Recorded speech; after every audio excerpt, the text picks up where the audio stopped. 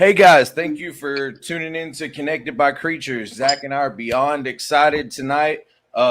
We have the man himself, Mr. Billy Rose, Mutation Creation. What's going on, What's guys? up, Billy? How are you? Man, Freaking doing good, dude. great. So So good. first Glad off, to have Billy, you. I just want to say thank you for coming on and doing this with us. It means a ton to me and Zach. We've been pumped up and beyond excited ever since you agreed to do it. You're a huge inspiration to so many people, man, and to show us love and to come on here, that means everything, to Zach and I and to everybody that you do it for. It's one of the things that we all love about you so much. Well, I love it. Like the thing is like, I mean, am I busy? Yes. Do I have something to do right now that I should be doing? Yes. But you know what? I love to talk. I love to be out here. I love to support. Just before coming on here, I was on Chris's. He has Sam, which is another guy that supports me. I support him. Reptile Express up here in Canada, and now shipping internationally also. When I can, I do. So I literally got on with Zach, and I'm like, okay, see ya. Leaving one to go on another. I should be doing some other shit, but you know what? This is what I do. I love it. People message me and go, dude, you're here, you're there, you do what you do. I don't know how you do it. And so, you know what? Sometimes I don't even know how I do it. It's like, no, thank God I have an amazing team. But like when the team's not with me after 5 o'clock, it's me. And I'm always doing something. It's in me, right? 7 days a week. I don't sleep, man. I believe that. Yeah, that's something I was going to bring up, man. I really do. I want to kind of dive into the business side of things. You've been a successful business person basically forever. You've worked for yourself for as long as it was kind of reasonably possible for you to do that. And I think a lot of people, especially in this industry, look at the guys like you and Justin and these people, and they're like, oh, well, they just got lucky. They got in early. And it was just easy to make money because they got in early on the wave. Right. And they just rode it to the top. But I think that when you look at what you guys do, almost all of you guys that are at that top level are literally like machines, man. Like you guys are just nonstop.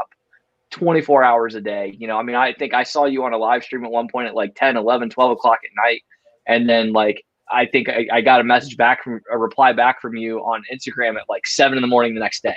Like you're just nonstop, but that's because like you said, you really do love it. I mean, I can see anybody that has ever talked to you can see it. Yeah. No. And I mean, I think that's a hell of a thing. It's one of those things where, not everybody can put as much time and effort in. Not everybody will have as much passion as me. And there's people out there that have more passion than I do, but don't show it like I do. I express it differently. Sure. And that's the thing. Sure. You see Garrett DeMeyer, you see Justin, even Ozzy.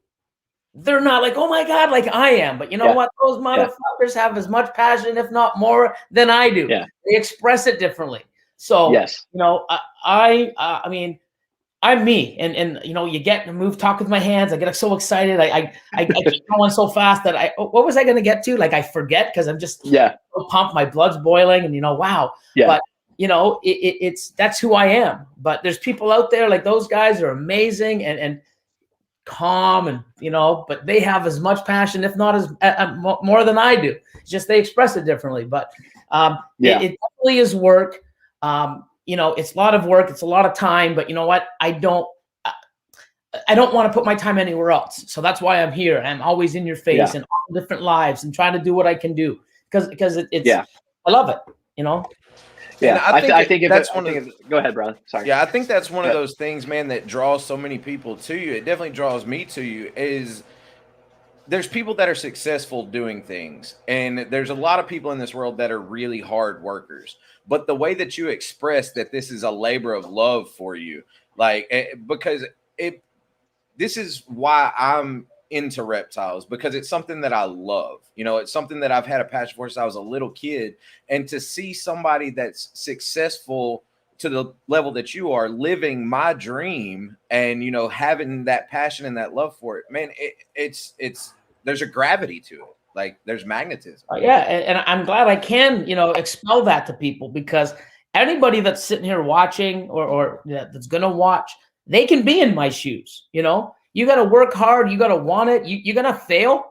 You're going to have shitty times. You're going to have shitty things that happen. And you got to look past that. You got to be positive. You got to invest. You got to take your time. I mean, it took me years to just understand and get the hang of it. And then constantly pushing, learning, investing, holding stuff back. I mean, there's times where I could have sold stuff and like, oh, I could have had this and this. But years later, it's like, look what I have because I waited. And, you know, the more you get that, it's like, you know what? Wow. And that's the thing is, I am programmed to buy something. And if it, you know, I don't even expect it to do anything for years down the road. If it happens, like, oh my God, awesome. Oh, I remember this female. Oh, wow. But it's not like, oh, I got to do this. I'm sitting there going, come on, watching the clock. Yeah. I buy it. I appreciate it. I do what I do. And people will get that. I think the biggest thing with this industry is people don't want to wait. And I know because I am so friggin' impatient, I don't want to wait. And yeah, I'm at the point now where I have hundreds of animals breeding. So if I have 200 on the shelf doing nothing, it's okay. I forget about it because I got 200 things that I'm doing. But it takes time to build to that point. Yeah, it's the people that are starting going, wow, I bought all this animals. Okay, you know, nothing's coming. Like, hurry up. Okay, it's going to take another year. Let me go find something that's going to breed now. And I understand it. And you know what? We've all been there. I probably still do it sometimes, not even noticing it. You know what I mean? Like, oh my God. Yeah. But it's a lot easier when you're established. And, you know, I got things that I go through my rack sometimes. I'm like, oh my God, I have some of these. It's like, Billy, you got like 3 or 4 of them. I'm like, wow. You know, just because I just put them in and they're just doing that thing, naturally growing. I'm not in a race, you know, because I'm too busy doing what I'm doing with the breeding stuff. And eventually they grow because time, you know, just happens. And to your point, you know, in today's society, everything is instant gratification, you know, and I think that we all kind of have lost some of that sense of waiting for something to develop and waiting for something, you know, these good things to happen, because everything's right there on your phone and right there in your face and, you know, boom, bang, and we got it, we're done. And, you know, this ball python or snakes in general, they don't work that way. Unfortunately. In business in general. I mean, nothing happens overnight. Nothing is just a blink of an eye kind of thing. And I love that about you, because, you know, you and I have talked about, like, or you've mentioned it before, like, you know, like you're a little bit ADD and like kind of bounce off the walls, like you're real high energy, and yet you also have mastered this art of patience. And you really, you know, as far mastered of it, I've been a slave to it. Right? Yeah. Well, yeah. I realize I can't change it. Just fucking go along. Give up. Throw the towel in. You've just leaned into it. Yeah. yeah. You're right. I might have overstepped with that. That's true. But man, you know, again, just from the business thing, you know, I love looking at this industry. And again, just observing the guys that are super successful, that I see why. And it's not because of the animals they have. Like, it's genuinely not. It's because of the way that you do business. And again, just that passion, because, you know, like you were saying earlier, like, you really do love this stuff. And if you didn't, and you were giving all the hours and all the time and all the effort that you do, it would be clear, you know, we would see it on your face, you know, because there are some people out there that are like that maybe their content's inconsistent, like me on YouTube, for, you know, because I get a little overwhelmed sometimes, you know, I got other stuff going on. And so it can be hard to keep that energy, man, but you really do that nonstop. And so again, just to anybody that's paying attention, I think it's obvious that's really the truth, because awesome. We would see it otherwise. I mean, it's a lot easier just to be yourself than try to, you know, is the camera on or is it off? Like, just fucking just go. You know what I mean? Yeah. Like, I get it so many times when people show up and it's like, you know, they you know, they come in, they're a little nervous because it's like, oh my God, it's Billy, and we come on 20 minutes later, it's like, man, you know what? I just got to say, you're just like you are on YouTube. I'm like, oh, yeah, so you'd be actually. And that's like, and I'm like, no, that's man, gonna be a great compliment. This all the time, you know. I don't have to worry when the camera's on or off. I'm just like this all the time, right? So yeah, and it's natural and it's easy, right? Like, I don't have everything. Like, I'm so easy to talk. You know, yap. I can go for hours. I don't have any. You know, okay, what do I have to do? understand and try to memorize my lines. I fucking suck at that. Turn the camera on, talk about something, let's go. And it's so easy. That's just me though, right? Yeah. And it's funny, man. That's kind of why I love doing this podcast platform so much, because I've attempted to do YouTube videos and sitting and talking to a camera and trying to stage stuff out. It just doesn't work for me.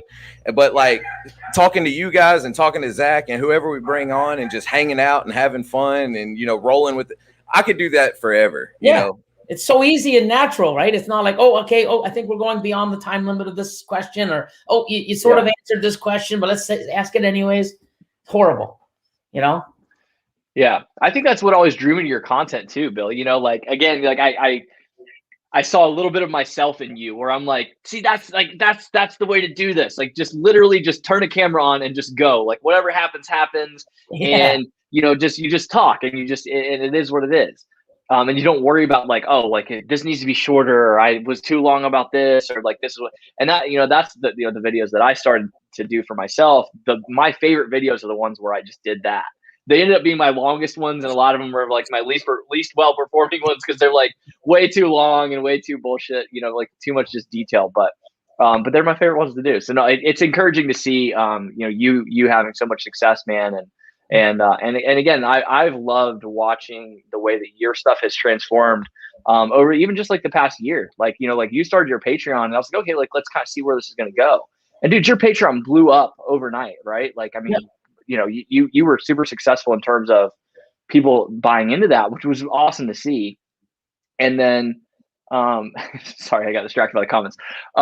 But then I am so freaking impressed, dude, with all the stuff you do on your Patreon. Like, I'm on there and I get an alert, it seems like a couple times a day. And it's like something new you're doing, something else you're trying, some other piece of content that you're adding. I mean, there's just so much value that you're creating. I think that you're really going, kind of setting the benchmark for the way that platform should be used, in sense of like really just building that value. I think it's, I mean, that's why when I came out, I'm like people are like, oh, Billy's making a killing off of it. Do you know how much I give back and how much I got to do? Yes. Like, people don't realize, I mean, I have people that call me up and they'll drop 20, 30,000 in a sale. I mean, I'm doing $70,000 a month in ball python sales, where all I do is answer the phone, or I have somebody else messaging them back and saying, hey, we sold this. All I got to do is pack it and ship it and create more animals.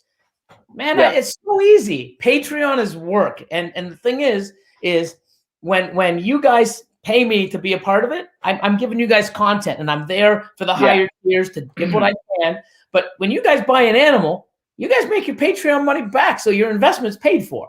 If you don't buy an animal, well, then you suck. And you know what? You're not getting some good animals. And cool shit in yours to look at, and I'll keep them in my place to keep looking at and feeding, But it's like it's a two-way street. You pay me, you get some advice, you got some extra content, you get the animal, it's free. I just want to have it where, and I had someone today, it's like, hey Billy, I'm just getting into this, it's new, I'm new, can I get some advice? And I'm like, what are you looking for advice on? There's so much advice. And I'm not really sure, it's my first year. And I'm like, hey man, like I can help you out here and there depending on what it is, but that's why I created Patreon, because I've been helping hundreds and hundreds and hundreds of people over the years, and it sucks because I give, and then I bought this animal. Is it really? I'm like, no. So I'm helping you. You go buy animals from other people, and then you're asking me to help you ID them or what I should do with them. Like, okay, how is it a one-way street? Like, and there's so many people that will call me and say, hey, I'm having a problem, this and this, what can I do? And I'm like, oh shit, like, here's what you do. It's like, thanks. And I'm like, what did you ask about the breeder that you bought it from? It's like, they're not responding back to me. I mean, that's fucking shitty, and that's the thing I'm trying to tell. I mean, I'm a big breeder. Okay. I want to be a big breeder. I want to sell animals and have a good rapport to my customers. That's because that's what I want for me. And that's what I expect when I deal with somebody. And I want to give that same thing back to people. But there's people in this industry that aren't big breeders that are just as amazing as I am, that give a shit about their animals, give a shit about their customers. And that's who you've got to go find. and you want to find someone that gives a shit about you, the animals, and what they believe in, and stuff like that. And it's amazing, how many people will message me, and I'm sure hundreds of other people, getting help because the breeder that sold it, that took your fucking money, got your money, fuck you, I don't need you. Well, it sucks. You know what? The more he does that, or though, I shouldn't just say he, I mean, whoever does that, when they do that, guess what? They talk to 5 people, and you're not here in 2 years because you fuck people for money and didn't give a shit. We know, we're not stupid. When you fuck me, I'll tell 5 people, and they'll tell 5 people, and you do that and fuck 5 other people. It spreads like fucking mites do. And guess what? Yeah. It ain't good. And bye-bye. You fucked yourself because you didn't give a shit and you took advantage of people. But it's amazing how many people will reach out for a problem when the guy took their money and wanted nothing to do with them after the fact. And it's horrendous. But but I don't have all the time in the world, I don't. And like I said, I mean, I told this guy, like, hey man, here's my Patreon, I'll help you here and there. But if you really want to learn, here's where you're at. Because like I said, my goal is Patreon. I love it. I love the platform. We just dropped 2 new podcasts now. The coffee and combos and coffee.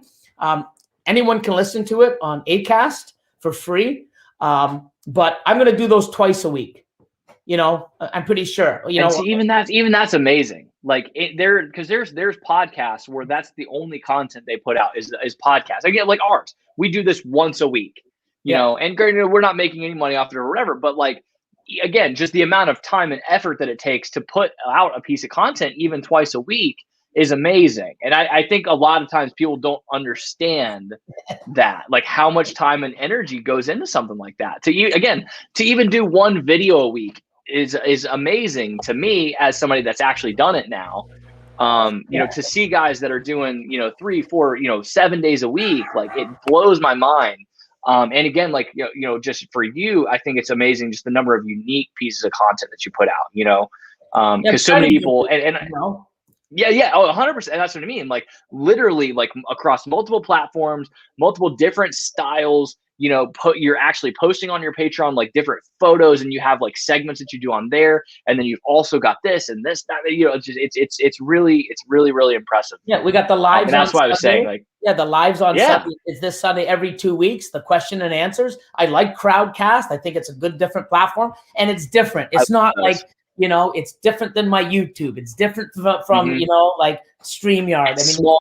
It's small group where you can pretty much get to everybody. And that's the thing, people underestimate the value in those things, where you can pay a very, small amount of money a month. And especially for new people coming in, you get direct personal access to somebody who oftentimes might not have a chance to get back to every message they get. Because, dude, how many messages do you get on Instagram a day? I can only imagine. It's funny because I'll get people calling the shop. I've been trying to message you on Instagram and this. I'm like, where? And then I go. And if I'm not following somebody, and if you notice, I try to follow as many people as I can. I have my primary, which is like my customers, people that I am friends with, Patreon members, and then I have general, which is everybody else, and then I have the requests. Man, when I go through requests, it's like, wow, like, hey, I'm a fan. I saw you on YouTube. Hey, do you ship here? Can you help me with this? Blah, blah. I mean, it's crazy. And even Facebook, like I bought some animals off of somebody here in Canada, and they always message me on Facebook. I might look at Facebook messages once a week. You know what I mean? Yeah. And I'm like, wow. And then I'll go on there and I got to scroll through 60, 70, 80 fucking messages a day from people going, hey, I watched your show. Awesome. I love the glass. Oh, I love that animal. Is this for sale? You guys are amazing. Tell Austin, he's awesome. And Team Billy and my kid, and it's just amazing. But I can't read them all because I don't wake up and sit there and go, okay, what's on the agenda today? Yeah, because it would take you you'd spend 8 hours just doing that. Yeah. Yes, it's crazy. But he messages me and I'm like, dude, I'm sorry. It's like, it's like, when do you want these animals? I'm like, wow, message me on Instagram, And then he's like, I did. And I'm like, no, you didn't. And I'm trying to look because I'm scrolling through the 100 I get a day. And he Yeah. messaged And me like, Instagram's tough, man. Instagram's tough for messages in general because like the replies to stories aren't separated from actual messages. it And so all, it's quick, you know, for even Man, for me to find people's messages yeah, sometimes it's that's what hard. I was fixing to say. I know I don't have a fraction of the messages that Billy gets, and I get lost in Instagram DMs all the time. I'm like, where the fuck? I know I Mhm. was talking to this guy. I don't even know where the fuck it's at. well, Man. Zach's right. When Yeah. I post a story, I do 2 or 3 a day. I'm getting 60, 70 responses. You know, if I do 3 a day, I'm getting 180 likes or fires or, laugh out Mhm. louds. And then I've So got your like, message is buried. dude, I can scroll for like this and let it spin for like a minute. And then it's like, oh, 2 days ago. Like, what the fuck? Like, There's the guy I talked to 6 hours ago. yeah, it's crazy. And people don't realize that. It's not like I'm ignoring you. And even still, I'm doing something. I look and look at the message and I seen it. And then I go out and hit mark as unread. And then, the next day when I go back, I scroll for like 10 minutes and I don't even get to that one that I marked as unread because I've had it's like, fuck. So I'm like, oh, so sorry. So, I mean, it is crazy. And some of it is sales that I lose. Some of it is people that I wish I could have helped because I'm just too busy.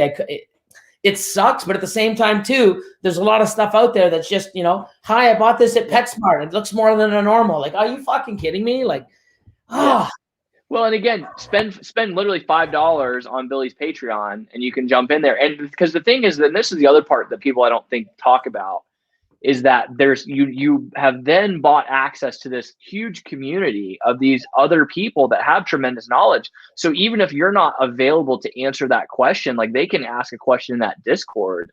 Yep. And bam, there's hundreds of people in there that are also very knowledgeable keepers, maybe not to your level, but for simple questions and things like, man, you can get educated on this stuff so fast now for very little investment. If it wasn't for Patreon and Discord, Zach and I wouldn't know each other. Like Zach and I really? Exactly. We met each other through Brian Cusco's Discord. That's sick. Yeah. No, that's awesome. I mean, that's the thing. It, it's such I like when we first opened it up, I never knew what the fuck Discord was. And people like, and then I had Tyler and Chris, I didn't either.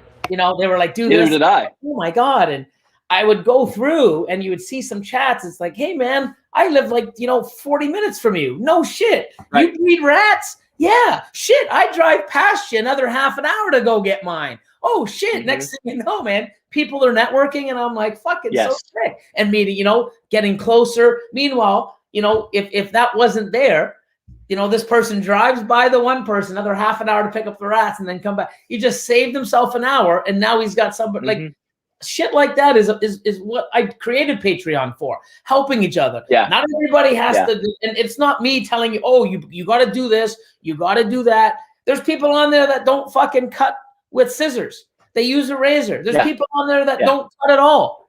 None of us give a shit. Wait a minute. People cut with scissors?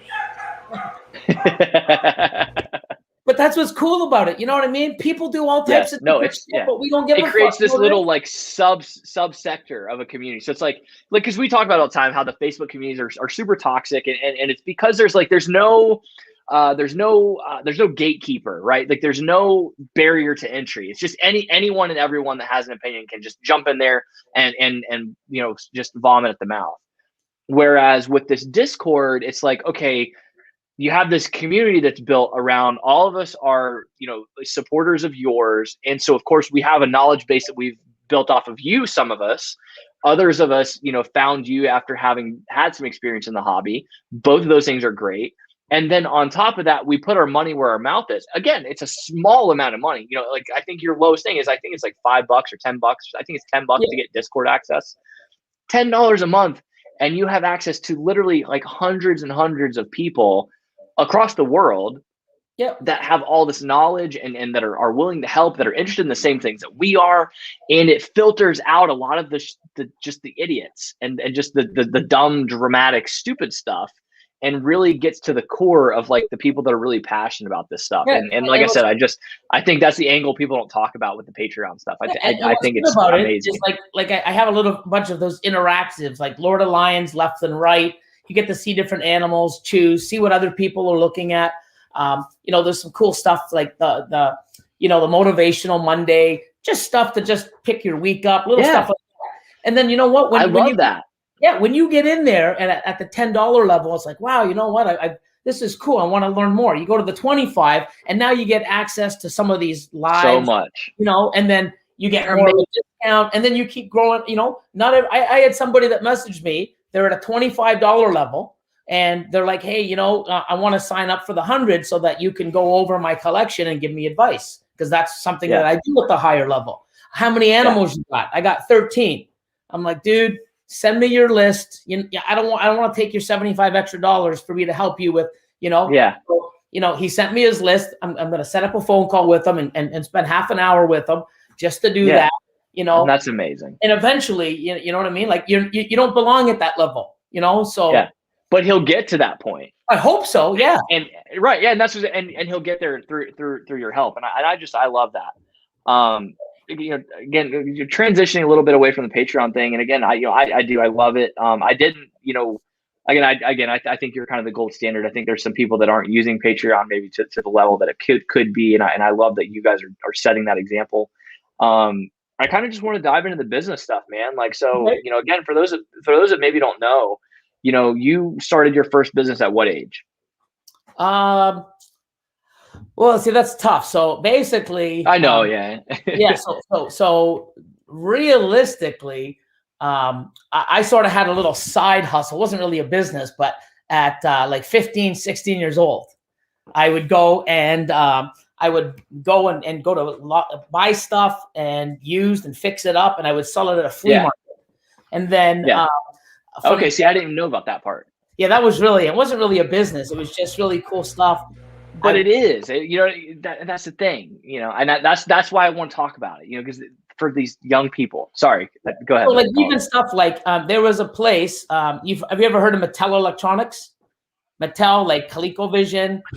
Oh yeah, Mattel. Oh yeah, definitely. Yeah, Mattel. So back in the day, I had a friend. I guess it was his dad or his uncle. But I would always go over to his house, and he'd have all these, you know, like fucking boxes and boxes of these, you know, games and the old football games, like beep, beep, beep, beep. These, you know, Merlin. Remember Merlin?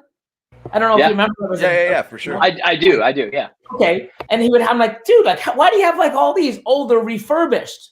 My dad gets them and he fixes them up and changes the boards, or, you know, a button popped off so that, you know, and then, you know, and what does he do? He resells them. I'm like, oh, cool. So that was something I did. I'm like, well, let's go to the flea market and, you know, go and we'd sell these, you know, we'd fix them up, make sure they work, and we'd sell them and make like $5-10 on each. Old lawnmowers, we'd get lawnmowers that were like shitty. I would sand them down and wire brush them and paint them, make sure they work, and would sell them, make $20 or $50. And, you know, back then, you know, it was like I'd make $300-400 on a weekend. It was like I just made $10K, like, whoa, you know. But I mean, always hustling, you know, trying to find something, fix it up and sell it. I got into you were a flipper before it was a thing, you know. Yeah, exactly. You know? Well, do you think that was just something you were born with, like, or was that something that there was some? I need to do. Where do you think that came from? I can't sit still, and anything like, wow, you know what? If I can take something, make it better, sell it, make some money, and then keep doing it. And it was almost like I was always in the hustle. You know what I mean? Yeah. So you've just always seen opportunity. Yeah. Yeah. And then I started actually working for a company. And this is how, you know, I've been hustling forever. So I got a night because I went to school. Okay. So I went to school. So grade 11 and 12. You know, I moved out on my own at 16, had some issues, you know, blah, blah, blah, gone. Yeah. So I've always been grinding. So what happens is I worked at actually a convenience store from 11 o'clock at night until 7 a.m. in the morning. So I would do the night shift. And then from there, I would go home, eat, shower, go right to school, be done school, do my homework, go to sleep, wake up, go to work. And I did that 5 days a week. So after that, I found another job on nights because, you know, working at, you know, a variety store, and it's just boring, you know, beep, beep, beep, beep, you know, horrible. You know, for your personality, it wasn't gonna work. Yeah, you know, spin the hot dog, get the hot dog started on the roller, like it's just cheese. But I'm talking like 17 years old, 18 years old. So I ended up getting another job, night shift, where we would go around and we, pick up like a little forklift or a dolly. We drive around a tow motor, pick up a skid and fill orders for restaurants like McDonald's. We'd go into the freezers, pop on all the McCain fries. Then you'd go in and you'd have to know how to pack certain things because, you don't want to go get the lettuce and all the tomatoes and then pack the fucking heavy shit on top. So you had to go around, you pack the order, you bring it to the back, you drop it on a thing, the machine fucking wraps it up. Another thing would go on and drop it on the trucks. So this was early in the morning, so it would get to the food terminals and it would go on trucks so it could be delivered to the restaurants early in the morning. So I did that, and I was making really good money. And then we got laid off because another company bought it. And of course, my seniority, I was only there for about a year or so. So when I got off, me and a few other guys that became friends with, it's like, well, we're not going to work. Let's hang out. So I was actually sitting at my buddy's house. And his name was Craig, and his sister comes out and goes, "Here's my doubles, Craig," and hands him a whole bunch of these fucking baseball cards. And I haven't had baseball or hockey cards since I was a kid. And I'm like, what the fuck, dude? You collect fucking baseball cards? He goes, well, no, my sister does. And he gives me this, but I got some of them. Some of them were worth some money. I'm like, let me see these. I'm like, holy shit, yeah, I know this. This is pretty cool. I used to do this with hockey cards, like, 10, 15 years ago. And he's like, wow, yeah. And I'm like, this is cool. Where do you get these? At the store. So let's go to the store. Went, grabbed some, something to drink, and bought a bunch of these things, opened them up, and it's like, wow. So I did that for about 3-4 months. And then all of a sudden I started getting addicted to that and buying more and having all this stuff. And then it's like, I don't want these anymore. Well, you know where I'm going to sell them? Let's go to the flea market because the flea market's cheap. Let me go sell them. So my first time going, I put all these, and I had some, some good cards, $50, 100, 200, and a lot of little shit. So I set it up, got a parking spot, got a table out, put a tablecloth on, set up all this stuff. I ended up doing like $800 on a Sunday. And I'm like, do you have any packs? I'm like, no, I open the packs to get the singles. Oh, I wish you had packs because I'd like to buy packs. Do you have any of this? And I'm looking for other cards. And I'm like, what? Because people wanted the complete sets. So I'm like, no, but I'll be here next Sunday because I still had a bunch of stuff. You coming next Sunday? Yeah. So then what I went to another card store and I looked at the price. When you buy a box, it's cheaper than buying a pack. So I went and bought some boxes. I came, put a little higher price tag on. Next thing you know, I'm making $10, $15 off these packs that I'm selling and starting selling. I did like another 50. I think I get 1,000 or 1,500. I'm like, this is sick. Coming back tomorrow. I did that for 6 weeks and I opened up a store in the same town. That's amazing. Yeah. Man, 19-year-old kid opened up a store. My very first year, I did 132,000. I actually found the old, my old file for that, so 19 years old, I did like $132,000, and we're talking 31 years ago. It's always been in me, and then that just took to another level. We got into autographs. I've met like so many celebrities and I'm, got, personal autographs and started doing that. And then, the NHL went on strike. So I sold my share to my a buddy of mine, to my partner at the time. And he took that. But that was a good journey. But it's always been something like the hustle. Like, that I Do you still have any of that old stuff? I was fixing to ask the same thing. I got a few things. I got a lot of photos. Like I've got personal photos of me standing beside Steve Yzerman, Guy Lafleur, Johnny Bauer. We flew to Colorado to the Avalanche where Joe Sakic, Patrick Waugh, all of those guys signing. It was friggin' amazing. But yeah, it's super cool. When you see me with hardly any tattoos, so young, like standing beside like, these $40 million celebrity hockey players. And it was just super cool. Right. But it was fun and I liked it. Like, it was just so amazing. And, had an eBay store, had two virtual stores not virtual stores, actual brick and mortar stores where you could come in and, it was just awesome. And everything I always did to the next level. But that's why I brought the question up. Yeah. And I kind of want to expand on it. It's funny that you got into that with collectibles, like collecting the cards, because in a sense, with your reptiles, it's kind of a Same collection thing. as well. Yeah. Is there other things outside of that you're a collector of? Like, are you a collector type guy in general? No, actually, not at all. I mean, um, autographs, when I did, I had it more to buy as an investment. So some of the stuff, when you had stuff, when autographs first came, you could go to, I used to go, and I used to have like 5 or 6 kids with me, and we'd have like 8x10s. So this is how I know hustling. Like, how do you, when the autograph thing started, before it even started, like, where, big companies like Upper Deck and Steiner out of New York, and, Upper Deck Authentic came out.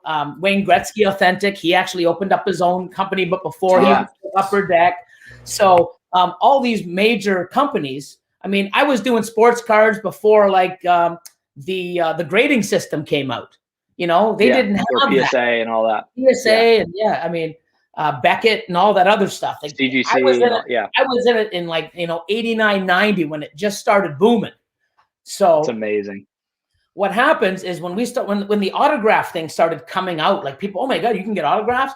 I used to grab a bunch of the kids that were local in my store in Bowmanville, and I'd drive down and we'd sit outside the Leaf game, where the buses were, where like Chicago or the Detroit players would come out, and we'd sit there and we'd get, do you remember old, I'm pretty sure they still have, remember photo albums where it was, yeah. You open them up and you pull the white thing off, and it had like a little bit of sticky. Yeah. Yep. We would take the plastic sheets off and we'd put on, because it would still hold a little, we would put on like an 8x10 photo, or some of the, so if, Chris Chelios, Ed Belfour, guys like that, Mike Modano, from the Stars, any of the celebrity guys, we would go and we'd have like a couple, like, oh, Mike Modano, we'd have him, and then we'd have a couple flip to his page. So we'd go, oh, here you go. And you fucking get in there with all the kids, and, they would go and sign it. And, how many did you get? Fuck, I missed them. Damn it, go over here. And I'd buy the kids lunch and give them like, $50 in credit at the store. Dude, and we would go there. That's a hustle. Cool. Yeah, and we would sit there all night long. That's a major hustle. And then sometimes if we knew they were staying in town, I'd get an inside tip, and then we would go. And once the bus left, we'd hop in and we'd fly over and get them when they were getting off the bus into their hotel. Hey, motherfuckers, like, didn't we see you? No, we've been here all day, but, and we get as much signatures as you could. And then we would. Yeah, that's amazing. Always hustling, always grinding. Yeah, and it's that's what I was saying. In me. Yeah. So, have you looked at the what the card market is doing these days? Like during COVID and all that. It's nuts. It's crazy. I was actually looking at getting back in. I mean, it's funny because in my store at 20 years old, I had 27 Wayne Gretzky rookies. And they were $500-600 a pop. I would trade for them or buy them for $200 cash or $300. But I mean, now they'd be I'd have $250,000. So it's wild, man. It's funny, man, because a friend of mine's dad was a super collector of baseball cards, like the Nolan Ryan rookies. And, there was like a certain number strikeout card that Nolan Ryan had that, was a really high end card. And his wife, my friend's mom, was trying to make him a gift, and she super glued all of his cards into a book. And didn't realize she just lost like $20,000 worth of cards by super gluing them in the book. Yeah, holy cow. But I saw a guy the other day. He had a So it was a thing. People's collections, I used to go buy people's collections. It's like, it's worth about $15,000. I'll give you 6. Oh, it's a little low. It's like, it is, but I gotta take it. I gotta sell it. I gotta take shelving. And you started getting into the selling feature and learning how to buy low and sell high, and but I never ripped anyone off. I told them, hey, this is what it's worth. This is what I'm willing to buy. Yeah. And it's because funny, you're putting in the work. Yeah, but it's funny because you ever see like Pawn Stars and shit like that? Yeah. It's the same. That's exactly what I was thinking when you were explaining all that. Before that came out, I mean, I had to learn that on my own. Like there wasn't Pawn Stars and shows or reality shows like that when I was fucking 19, 20, 21 years old. I had to learn the hustle, but I didn't want to rip people off. I wanted to say, hey, it's worth 15 grand. I'm willing to give you 6. It's not going to fly out the door. I got to take my time. It's money that I'm sitting on. And I explain it. And if we got to 65 or 7, okay, cool. And no, we want 9. Good luck, because no one's going to, and you know, and I learned. You got to put in the work yourself. Yeah. And I learned a lot of shit. And that's why when I can tell people certain things, like on Patreon, I can say stuff, or on a live, I can say, I know, because I didn't read it, I lived it. And, even these motivational things that you read, I've lived it. I know it. I believe in it. And it's not like, oh, I did this 6 months ago. I'm feeling positive and energy is going to come. I've been doing that my whole fucking life of 50 years, or since the day I knew how to do this, it works. And it's not just there because someone just thought of it and it went out there. It's because it's real. You got to believe in it. You got to do it. And when I say shit, I know because I live it, and I've lived it many, many times.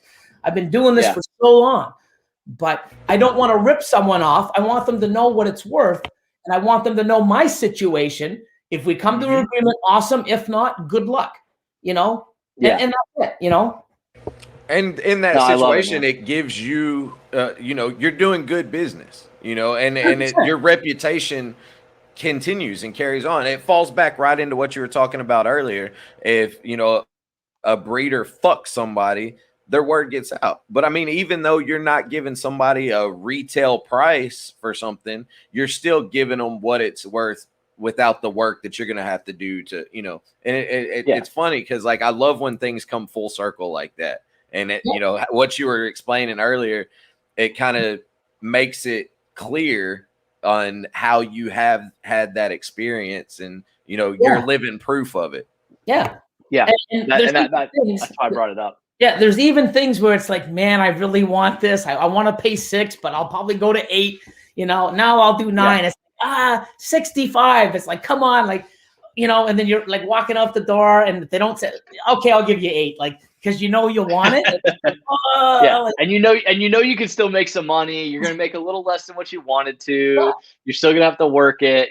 But that like I said, that's why I want to talk about this subject, was just because I think that people underestimate how good of a businessman you are. And again, that applies to a number of guys in this hobby that are super successful. But I love your story in particular. It just really resonates with me, and I think it will resonate with a lot of people because you're self-made, you're self-taught, you made the mistakes, you lived it, like you said, like you literally have started from square one. You have this advantage of just genuinely being the hardest fucking worker in the room, and also I think that you have a really good eye for where there's opportunity. And that's why I wanted to talk this real business side of things, and one thing I did want to ask you also is like, what are some things that maybe you see right now? What are some areas where you think there's opportunity right now outside of ball pythons? I know you're getting into tarantulas, and we're definitely going to talk about that because that's a huge topic that I'm excited to cover. And Bradley's smiling because he's excited about it too. Is that an area of opportunity that you identify? Because I think it is. I think it's a building market. And that doesn't have to be animal related. I'm just curious if there's some other markets that you've got your eyes on. I'm like, oh, I might, invest in this. Well, there's a lot. Okay. So I always like to try new things, or, it's always something that I want. Like if I don't have an interest in it, I don't really want to chase it. Stocks. I mean, I played with stocks like 25 years ago. I made a little bit of money. Fuck it. All the money now. My stocks are my snakes. You know what I mean? Yeah. Right. Exactly. Sure. Monsoon, Clown Pie. Those are my fucking stocks. You know what I mean? Yeah, absolutely. And it's an economy. Yeah. Correct. It's an economy. People don't talk about it, but it is an economy. It's the same thing. Yeah. So now, because the facility's there, I'm trying to open myself up, starting to plan. I'm starting to play with stocks. I started off with investing 1,000. And that 1,000's probably about 5,000 now within 2 weeks. So it's awesome, dude. I'm learning and I'm looking and I'm going with my gut feeling, and I'm already like 4 or 5 times my money. Killer. And the funny thing is last night I called the guy that helps me buy, And I called them at 12:45. I bought 100,000 shares of one company, and was it 10,000 of another. I go to sleep, I wake up, and I wanted it. I just knew I had to do it. But he's like, why so late? I'm like, I want it now. I want it now. Well, this isn't even open right now. I'm like, get it first thing in the morning. Yeah, you don't know where the market's going to open in the morning, right? I've almost doubled my money in the first day on these two stocks. So I'm like, fucking sick. That's so amazing. It's fun, but it's new. I could lose my shirt at the end of the week. And I'm buying stocks not to sell. I'm buying long-term stock. But I see jumps, and it's really weird, but it's fun for me because it's new. But it's like, man, I mean, I'm doing awesome already, and I have no idea what the fuck I'm doing, but it's fucking fun. But it's new for me, and I like it, but I'm not risking. Oh, I'm going to take 10,000 out and fucking hope no. Yeah. I'm playing with money that I can afford to lose. I'm learning, and I'm going to learn more now to the point where it's okay. I'm going to start looking at this and hedging things and the down and the ups. Like, oh, let's go in and let's bank on this to fucking fail, and cool. Like, I want to get really more into this, but at my own pace. But I mean, it's just super cool. And I think that's great. That's great information for anybody to never dive into an investment with money that you're not willing to literally throw away. 100%. And my whole thing is, if I did take 10,000 and put it in there, it's like my ball pythons. I won't even look at it for 3 fucking years and see what it does. Yeah. Because I'm used to that. Putting money in, fucking waiting. It sucks. Yeah. But guess what? And that's why I'm doing these long-term things. And it's funny because one of my stocks went up on and the guy's like, dude, how the fuck did that's not even on my radar. I'm like, I just like the name, and I was looking at it, and I think it's cool what it does, and it was like, and it was actually a cryptocurrency. And I'm like, I just like the name. I was fixing to ask you on the same channel, what's your thoughts on the cryptocurrency? Because I've been following Bitcoin here lately. I don't know I couldn't give you a shit about it or like how it works. I just know it's cool names, and I watch trends, and I see little, I just have feelings. The trend is your friend. Yeah. I'm looking at it, and I see things when other things go up, other things get attached. He's like, how did you even see this? And within 2 days, the fucking thing tripled. That's one reason why I made tons of money, that one stock alone tripled. And then it went down a bit. And he's like, you should be selling now. It's going down. I'm like, yeah, but it's going to go back up. And it actually doubled again today. So I'm up like 5K off of that one fucking thing, off of something that was on the radar. And they're like, what the fuck? And they're like, what do you think it's going to do? I'm like, I have no idea, dude, but I'm not selling. I don't know. I don't actually know anything about it. I ended up buying another 100,000 shares of it. When it started going down, and he's like, dude, it's going down. I'm like, yeah, but I want another 100,000. I like it, and of course it goes up and doubles. So I just doubled that, and then I made more money off the original. So I got just over. Some of that stuff is so low. Go ahead. I'm sorry. Yeah, I got a couple 100,000 shares of it, and I mean, one day, I mean, if it goes to, and if it goes up $1, I'm making like hundreds of thousands of dollars. Yeah. Well, what the fuck? Off of Barczyk was talking about. Yeah, Barczyk was talking about Dogecoin. He was like, look, and I don't know what it's at now. I haven't looked at it because I know that's been a popular one.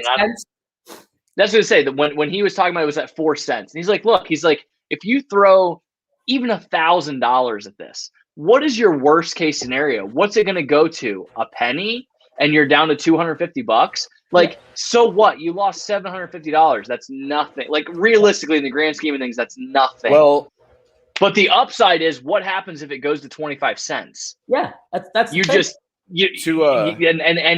it's much more reasonable to think about that. Go ahead, Bradley. Sorry. To put that into perspective, like I was saying, I've been following Bitcoin.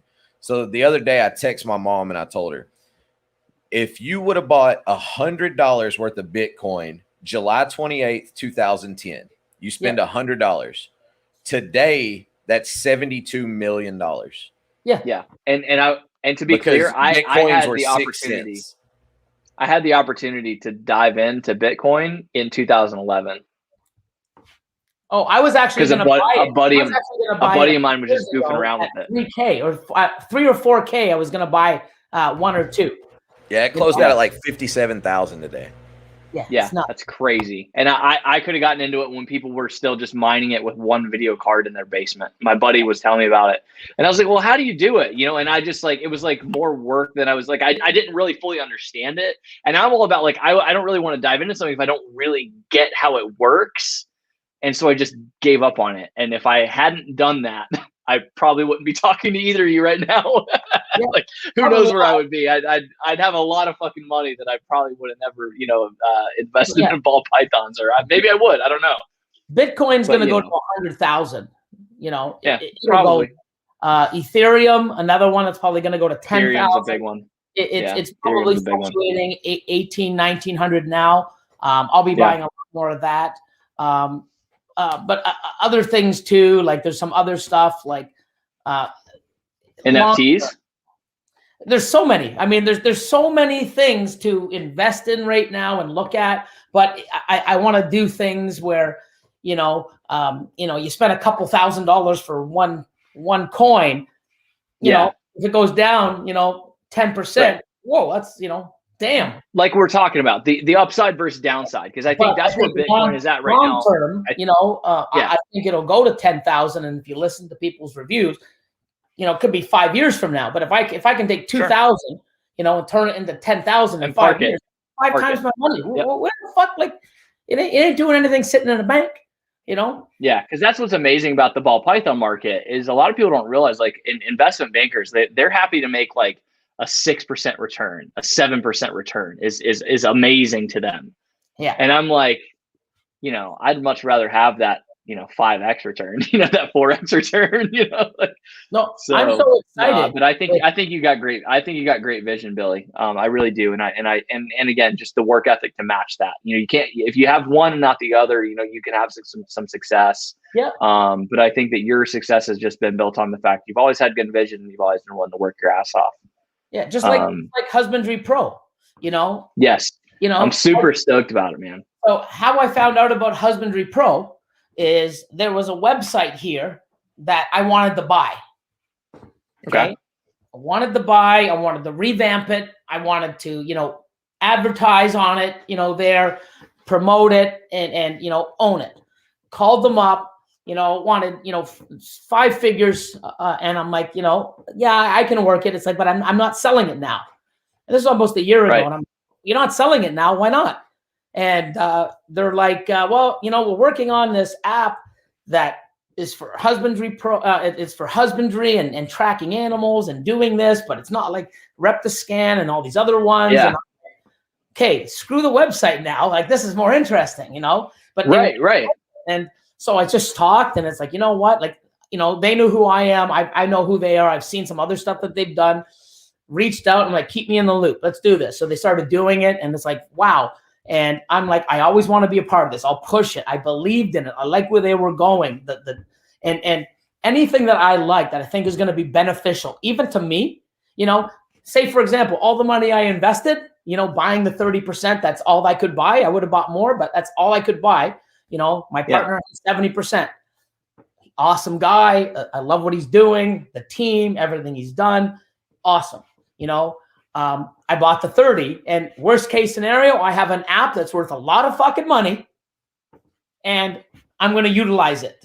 It's like buying the banana back in 2012 for 30K.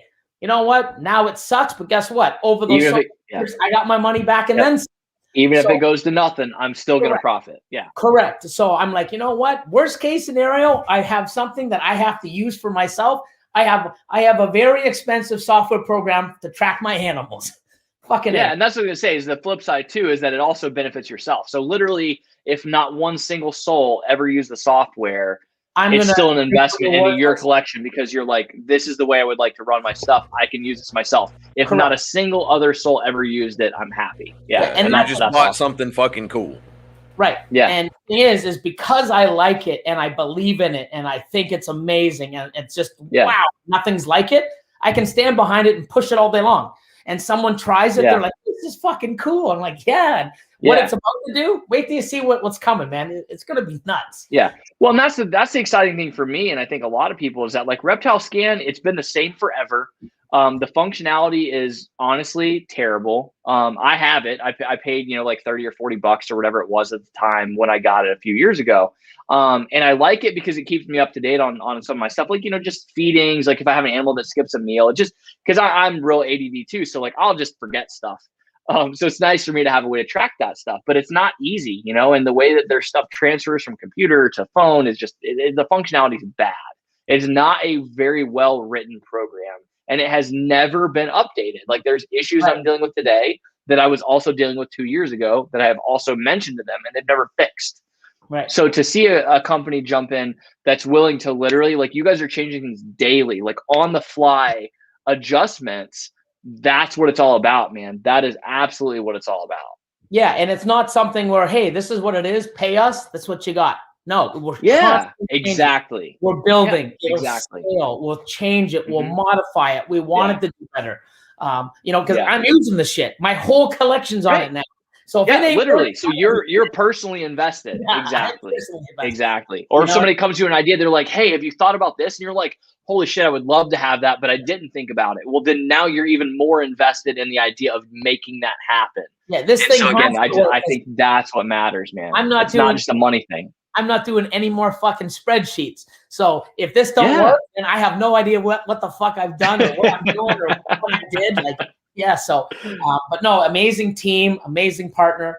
And I can jump behind this because I believe it. I think it's great for the industry, and other people using it can see how great it is. And we're not stopping. And that's why I can get behind something and I can invest in. And I think it's really needed. And if you're a ReptiScan, I don't know if he's mentioned it yet. I might be dropping the bomb, but they're going to have where you can just take your information and put it directly right in from ReptiScan right into Husbandry Pro. Oh, that's badass. Yeah, we've worked on it for 3 weeks nonstop with hired a couple extra developers just to work on this. So now you have all your info in instead of doing like the 1,200 that I have with 800 more fucking to still put in. Wow. You just go boop, boop, upload in. All your data is updated. And did anybody hear that? He said they did that in 3 weeks.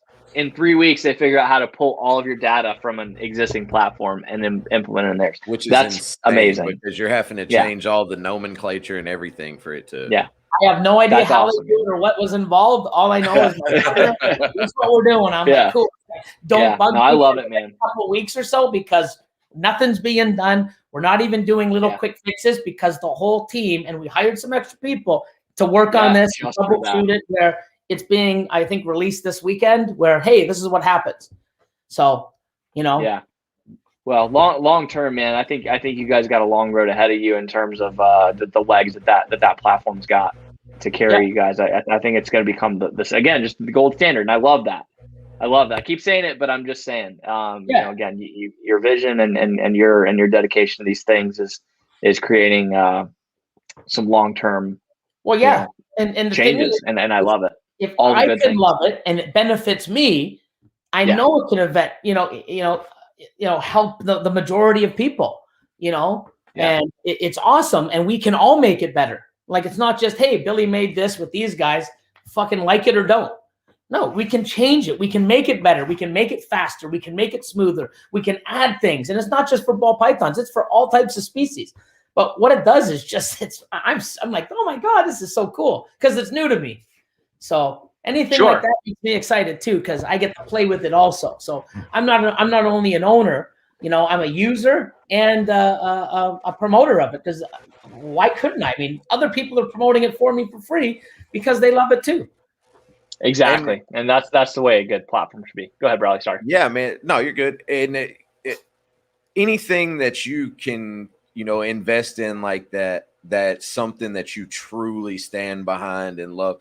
It makes it easy to market it. It makes it easy to promote it and easy to, continue that business forward, because it's something that your passion, man. And I know everybody already knows that about you, and that's why everybody, but it really is inspiring, and the same thing with like Barcheck. When I met Barcheck and talked to, you guys are so inspiring just because of your work ethic and passion. And I love that shit, man. Yeah, I'm glad I can just be me and do what I do on a normal day and every day with what, no, oh, I got to do this because that's what people want. You know what?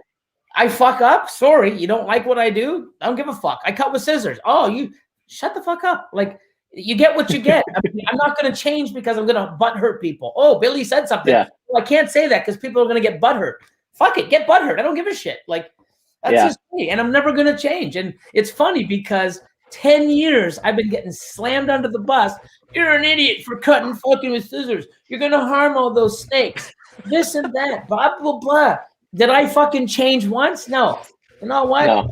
You do what you do. I do what I do. I won't. And I also think your method is safest, by the way. I'm just throwing that out there. It's funny how now there's so many people now agreeing with me, but I was the biggest dick and asshole on the planet for many years until they try it. Try it. Right. If it works for you, works for you. If it doesn't, go back. I'm not going to shit on you for using a razor. I'm not going to shit on you for not cutting them. But don't shit on me for doing what I want to do. That fucking simple. It's fucking comical that that's such a big deal. Like, who's the goddamn egg cutting police? You know, like, what different? As long as you're, I don't. I literally never knew it was even a topic of conversation until I saw some random post where somebody was like, breeders against egg cutters, like boycott these people, and I'm like, is this a real thing? This has to be a joke, right? Like, this is real. Who's had his, his first clutch of eggs in the fucking incubator? Who started the group? Fucking idiot. Yeah, and that's exactly it. And again, I think we're all, at the end of the day, like, we're all for change and, like, being made aware of, like, adjustments we can make or whatever. But, like, that's just a stupid one.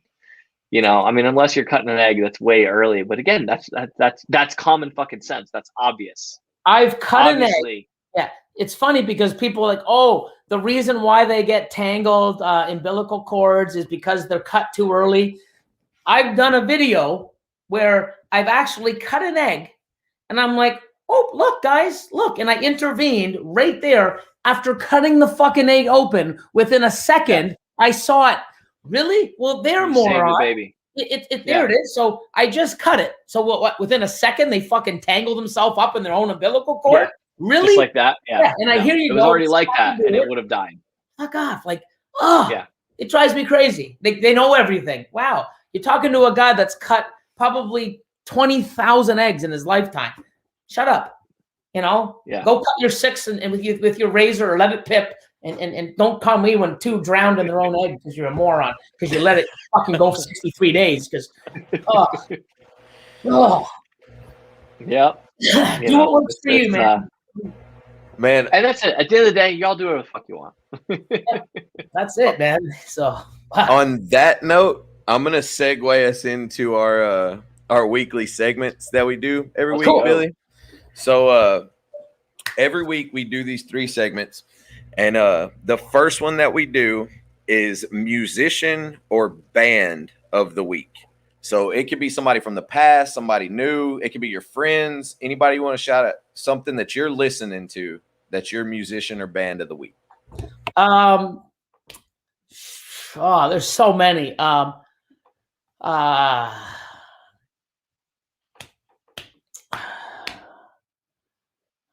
say Velvet Revolver. Very nice. Good call, Very actually. nice. Like, that's a good throwback. I've been going through a few of their, when I come in, I play it, listen to a couple songs, motivates me, and then I go into some other shit. But that popped in. I'm literally going to pull them back up on my Spotify because I want to remember to listen to them right after this because I haven't listened to them in a long fucking time. They're so good, though. It's funny because I have Sirius XM, and I just go and I just randomly throw on a rock channel or a rap channel or something like that, and it's like, oh, yeah, I remember this tune. Fucking yeah, what is it? And I'll screenshot it. And then when I'm in sitting at the thing, I'll go through my messages and I'm like, oh, let me check my pictures. And like, oh, okay, Google play Velvet Revolver. And it's like, cool. Yeah. Or, Breaking Benjamin or shit that, like, oh my God. Like, and it's cool. Yeah, right? man. Breaking Benjamin was one of the first CDs I ever bought, actually. Want to hear something funny? Feel old, but want to start talking about feeling old? The very first music piece I ever bought was a record. If anyone doesn't know, it's a big record, vinyl. Big round thing. Yeah. Round thing, vinyl. It was actually when I was 14 years old, maybe 15. Ready? Put that down. I don't want you to spit out your drink. Ready? Let's Purple go. Rain, Prince and the Revolution. Fuck yeah. Oh man, The that's very first amazing. album. That's And the my shit. brother, my stepbrother, That's so actually. respectable. Yeah, my stepbrother at the time, his first album, well, maybe not his first, but the album that he went when I got my Purple Rain album, he ended up getting Honeymoon Suite because he was from Niagara Falls, Ontario, and Hell so yeah. were they. Hell So yeah. Okay. they were friends of his, right? So he was 4 years Wow. older than me. So it was like cool. But yeah, Purple Rain, Dude, man. that's actually super fucking cool. A lot of people got some really lame like first albums, first CDs or whatever. But that's fucking solid. I can literally picture that album cover in my mind right now. My buddy actually got to visit Prince's house. Oh, sick. Like they do tours.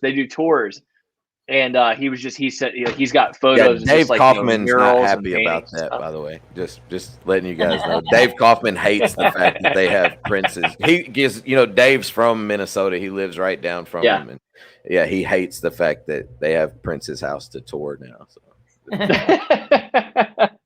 Well, Dave's kind of a crotchety old guy at this point. He's like, wait a minute, I sense happiness happening somewhere, and it's not animal related. This is ridiculous. This is wrong. I don't know. Love you, Dave, if you do catch this. I don't know if you saw this comment, Billy, but Aurora said Billy made my phone play Velvet Revolver.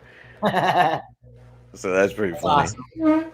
Too good, man. No, that's a solid freaking response. Yeah, Prince is one of my favorites of all time. So that one, So you got Velvet Revolver, but then you bring the Prince up. So you're winning right now, Billy. That's the shit.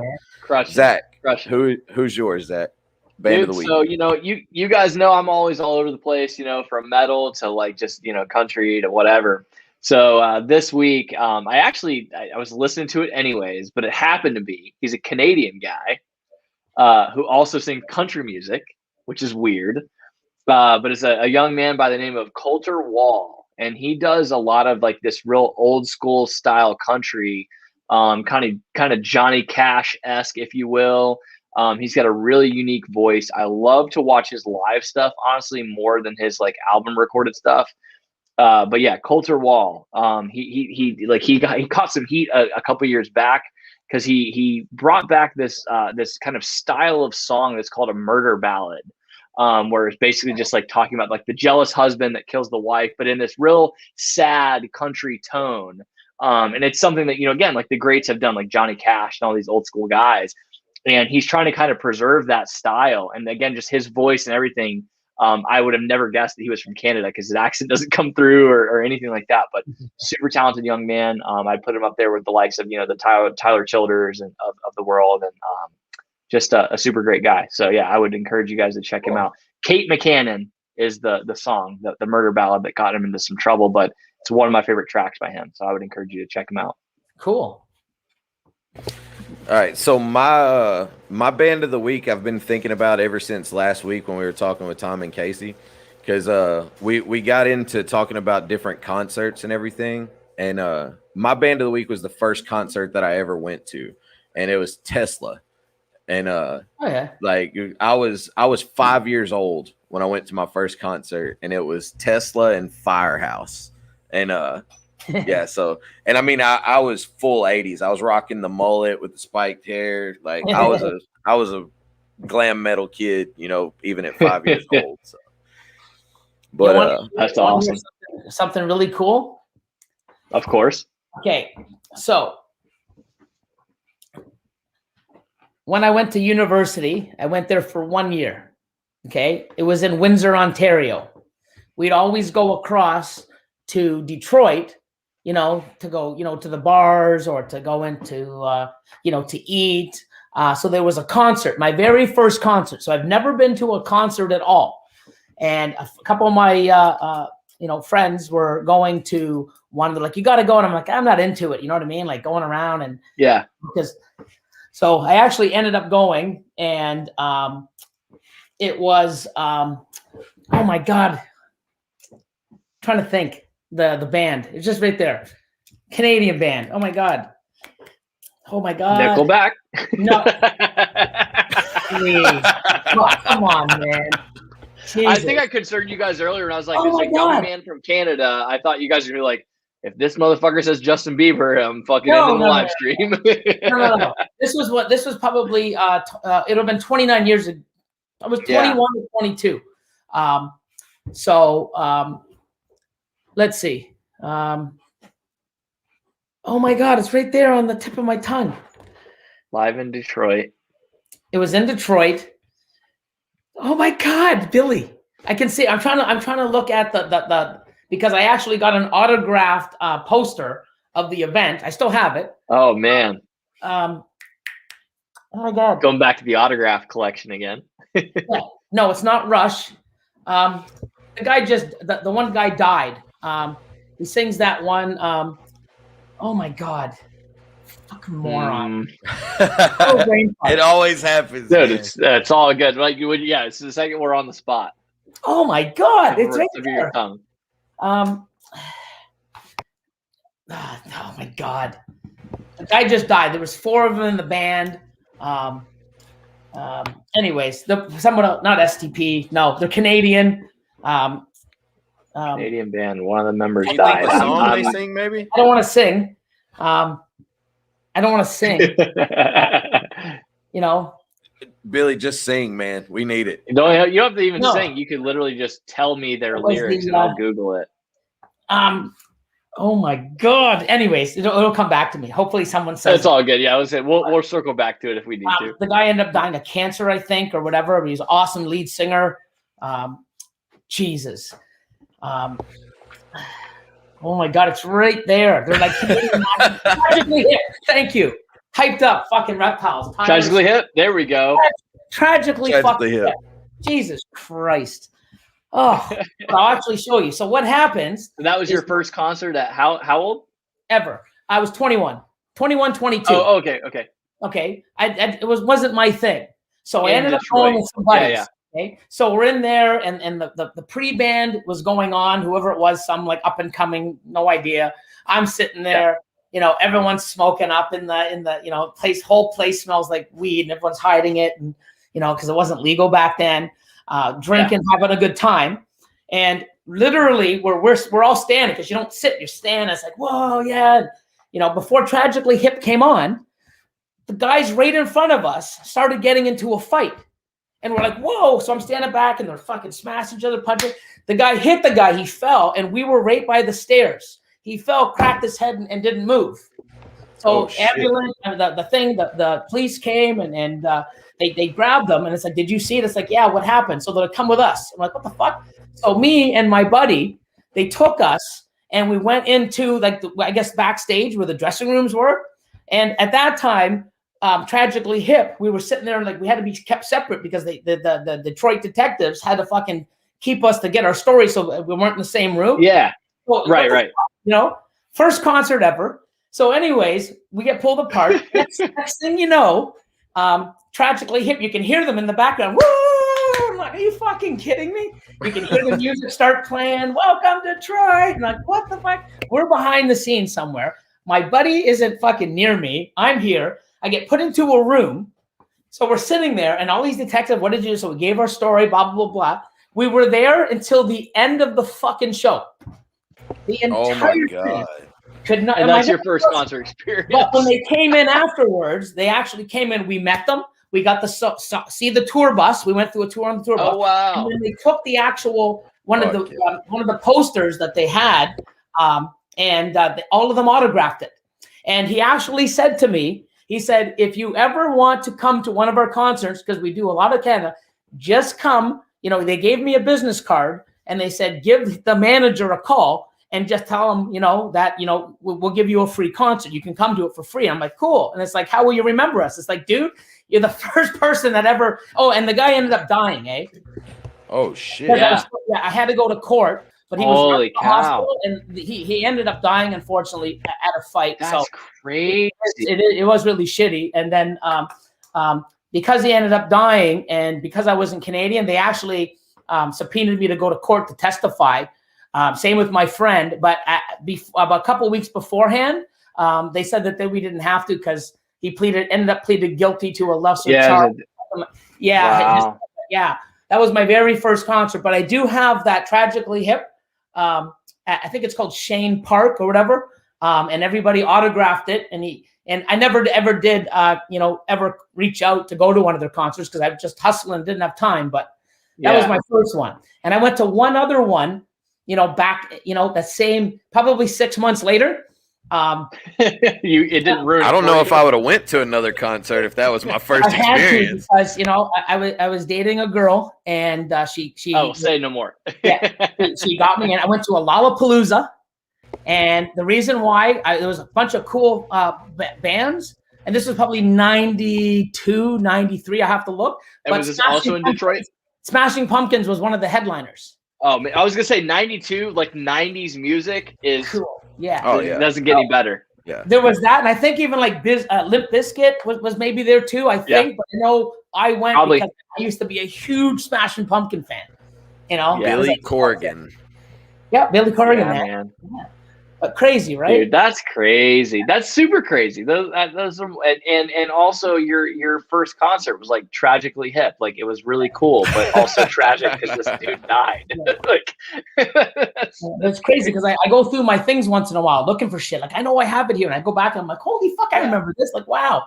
But yeah, it's total in the stuff. I want to actually get it in a frame because it means so much to me. Like it's really cool. For sure. Yeah. It's literally a part of your history, your literal life history. And these are the conversations that I literally live for, and this is why I love doing this fucking show. Is when this stuff comes up, man.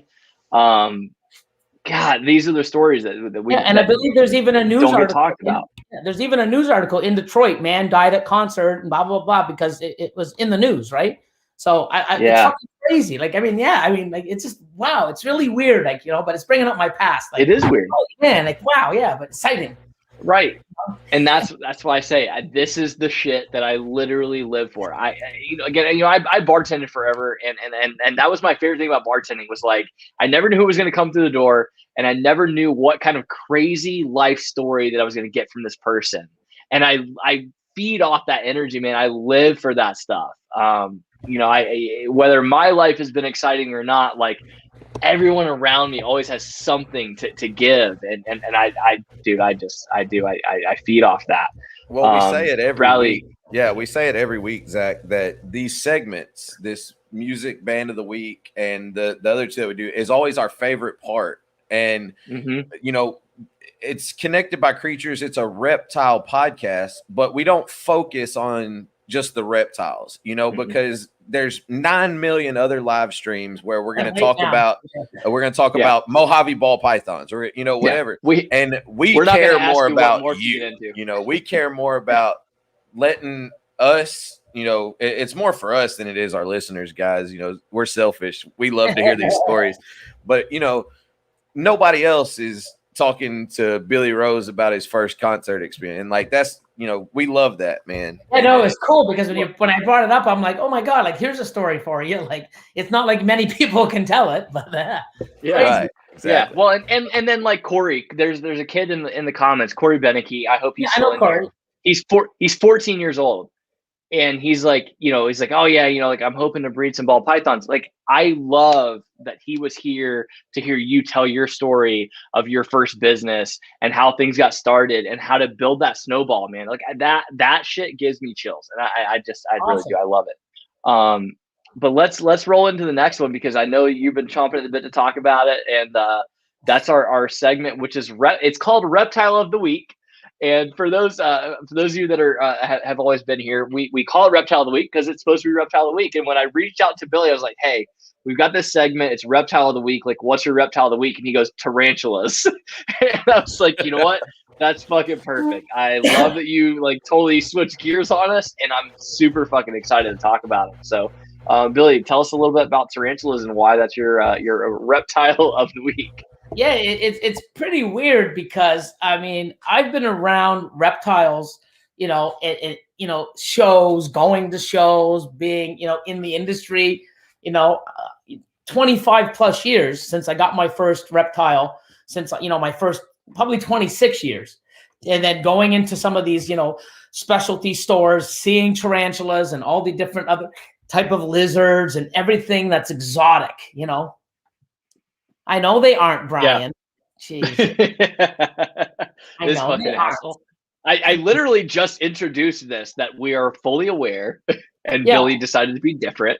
Yeah. So like he said that, I go, I don't know, dude. There's so many, but you know what? Right now, tarantulas. So he's like, oh, cool. I'm like, that's cool. We'll talk about it. I'm like, okay. Yeah, no, you literally, you didn't hesitate. You responded like almost immediately when I asked you reptile of the week. You're like, tarantulas. And I was like, actually, that's perfect. I think this is what I said, word for word. Yeah, Zach sent me a text right after that, and he was like, Billy's reptile of the week is tarantulas, which I think is perfect. It has to be different, man. Yeah, for sure. But what the funny thing is like I've been around them. I've seen them. They creep me out. I'm like, oh, like no way.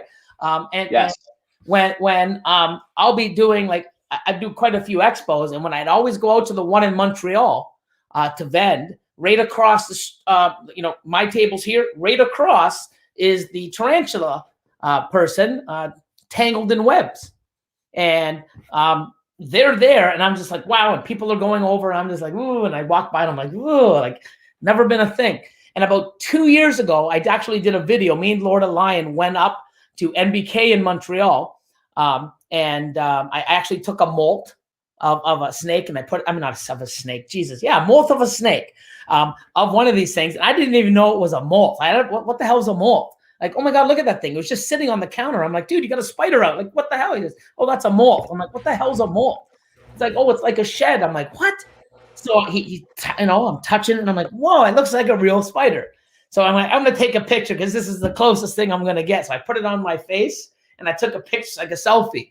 And everyone's like, dude, man, you're brave. And I'm like, yeah, I'm brave. It's a molt. Right, but they look like a real friggin' thing. It's so crazy. It blew my mind. It is. Yeah. It's like just an inanimate. It's like the spider's just still, frozen. Yeah. And it's crazy. Like, and I'm like, wow. It's like, you got to see the real one. I'm like, no, that's okay, thanks. It's like, no, it's right here. And and I'm like, whoa. It's like, we got to put it. So everyone starts coming in. Billy's gonna hold the spider. I'm like, what? So they're filming it, and I don't know anything about these things. So they put it on my hand, and I'm like, is that real? Because it didn't move. And it's like, do you feel it like sort of like little pricks? And I'm like, yeah, sort of. It's like, yeah, because that's trying to, it's holding on to you. And I'm like, wow, it's so weird.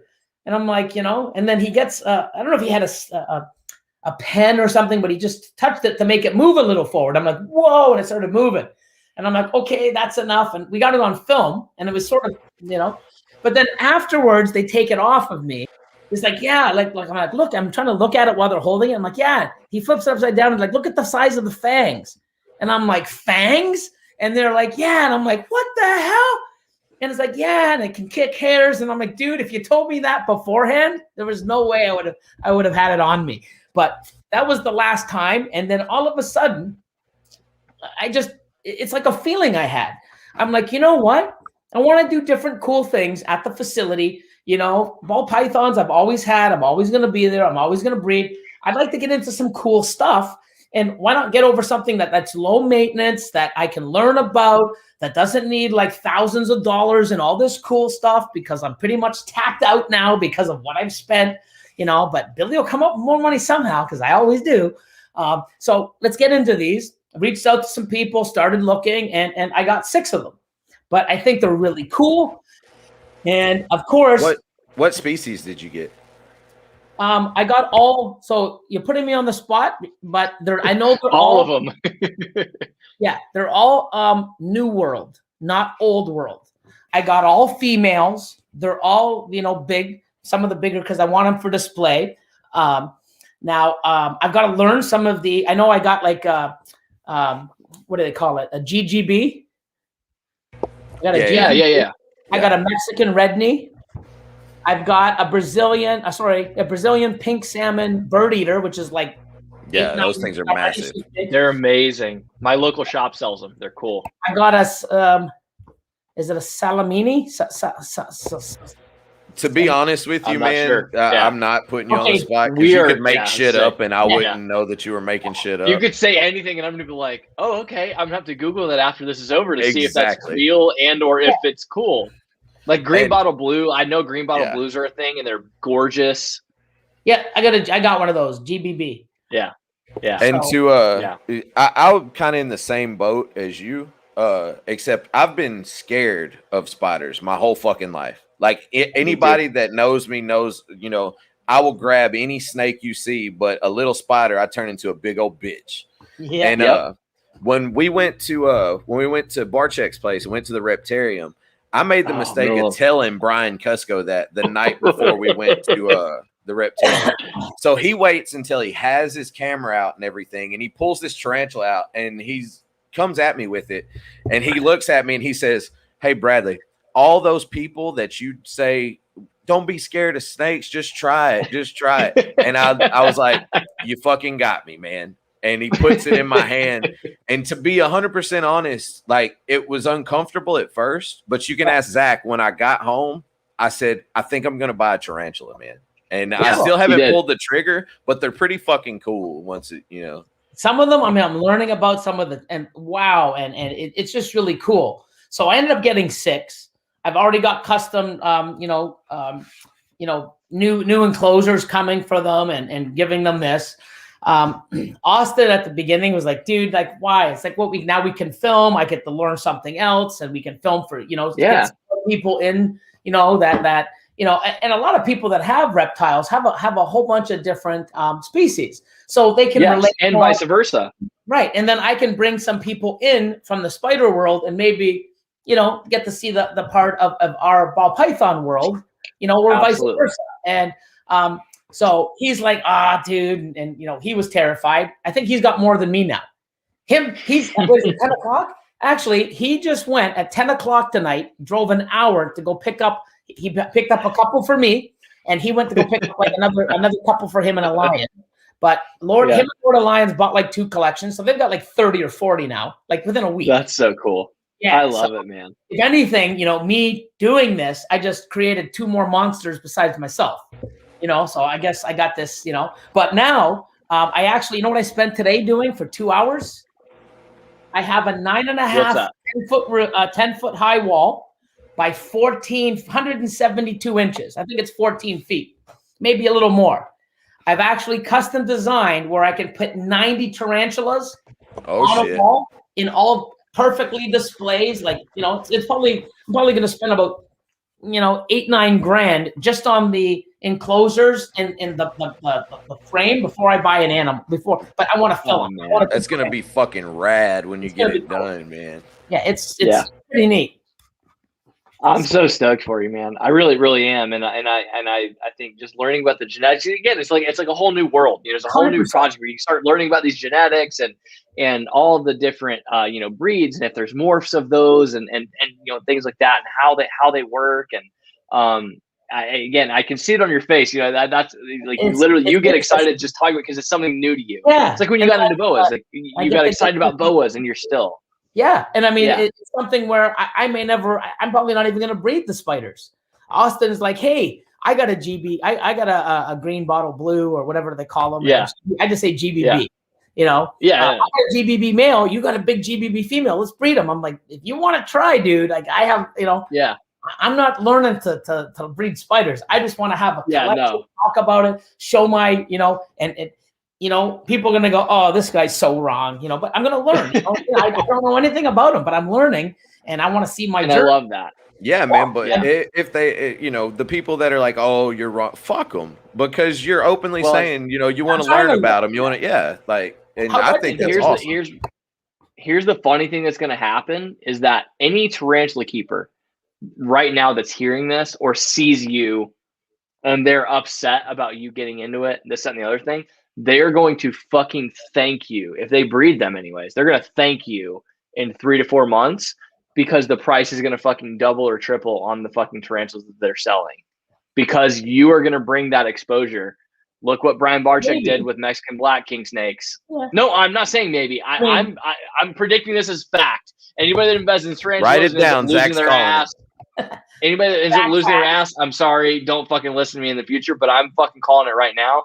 Tarantula prices are going up. Promise you, it's gonna fucking happen. Period. Billy just coined the term Zach fact, and I'm fucking using that from now on this podcast. Zach fact, thinking above his head, like. Yeah, like I'm gonna have to use that in my YouTube videos going forward. Like I'm gonna do a little Brian Cusco thing. a little Brian Cusker thing where the video pauses, like what he does for his kids, like, you know, like no one knows, but it's gonna be pause with my, like, the screen frozen, Zach fact incoming, and it's just gonna be me ranting about something for 30 seconds. Oh, that's fucking great. Thank you, Billy. I'm literally gonna have to write that down. That's good shit. Oh, there it is. Kim Sanity. Thank you. Hashtag Zach fact. But it's the truth. And yeah, you guys write that shit down because it's a fact. It is a Zach fact that yeah, you see what I'm saying? I can see that, man. I can see that, you know, a guy like yourself getting into that industry and really just having passion about that. And then again, just being openly public about your fear of them. Yeah. Having turned from fear into interest, into love, and then just showing how amazing they can be as even just display animals where you don't even necessarily have to interact with them a lot. But they can give a lot back and just, again, just that exposure of just like this animal that so many people are afraid of. Bradley, you were saying like you have a real fear of spiders, and I kind of do, you know, myself. Did you watch the movie Arachnophobia when you were a kid? Because I think that's 100% what fucked me up. Man, I did. I did, and still to this day, the part that fucking creeps me out the most is when the girl's in the shower and the fucking tarantula jumps off the shower head onto her. And I'm gonna tell you why that's so creepy, because I've had that experience. And when we were in college, I lived in a house with a couple of my friends, and the house had a bricked in garage, and we turned it into a party room. Like we lined the walls with white paper. We had a bunch of amps and drums and shit in there, but there was a shower built in there. And like, so there was always spiders in that room because it used to be a garage, you know. And I was in the shower, and there was like 10 people at my house. And so a spider jumps on my head, and I swat it, and my naked ass is throwing shampoo bottles at the fucking spider against the shower wall. And my friends are like, Bradley, what the fuck are you doing? And I'm like, there's a goddamn spider in there. And so finally, Katie, my daughter's mom, comes in and just goes boop, and smacks the spider. And then all my friends just give me shit because, you know, I'm butt naked, scared of this little spider. And my girlfriend comes in there and just boop, kills the spider. But yeah, man, fuck that movie and fuck that spider. Yeah, that movie definitely fucked me up. Because it's just like they say, you know, there's a whole generation of people that are afraid of clowns because of the movie It. I genuinely believe that movie was like, just like Jaws. Jaws gave such bad press to sharks. Oh, sharks, yeah. Yeah, and so I'm a firm believer in that kind of stuff, man. Like the way that, you know, these kind of social phenomenons can unintentionally have such a negative effect on the way that we perceive these animals. And so, no, I mean, I do. Again, you know, not to make it something serious, but seriously, Billy, I'm really excited for you to make tarantulas a popular and positive thing. And I see it coming. Give it a few months, and yeah, it's going to be blowing up on the internet. I'm stoked for it. I definitely see a lot of reptile keepers going into tarantulas because of Billy, you know, exposing tarantulas. I see it. And non-reptile keepers, for sure. Yeah. Because again, they're a low maintenance pet, you know, because that, like, why do a lot of people like reptiles? Like, well, you might be allergic to dogs, or you might be allergic to cats, or whatever. And then also, like, if you like to travel, you know, a lot, like, you know, a dog, you have to feed it every day. And so you got to like find boarding. And of course you got to find boarding with someone you trust. And so there's this whole level of, you know, there's a lot of depth to it. Spiders are super easy to take care of, man. Like, you know, like just throw some bugs in there once in a while, and like they're good, and they don't need any interaction. Like if anything, they're better off without it. So they're happy to just be observed. Like genuinely, I don't think anybody can make the argument that like, oh no, my spider needs me to take it out of its cage once in a while. Like, no, that spider's perfectly fucking content to just live in its little hole. And so, yeah, I do. I think they're like kind of one of the perfect pets, realistically. Yeah, I go in there like, you know, every day, a few times a day, and I just look to see if some of them are out, because I got the, you know, the dwellers that come out once in a while, and I see some of the terrain ones. I'm going to get some of the ones that climb. You know, the arboreal species. I just got to get the proper stuff, because everything that I got were just in like, you know, the temporary ones.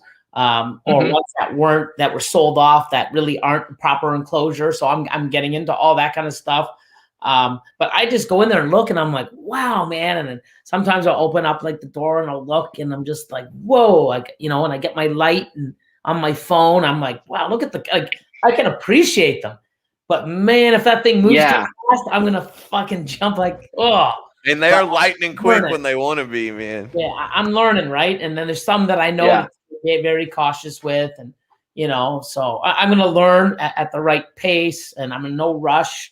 But I do want to have a bunch of different species, and and learn and appreciate them, and watch them grow from a sling all the way up and several molds. Yeah. I really want to do it right and learn and appreciate it. And the more I see them, I'm like, man, that's beautiful. Wow, that's cool. Look at this. And they're also individually unique. I love it. I mean, it's fascinating to me as well. Yeah. Yeah. And there's hundreds of them. And like, even, what I was looking at actually, but beyond tarantulas, and this is going to sound like so backwards because I'm so like freaked out by like these tiny ones, because like they just disappear. You don't know where they went. And Clint actually even has a video out about them, jumping spiders, because they're super common in the United States. I'm sure maybe in Canada they are, or maybe, I don't know. But apparently, like, they're really great pets. Like, realistically, like they're obviously they don't bite a lot, and like they're relatively handleable.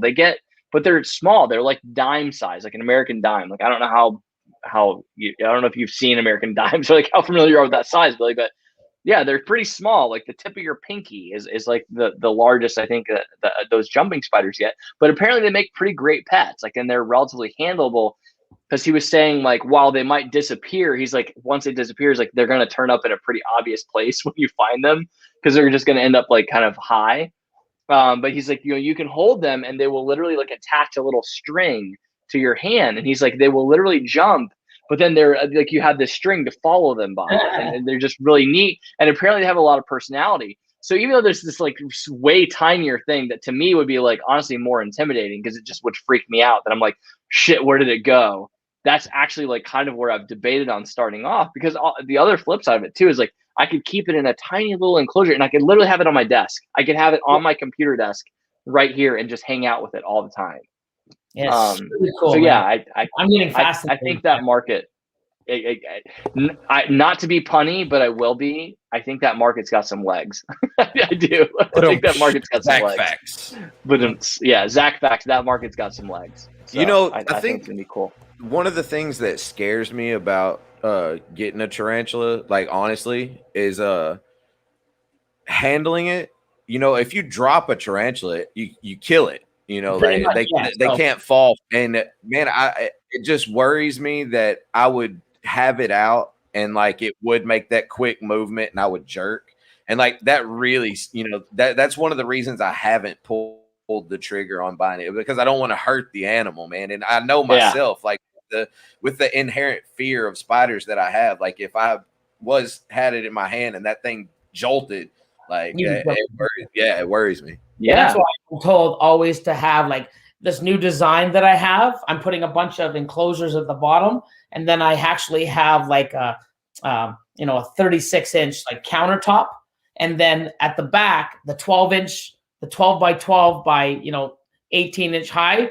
Those are going to be there, and so I actually have a 24-inch work table or countertop, because the other ones that are the bigger ones are underneath.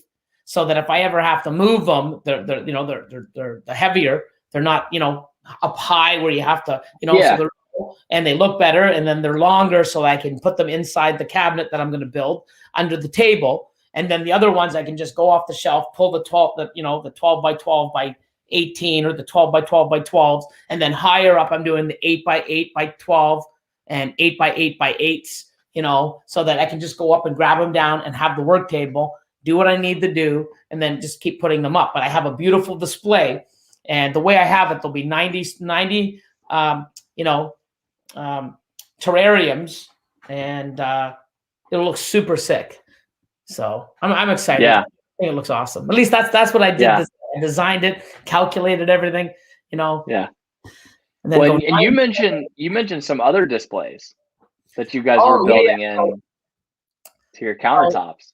Yeah. So when you come in, I have this big countertop with the granite counter. And what I'm going to do is it has the wood. Oh, your kitchen area, right? The kitchen area, yeah. So when you come in and you walk from the front to the back, I have a 10-foot counter with like a marble tabletop or a granite tabletop.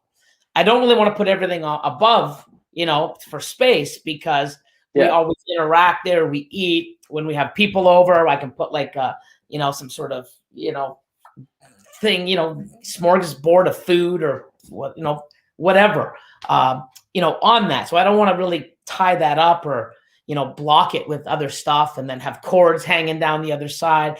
So I'm looking, I'm like, oh my God, I've got like 24, no, actually it's 30, 31. I got 31 inches where it's all the wood paneling. And I'm like, well, if I got 10 feet, if I go down and I get a 24 by 18 by 18, and I cut out a window and slide it in, I can fit all the lights and everything from above. I can have access to all the lighting and stuff from the back. I'm going to have the front doors that open, so I have access to it. So it's actually built in, and I can do two 24 by 18 by 18 and one 36 by 18 by 18. Cool. So now I can get my red-eyed crocodile skinks. I can get some other cool stuff, have them there. So when you walk in, it's like, oh my God, there's a tank down there. Cool. So there's that. Then I'm looking at I'm going to get Cayman lizards. So I'm going to get a nice display. Yes. Those things are so cool. Yeah. Fiji iguanas, build big high-end natural. But I actually messaged the ZooMed rep. And, I want to get 4 of these. I think they're called palladariums. Palladariums. Yeah, palladariums. So I want to get 4 of them that are 12 by 12 by 24. So I can get red-eyed tree frogs. I can get some other cool stuff where the bottom is fish or aquatic. And then they climb up and you got these beautiful displays with moss and cork and branches. And, we can get bromeliads, real plants, really cool stuff, foggers, whatever. I want 4 of those on the one wall. And then over at the back of the countertop against that old barn, barn board or whatever you want to call it, I want to get the 18 by 18 by 36 high. And I want to put green trees or, maybe a basin in that natural, really cool, what? And then I'm also looking at, it's probably going to cost me about 20 grand, but I'm going to get it. Above my office. So when you walk in, I have an 8-foot wall where you walk in, where there's the lounge. When you walk in, there's my office and where we shoot the YouTube, where the sticker walls are. Well, I'm looking above and I'm like, well, the wall only goes 8 feet. It's 4 more feet to the ceiling, but then the ducks are there. It would be cool if I go 8 inches or 9 inches wide and 2 feet high. And I go, I believe it's about, I would say 16 feet if I get a custom made tank and I get it suspended from the ceiling, sitting on top of the wall. Oh, now man. when you walk in, you see this 2 foot high by 16 foot wide fish tank. I'm not going to put coral in, but just nice, cool fish. So you walk up and like, wow. Yeah. When I'm on the other side in my office or That'd my be YouTube the shit. studio, I look up and I can see, I'm like, what? And I'm just, I'm like 16 by 2 foot high by 8-10 inches sitting on top of this wall. Fucking crazy. So I'm going to call a company in to see and what it would cost. And, but it can come man. That'd be awesome. in the back, if it's 2 feet high and 16 feet wide, if we have to do acrylic or whatever, with all the plumbing, we can hide the plumbing at, above too. But we could get it through the walk, the roll up the garage door, walk it straight in with 2 guys right through, get it put up, or something, or, get it with a winch from the, the winch. Yep. Hoist. Yep. A hoist to get it up on the I-beams and then mount it. You should talk to, crazy. What's his channel name? It's his name is Tanner. He does all of the. Somebody in the comments tell me Tanner for wherever I'm blanking on his channel name. I'm sure somebody in the comments can tell me. But that's all he does is bioactive aquariums. He did an aquarium build at the facility of the pond guys. You know what I'm talking about? Yeah. That's not the DO, the DO, no, well, not DIY. I Not the reached out to DIY him guy. too. I reached out to him Yeah. saying, hey, you know, I know that you have some really cool stuff. You did something over at Yeah. Brian's. He messaged me back saying, you know, even though he's Canadian, it's like, I don't really do that. I'm, you know, and I'm like, oh, cool, but it would have been cool. I mean, trying to reach out. But yeah, I think he should. Cool. I think he shoots himself in the foot a little bit by not being. Yeah, Serpa Designs. That's I was almost there looking it up. Yeah, Tanner. I was gonna say because I'm subbed to him on YouTube. I couldn't remember Tanner from Serpa Design. That's all he does is bioactive, and he did a tank in the office of the guy that does he's the one that did Barczyk's pond. He's the one that did Kennan's pond. The pond guys. Pondscape. The pond guys. Yeah, Pondscapes. But that's the thing. It's like, okay, when the pond guys bring in this dude from YouTube to do their office tank, like obviously he knows what he's doing. His stuff is awesome. So dude, and he's in the States, but I want to say he is up north. So like, man, when the borders get back to normal, if you guys could make something work, I think he would be a guy that would be great for you guys to work with. Just from like even the crossover for your channels, I think would be amazing. To bring in some of the people that follow his stuff that are fish people. And again, he's a reptile guy. He's got snakes and lizards and this, that, and the other thing. But I think his followers would really latch on to what you're doing now, especially with the spiders and the fish and everything else. So you could see some gains there. And I think it would be mutually beneficial. So that would be huge. We're looking, I had Catherine today looking at some cool stuff like hermit crabs or, you know, vampire crabs that, you know, or the Halloween crabs, they call them, I think. You know, stuff they're like cool, that. Man. I just want to have you walk in now. It's just like, man, this is crazy. Like, you know, do you think that you're leaning more towards create like, and I do you think you're leaning more towards like opening the place more to public, or is it really just you're really just creating it because you spend like 18 hours a day in this space and you really just want it to be amazing for yourself? Definitely. So I do want to do more content for YouTube. Okay. Yeah. Most of my content now, like, you know, will be Patreon based, because to me, if I'm going to put a lot of work in, I want to put it into the people that support me and are really there to learn. You know what I mean? Yeah. Like we talked about before, like there's that barrier of entry that filters out the people that are just not committed. Right. Sure. But I mean, YouTube's been good to me. All my followers have been good to me. I'm not saying, hey, fuck you, pay me, you know? Sure. So I'm still putting out content. Like mail videos will always be there, you know, unless you guys say, fuck you, Billy, I'm not sending you stickers. You know what I mean? Yeah. But I mean, I'm always going to do that. I do want to have behind the scenes and see the interaction of our team. I think I want to do more of the lives. You know, we turn the camera on. We don't have to worry about a topic. And, you know, here's a live, boom. Yeah. Easy, quick, on the fly. This is what we're doing. You don't like it, turn off. I don't need they're exclusive on YouTube to live. I mean, I put my money and my mouth and everything, my time into my animals that make my living. Everything else is just a fucking bonus. But I'll tell you one thing. Yeah. YouTube and Patreon and everything else is more work than what I do making my money, and way more of it with ball pythons. So now I don't want to have it where I got to entertain people. I don't want to have coming in, what's this? What's that? Don't touch that. Oh, hey, stop. Like, you know what I mean? Like, oh my God, like, wow, you know, or Mommy, when are we going? Mommy, when are we going? It's nothing wrong with that. That's why I go to shows. That's why I was asking. Yeah. Yep. Fuck you, Billy. I'm not sending you stickers. You know what? Who wants that logo? I mean, everyone's got it. I want something that's unique, motherfucker. Come on. Thanks for being here, Shane. That's everywhere, man. Like, shit. I mean, I can't even go piss in a bathroom without seeing that. I mean, that's everywhere, bro. He's not wrong. He's not wrong. Come on now. But no, I love Shane's networking because that sticker is fucking everywhere, man. Shit. You know, I went, you know, the other day, they just opened up some shit. So I go into, oh my God, I got to get some new pants. I go in, walk in the change room, close the door, fucking small town exotics. Like, are you fucking kidding me? Did it say for a good time call in front of it? Yeah, it did. It said Nava Reptiles. Oh, That's no. Actually, that is part of my marketing campaign. I pay $5 for anybody that's willing to put that sticker and write that note in the changing room. no, you know what? I mean, back in the day when I first started, hey, what's up, Chris? What's up, Chris? Good to see you, brother. I had my ball python. Got it from Big Al's, you know, waiting for my fish because I was into salt water.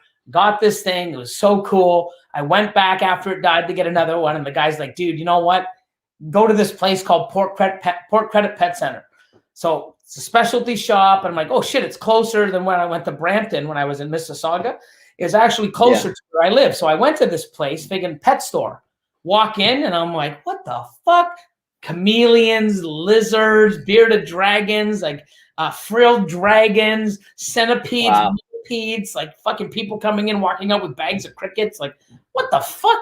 Craziness. Bugs, scorpions, spiders, you name it, they had it. I'm like, wow. So I ended up seeing the colorful stuff first, right? Like, wow, corn snakes and, you know, candy corns and king snakes. I had, is it a palubian?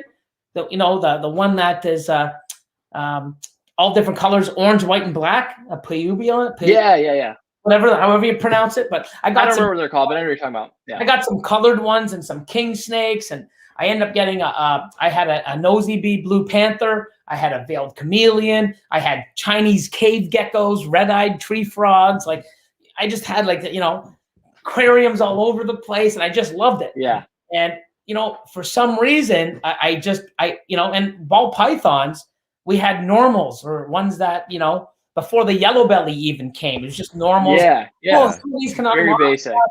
Everything else was like 20,000 US and up. Right. Yeah. I ended up saying, you know what, I want to get into this. And it's not like I had like, wow, look at all these fucking morphs that we can do. Look at all the money and how big the industry is. I have no idea to this day. Like I said, I go with my gut. Because if you saw all the other incredible species and colors and morphs that were available at that time compared to what we had in Canada in ball pythons, I have no idea why I said I'm getting rid of all this beautiful, fancy colored stuff, and I'm going to work with these normal brown and black fucking snakes and gold, And I did, and you know what? I gave rid of everything. So now, after so long, I want to see that. I want to get in and having that. So I will make it when someone comes in. It's like, holy fuck, this is like, everyone's already the mutarium instead of the reptarium. Yeah, hell yeah. And that's why I was mutarium. asking. Yeah, the mutarium. I don't want to charge admission. I don't want to have people coming by just to look. I don't have time to walk around and show off my cool collection. Sure. I have shit to do. I want to have it where I can come in and film. Hey guys, look at this, and people are gonna go, oh my God, like, I have a vision and I have a feeling. It's like, hey, I want to go in and see my animals. I am there every single day, every day. And Austin and Lord of Lion are into other species, Catherine as well. And little cool things so we can go and film. They can utilize for their own channel, do stuff, but learn, appreciate it. And I don't care who you are. You don't even have to be a reptile person. But when you have a live like fish tank with moss and trees and misting system and some beautiful, beautiful piece of art display, and then you look close enough and there's a living creature that is like fucking mental. Like, you can't say, oh, that's ugly. No, it's fucking beautiful.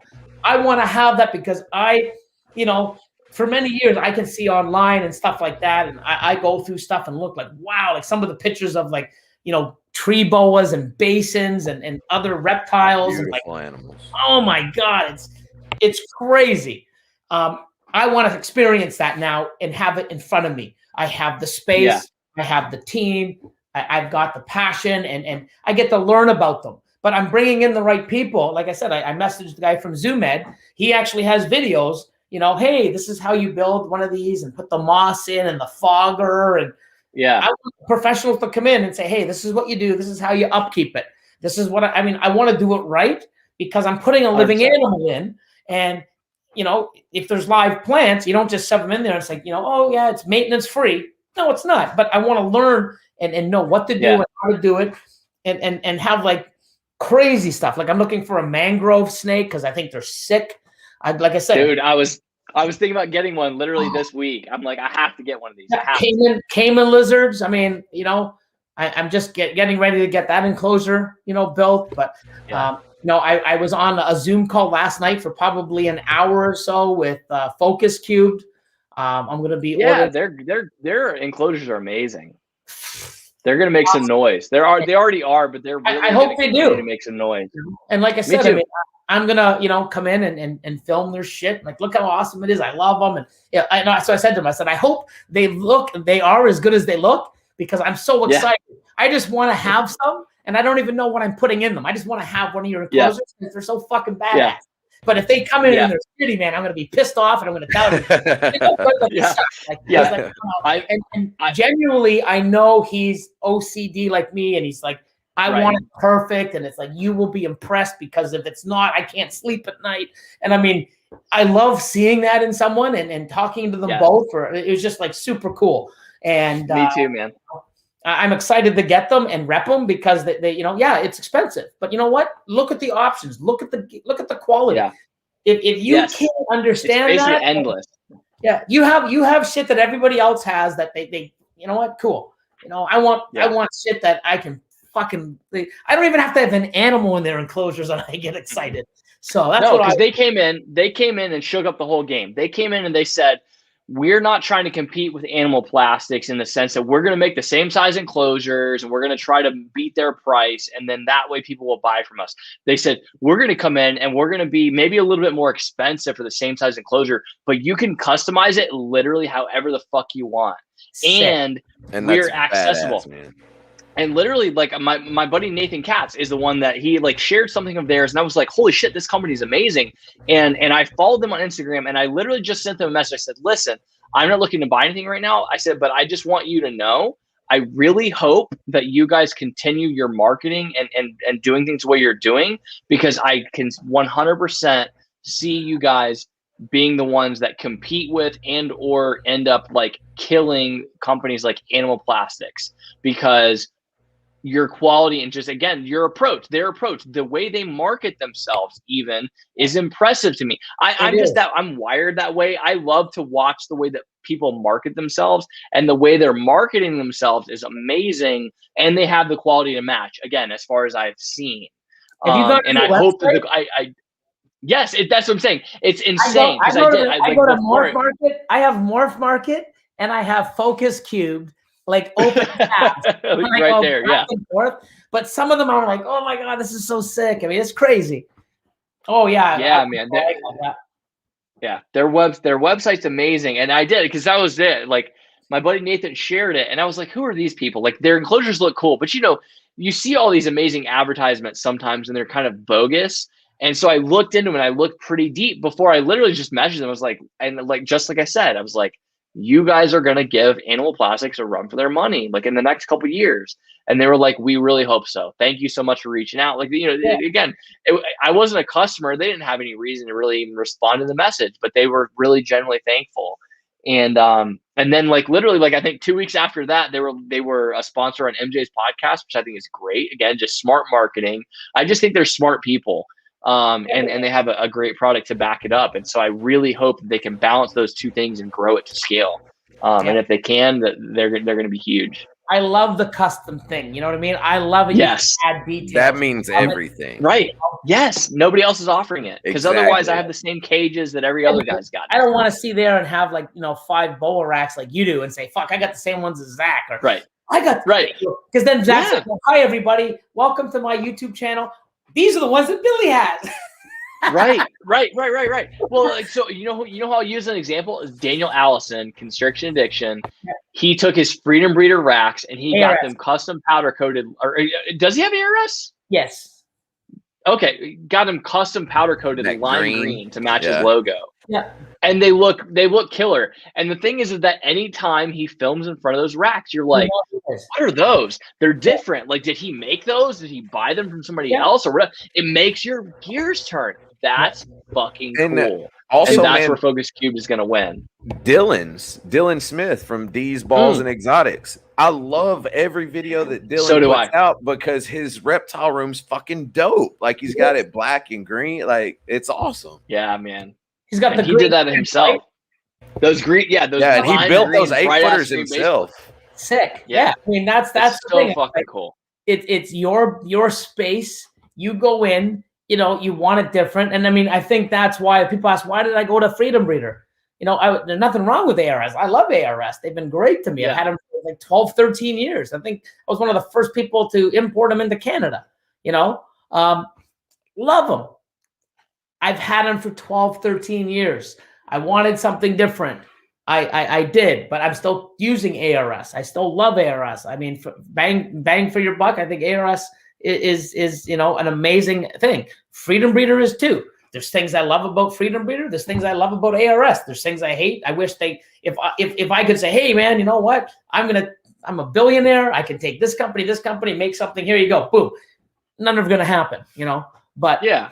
You know, it's like anything, preference, your color, what you do, what you. Yeah, it's all circumstantial. Where do you live? Like, what's the shipping and the cost? Yeah, sure. I like the fact that I have something new. So now every time I come in, it's like, wow. And when I just walk in and I just look and people are just like, what the fuck? I'm like, yeah, I feel it every day. And it excites me. Like now behind the glass, you walk in and you just see the glass and then all you see is fucking racks to the ceiling. It's sick. Yes. And I love that too. Again, just the little things you've done different, Billy. You know, again, like, and that's why I brought up, like, are you building this facility for it to be open to public? And I honestly, I think I love so much that you said no, because you're genuinely building it so that you walk in every day and just fucking smile. Yeah, like you spent, and you walk in and we're like, wow. And that's badass. You spent an ungodly amount of money on glass. I don't know the number, but I know it was a lot. 13 grand. Glass. $13,000 on the glass. And at the end of the day, all that really was for is for your own enjoyment. Just, And that, dude, that makes me so happy. Like it makes me so happy, like for you, but also makes me so happy just like that. I don't know, just in general, like that there are people that exist in this world that get to go every day to their work. And love what you do that fucking much, and also love your employees that much. Like, and I see that in the faces of everybody that works for you. Just this genuine happiness and gratefulness of like the fact that obviously they all work super fucking hard, but they have every reason in the world to keep doing that. Like I don't think there's a person in the world that loves these animals the way that we do that could say that they wouldn't have to be drug out of their tooth and fucking nail every day to leave. Like I would fucking work, you know what I mean? And that's a beautiful fucking thing, man, that you've got set up. Like I would work 20 fucking hour days just because I'm like, fuck, look at this facility I get to hang out in. And like, like I get to fucking just listen to fucking music, hang out in this beautiful fucking spot. The air conditioning and everything is perfect. It's built for them to literally just be happy and fall in love with what you guys are doing. It's literally built to where you guys, if you didn't want to, you could literally just live there and never leave. And I think that's amazing, man. I mean, I'm like getting emotional talking about it because I just think it's that fucking cool that you've taken something that's a dream and a passion that you love and you've made it something just that viable and that just fucking cool. And to your point, Zach, I mean, I've said it to you 1,000 times, you know, with me being in supervision, a happy worker is a productive worker. And when you build that atmosphere for your employees like that, not only is that showing the love that you have for what you're doing, but the respect and the love that you have for your team, man. And you know that's that atmosphere to where your workers are happy at work, you know, that's only going to build your production and build your, you know, your crew that much more. And, you know, your brand just skyrockets from there. What's great too is everybody has learned from each other and we continue to learn and we're there to support each other. And, you know, they've got their own collections that they're growing and, you know, we look out for each other. I love that too, man. Yeah. And I mean, it's awesome. And like I said, the bigger I get, they're coming with me. Right. And, Yeah, I mean, I love the fact that, you know, Austin went out and opened his own channel, because Alliance had his. I mean, you know, his is, you know, twice the size of mine, and mine's, you know, 2 times or more size of Austin's, but he's getting there. And, you know, Catherine's collection is now to the point where she's focused. She's got like stuff. She knows the direction she wants. She knows. And she's gonna blow up when she decides she wants to, man. When she's ready, she's gonna blow up immediately. And I love that. Yeah, and the thing is, it's great, and I mean, it's awesome that she's a part of the team, and you know, she gets picked on a little too much by Austin, but you know, she's tough, man. You know, she's a little fighter. She's early into it. I've said it before. Like, I haven't talked to Austin, but like, even just seeing how he is, I'm like, I feel like he and I are kind of the same way. And I'm that guy where like when new people come in, I like bust their balls way harder than anyone else ever would. Only because I'm like trying to, I'm like trying to see if you can like deal with the same shit that I had to go through. You know, I'm like gonna test you and like really push your boundaries and see what you're willing. Like, not in the sense I'm trying to push you out, because I think Austin obviously is, you know, he's a nice guy, and obviously if she ever like was like, hey man, like you're, you know, being a dick, like he would probably feel bad. But I love that, and I maybe see those interactions. Don't tell him he's a dick. I was gonna maybe. Just say it, man. Maybe. You know, maybe, awesome. But one thing that I like is like, you know, especially Austin. I mean, Austin's been with me for like, you know, over 4 years. Long time. Yeah, he's long time. Seen what I've had to do, the sacrifices, the hours I've put in, the shit I've dealt with, what's done, and he's like, dude, like fuck, like, you know, he knows I've earned it, and you know, and him, and without, I said it many times, I wouldn't be where I'm at without those guys, you know, and I know it, you know it, and the world should know it. This isn't the Billy show and fucking, oh, they're just so lucky to be there. No, I'm lucky to have, you know, and it's a two-way fucking street. And I've learned so much from Austin, but Austin has seen. So one thing is if Austin wants to get big, he knows what he's up against, because he sees what I've done. Like, he's starting to get this now and fighting. He's like, holy fuck, dude. Like, wow, man. Like, I always knew you know, like, but wow, man. I mean, it's unfathomable. If I handed my phone to somebody for a day, they would be afraid of a phone for a month. I'm telling you, it's. I don't want your phone for sure. It's crazy, and people are around, and they're like, "How the fuck do you do this all?" I'm like, "I'm on the phone doing this, making deals." So, I mean, I don't even know. Sometimes I sit back and I'm like, "How the fuck do I?" But I feel like you thrive in that. You thrive in that. I sort of need it, yeah. And I mean, I do put a lot on my plate, but I do. You know, as much as I do, I'm slacking in a lot of ways. And I think sometimes, like today, you know, spending 2 hours measuring and building a fucking wall and design of like 90, so I can fit 90 different size tarantulas on a wall. Tarantulas, with a nice big, you know, sort of box inside that's going to have like a neon sign that says tarantulas. Like, I was going to say, I can picture it. I could have spent that 2 hours doing something else, but you know what? It makes me excited. It gives me, you know, and I need that. You know, it's not all work. It's also work hard, take a little break, even though I'm working, so to speak. It's something that's design something and I get to vision it. And then even if it happens in 2 months from now, that 2 hours today inspired me and pumped me up and keeps me moving on to the next thing. Yeah, I saw something earlier today that was talking about, you know, the most successful people. You know, you see these things all the time, like, oh, like habits of most successful people. But there's one kind of resonated with me, which was like, at the end of the day, every day, like write down your 6 goals for what you want to complete the next day, and then prioritize them 1 through 6. And then, you know, like dedicate yourself, like from the time you wake up, like focus on number 1 until it's fucking done. And don't worry about whether all 6 get completed. Like if you have 5 that literally get pushed off to the next day, that's fine. As long as you accomplish the most important one, everything's cool. And I think that expands a little more. Like, obviously, like you said, you have a great team behind you now. And so I love that it seems like it has freed up a little bit of your time and mental capacity to where you can focus and continue to stay focused on your next passion project. Because that's the thing, you know, again, where I identify with you, Billy, where like I get wrapped up in one thing. But then I get excited about something else, and this other thing kind of falls off a little bit. And I struggle to like keep it all afloat. You know, I'm like juggling that juggling act. And so I think that it's a huge benefit for you to have this great team behind you, to where they can keep that other dream like really afloat, and then you can really focus on this new venture. Like, oh, I love tarantulas this week, and I'm gonna really dive into that. And so it affords you that time to dedicate to those things. And I think that's something to just observe and appreciate. And I love that for you, man. I do. Like I said, I use you as an example a lot, because I think that I identify with you a lot in a lot of the personality traits that you have. And I wish that I was as productive as you fucking are, because I'm like, damn it, like Billy can do this shit, and he's kind of got the same like mind as I do. You know, I should definitely be doing more. And so, yeah, you're an inspiration, man, I think, to a lot of us. And I appreciate that. For sure. Even like a good example is, you know, this tarantula thing.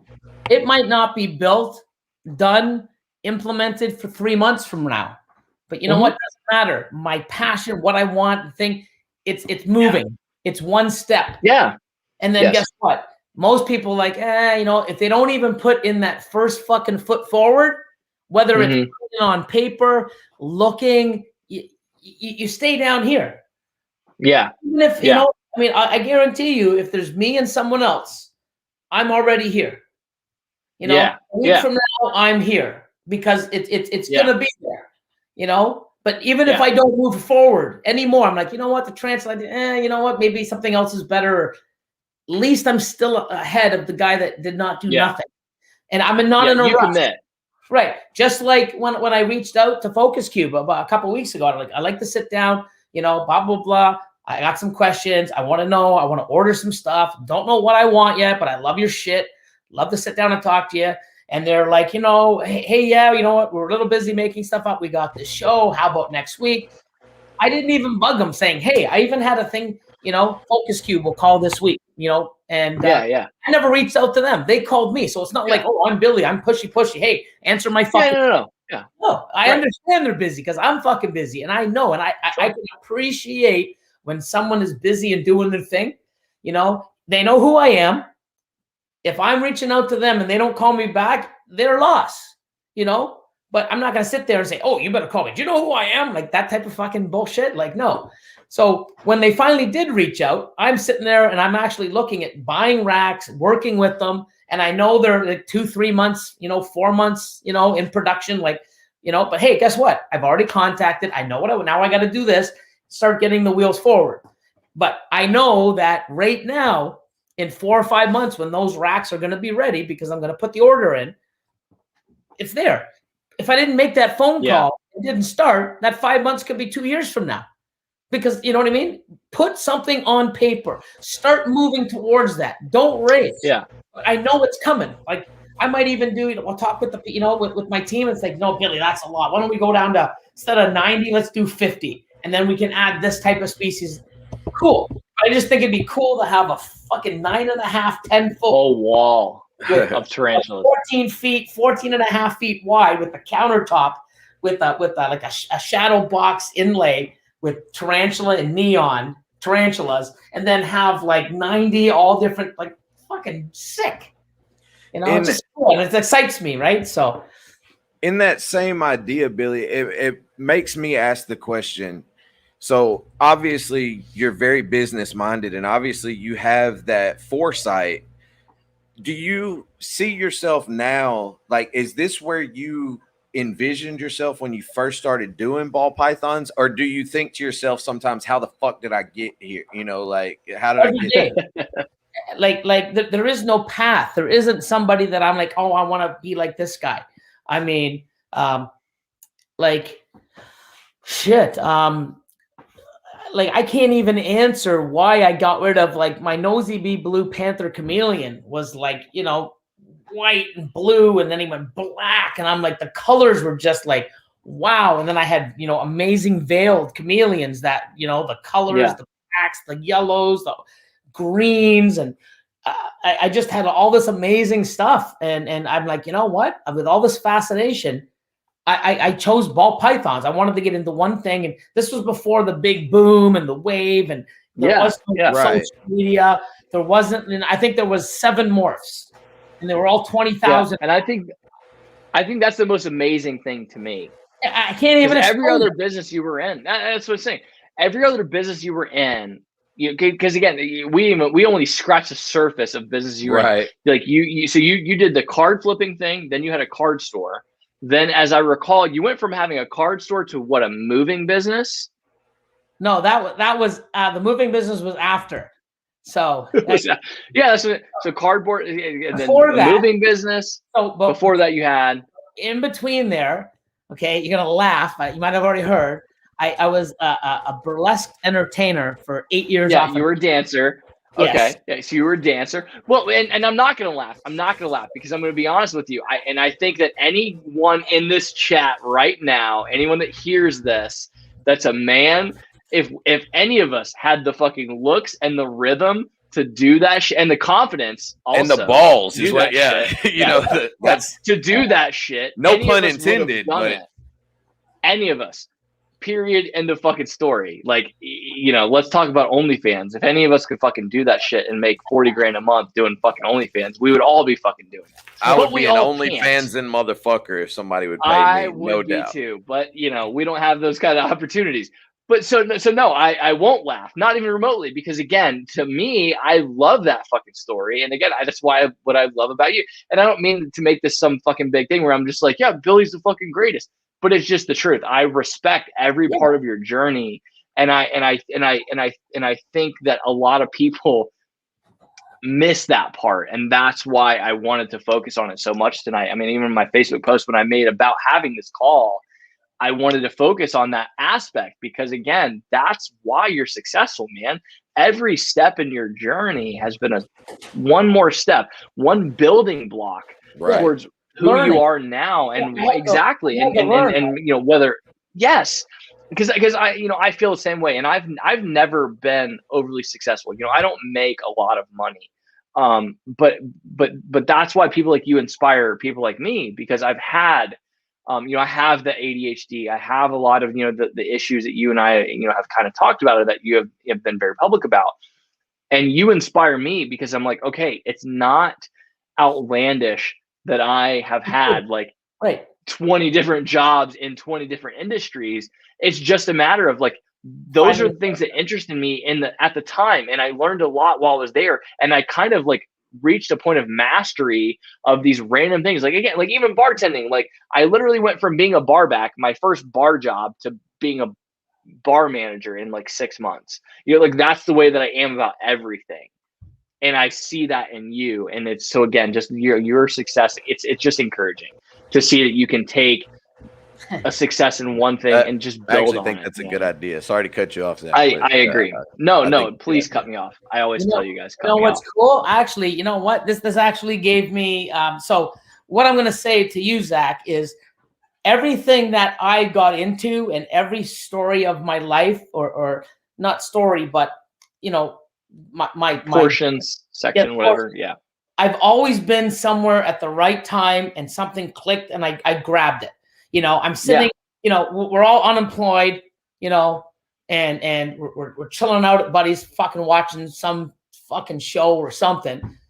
Hi, Craig, here's my doubles. I'm like, what the fuck? Hockey cards? Like, oh. Yeah. You identified that opportunity. Collecting them. And next thing you know, I got out of it, went to sell them. I used my, the flea market thing, because that's where I knew it was cheap. This is where you can sell. Yeah. People go up on a Sunday, and I utilized that, and it turned into a fucking business. 3 months later, I opened my first store, and I opened a second store, and then I met my business partner at the time. What do you guys think the most prevalent neurosis? Narcissism. So with me, it's always been something. Okay, so yeah. I'm going to bring on my old partner. He's actually very big now. Have you ever heard, you a hockey fan? Have you ever heard of the Montreal Canadiens? Yeah. You know who the goaltender is? No, I don't. I don't know specific names. I know teams, but I don't know names. My ex-partner, he years ago used to be his signing agent. So if you wanted to get an autograph from him or a sports card, or he was actually going to do like a public appearance at a car dealership at an opening, you'd have to call my friend and stuff like that. And I've been in the room with him when he's with Marty Baudour. His agent would call and they'd say, hey, we got to do a signing on autographs. I'm just like, really cool. He's how I met Dana White, because he knows Dana White. Like we're at the, wow. I want to bring him on because how I met him, my old tattoo artist.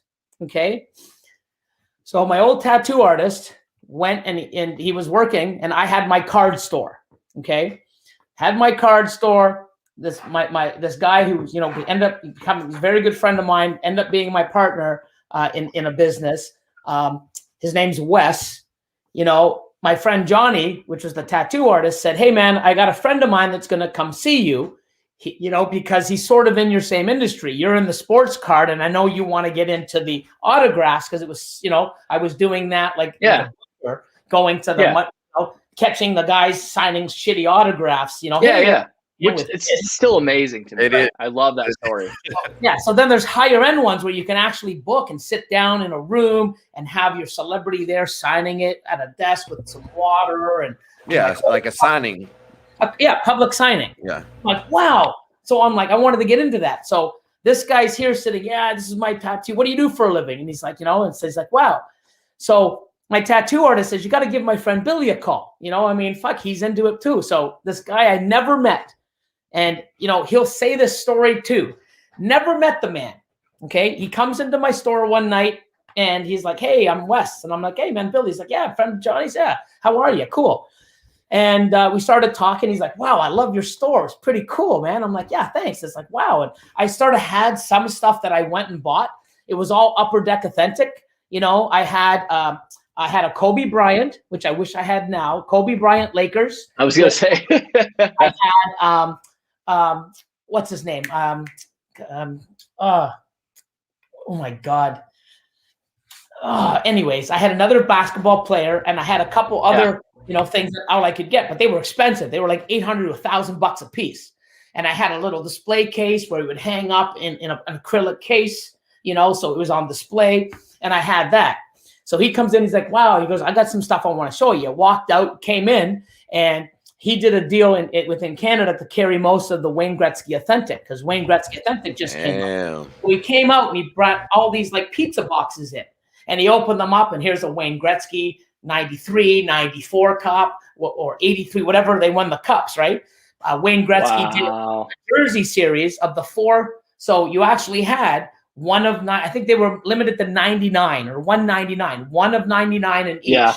Then he had like 59 of each of the 3 years. That's crazy. So I'm like, wow. And, we ended up talking. I'm like, yeah, I'd love to work with you and stuff. And, he actually left me some stuff on consignment, like a couple of things. I'm like, cool. That's cool. Yeah. I mean, I know where you are. I don't think you're going to beat me up. And we have cool friends. And, I'm here. Even nice. I like your store. I don't think you're going anywhere. I'll take a risk. He leaves. He came back about 15 minutes later. And I'm like, hey, man, what's going on? He's like, man, I sort of feel bad because I don't know you, but I'm in a situation. I'm like, what do you mean you're in a situation? It's like, fuck. Okay, so I have an autograph public signing set up for 10 days from now with Steve Yzerman of the fucking St. Louis. Shit. Of the Detroit Red Wings. And I'm like, fuck, wow. And I'm like, yeah, well, what do you mean? You're in a dilemma. It's like, shit, like it's going to cost me like $40,000 because Steve Yzerman at the time was $40 US per autograph, minimum 100 autographs. Okay. Or was it 1,000? Yeah, whatever it was, but it was $40,000. So he's like, dude, I'm around $10,000 short. He goes, if you want, you know what I mean? You can come with me and we can do stuff, blah, blah, blah. I went to the back, opened up my safe, grabbed 10 grand, and I gave it to him in cash. And he's like, dude, I don't need it now. And I'm like, fuck, I go, take it. Don't worry about it. I'm in. Yeah. You met me for about half an hour, and you're going to let me walk out of here with $10,000 in cash? You don't even know my last fucking name. I'm like, dude, you came to me. You didn't know who the fuck I was. You came into my store. You left me, $2,000 worth of stuff with not knowing me. Yeah. Or just inventory. Yeah. And he'll never forget that. And, that was, opportunity. I had a feeling. I'm not just going to go Yeah. in and fucking 10,000 cash to give anyone, you know, Yeah. and this was, you know, shit, 26 years ago, 27 years ago. It's a feeling. The 90s. A feeling. I take risks, but I get, you know, I get put in these positions where it's like you roll with it or you run, and it's like that, and you just have to have that feeling. Like I feel like, you know, hey, Corona's here. I don't know what's going on. I've got, you know, $150,000 plus worth of people's animals that I can't ship. Don't know when I'm going to ship. Nobody wants to buy any more stuff because I don't know when to ship. So I have to do this and this. And wow. Yeah, you know, you just adjust. You just pivot. Right. Now I'm in here working with these guys. I'm like, wow, it's always hot in here. We got to eat in here. We got to work around each other in here. Wow. You know, guys, I'm going to go buy a spot. Or even before that, when I did Patreon. Yeah. Hey, talked about a podcast. Within a week, I go spend $8,000 on equipment. And now we're doing a podcast. And it was quick. I was going to say, because I remember I listened to one of the first things you put out, and you were still talking about how you were, well, we're thinking about doing a podcast and it's going to be just for the Patreon. Like I just listened to it just the other day and it was amazing. Like, and it was so funny. And again, then I'm looking at it, I'm like, this was literally not that long ago. And like, just amazing how things have changed. But I go back to that where literally, that's what I was saying. Like when I worked for Verizon Wireless, because I worked for Verizon corporate, and their big thing was like, they pride themselves on being such a massive company that operates like a small company in the sense that they are quick to make changes and decisions, because they said that's the advantage of being a small company, is that you can take advantage of changes in a marketplace if you're paying attention. As long as you're doing things the right way, when you identify things, you can make changes on the spot when you're small. You know, and you are just small enough. And again, this industry is still small enough. All of us are small enough, which is, I think, is what bothers me about the fact that all these small companies, a lot of them in the hobby are just idiots, which is why there's so much turnover in the hobby, because people don't know how to run a fucking business at the end of the day. But I love that about you, though, specifically, is that you're so quick to make a decision and make a change and make a pivot or add something else that you can do, you know, and again, just go make your Patreon, man. You do so fucking much.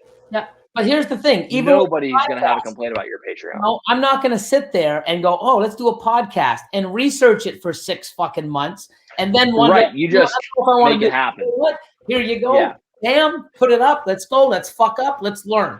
And well, I mean, obviously your instincts work out really well for you, though. You know, like you have good instincts. You do. Yeah. And you know like shit or get off the pot. Like, you know, here you go. Here you go. I get a feeling like, you know what I mean? Like, you know, oh, hey, someone just walked in the door. Oh, you need 10 grand? Here you go. No, I just, well, you know what? Wait here. Commit. Where are you going? I'm like, wait a sec. I went in and here you go. And he's like, wow. Yeah.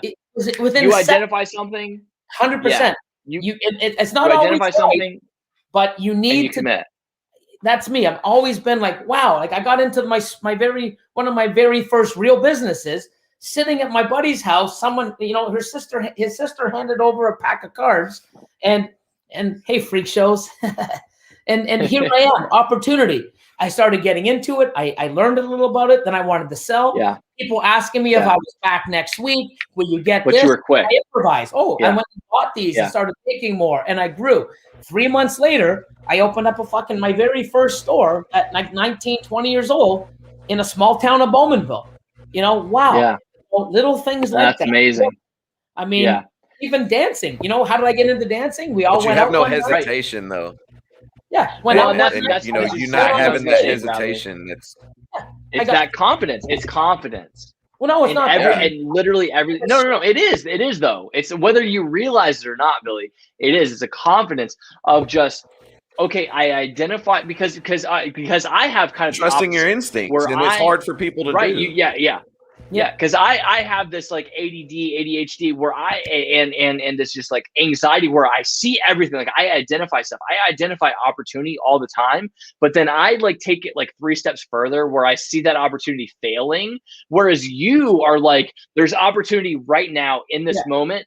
fuck it, I'm buying in, I'm fucking going all in. I'm gonna buy into it until it goes down, because right now we see that there's money to be fucking made, and not even about the money, but just like there's something here, there's excitement, there's something to be there's had. an opportunity, and you grab it, you know. Yeah, right. And that's the compliment we're trying to pay you, is that you like learn you while are, you're man, doing you have that. Like, Exactly.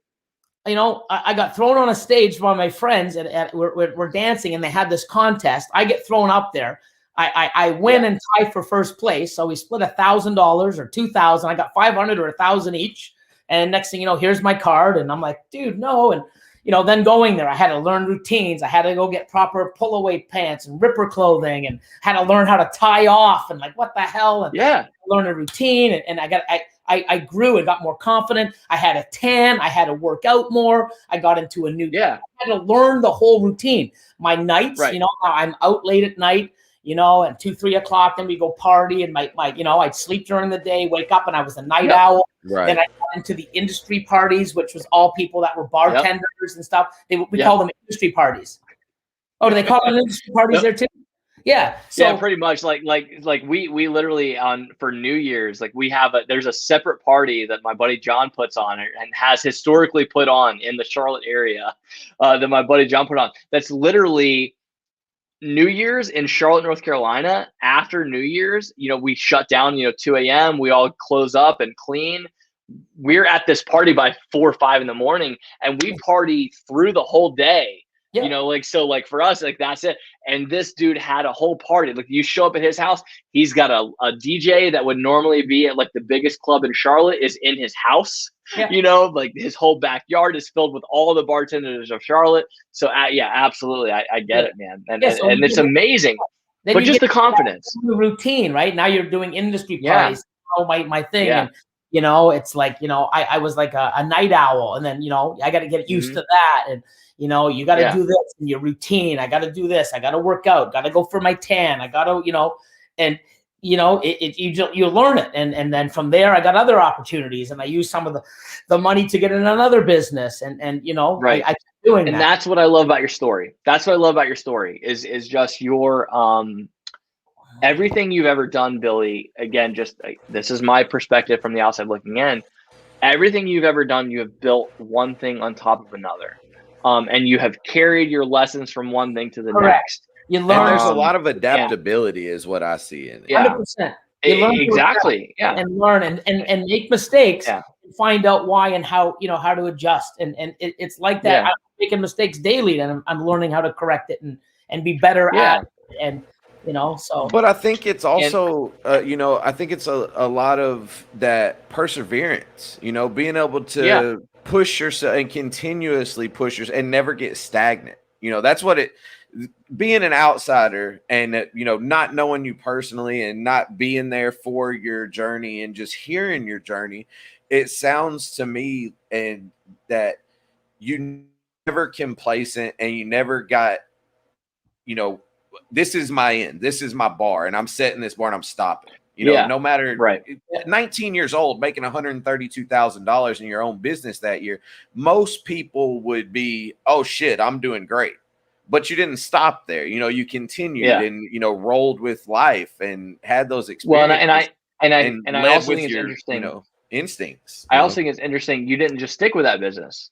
Yeah. You moved to something else, because a lot of people, again, at 19, if they had made that money, they would have bought all in on that one thing. And I think, again, that's what speaks to me about your story, because I'm not wired that way. I am wired the way to like see everything that I do as like a stepping stone to something else, because I'm like, oh, well, if I make this money off of that, well, I can invest in this thing. And I know that that's really good. And then I can build, and I'm all over the place, which goes against the grain of like every investment strategy thing that you ever hear, like of like successful people, like, oh, you have to pursue your one passion. I'm like, well, I love a lot of shit.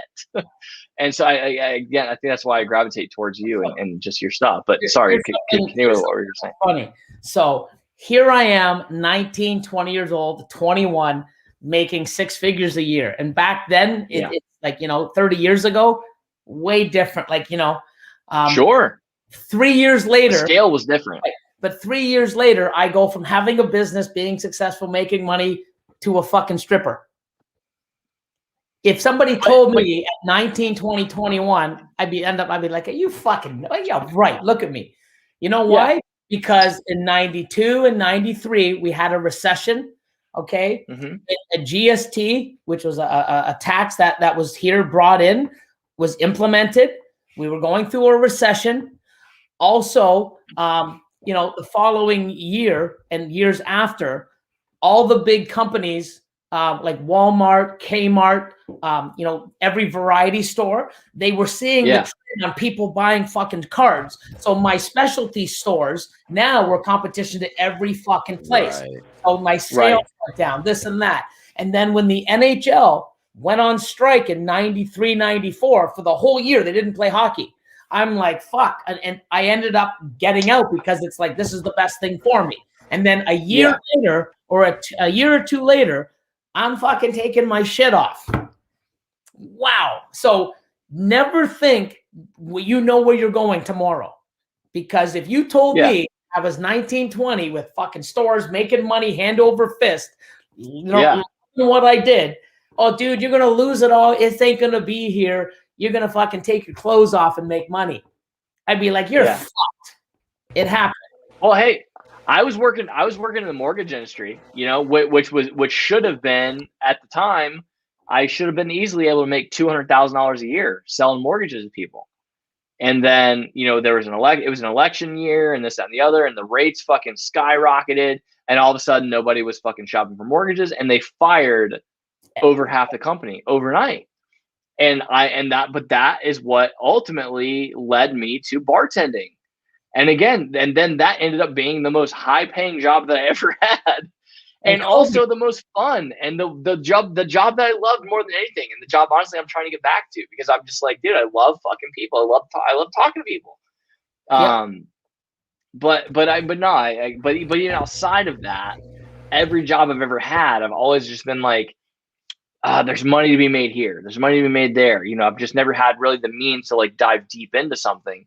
And I love that you have been able to, where you built a nest egg off of one thing, and then you were able to carry that along with you, and I think that's, again, just, you are a natural businessman. At the end of the day, I think that you are. I love being creative. I like things like when people were laughing at me like 2-3 years ago. I put a post, hey everybody, send me your stickers. I had people sending stickers to people in the US so that they could make one shipment to you guys, and this, and I was collecting them. Like, what the fuck? People were like, what are you doing? You'll see. And I came up with the sticker. People thought I was a moron. Oh, you're an idiot. Oh, even people, would come into the shop and was like, what the fuck? Why would you do that? Oh, because it's like, no, you'll never fill it. Guess what, man? And I remember there was somebody, who was it that complained? They were like, we don't do sticker swaps because these stickers cost us money. And so we're not just sending you stickers for free for followers. We finally got him to be a sticker girl. Yeah. Well, finally, so years later, but it's the little things, man. It's the little things. Right. And I saw something and I did it. And the funny thing is people thought I was a fucking idiot. Now it's like standard. People it's the standard. Yeah, it definitely is. Yeah. And I mean, I just feel it. I go with it. And people thought I was a fucking idiot. Oh, look at these sticker girls. Well, guess what? There's all fucking tons of us sticker girls. Like, fuck it. Yeah. And I'm proud of it. Now it's literally it's just understood. It's part of the sticker wall. Now I have people message me. They're like, hey man, can you send me some stickers? Like, I'll send you blah, blah, blah. Yeah. All the time, man. And it's funny because a lot of times now the people have their stickers before they ever have their first clutch. It's, the stickers come, way early. But what it does, it's just part of the business, right?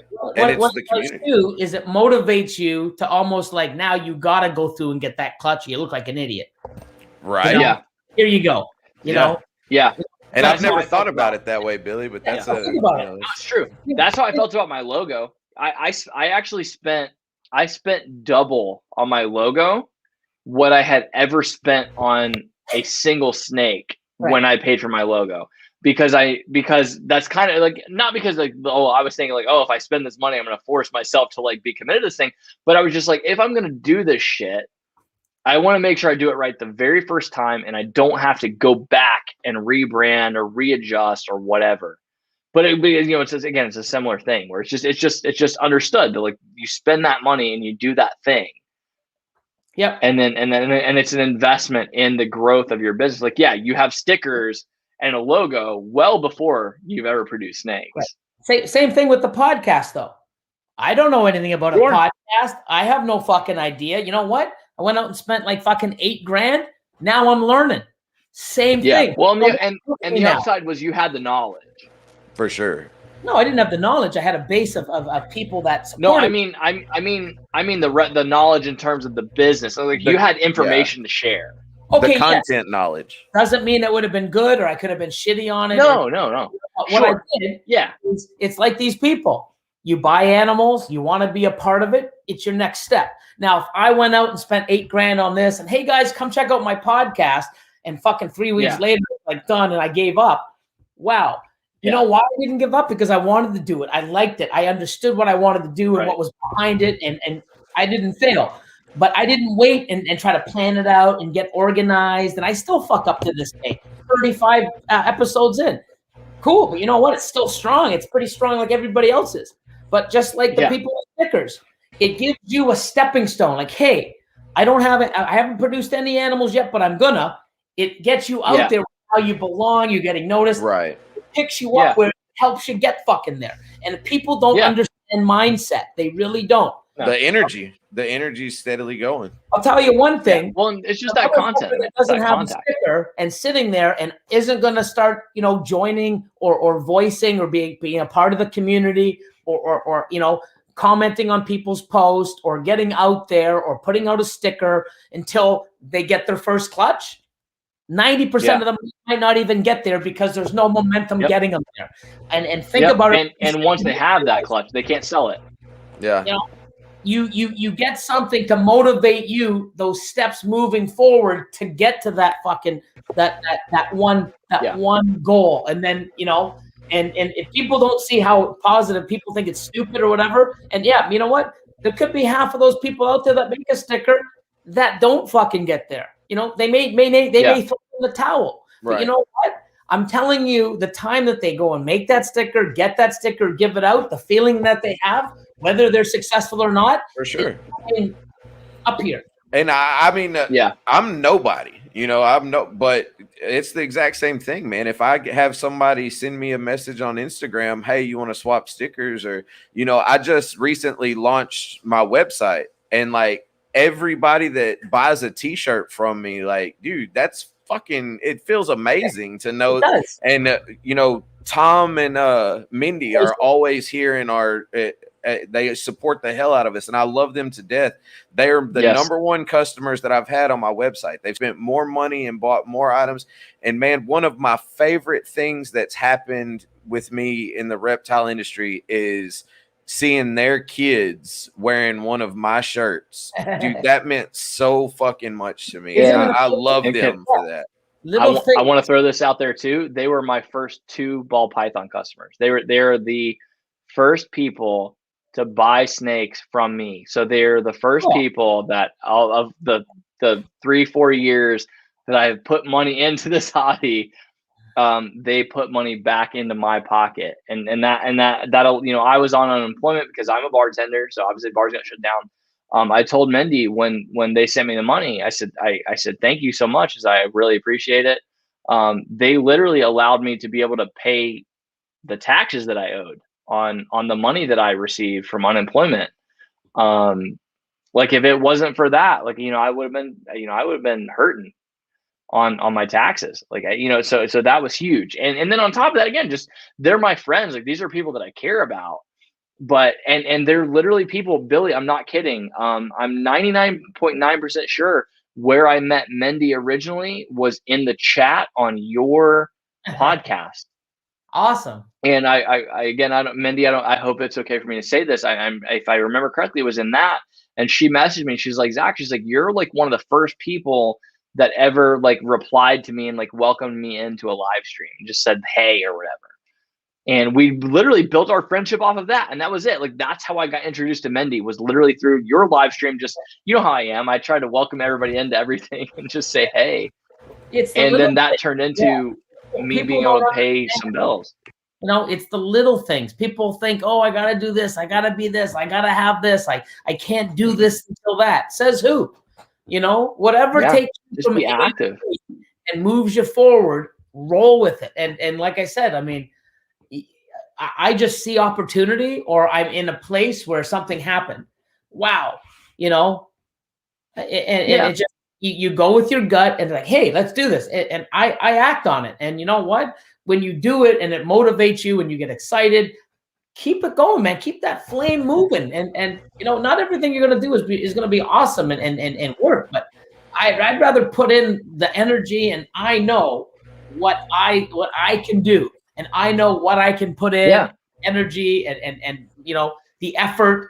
And I know if it's not going to work, it's because it's just not meant to be, because it's not like it's for sure. It's not going to die because of your lack of effort. Yeah. Right. The reason why it didn't work is because it wasn't meant to be.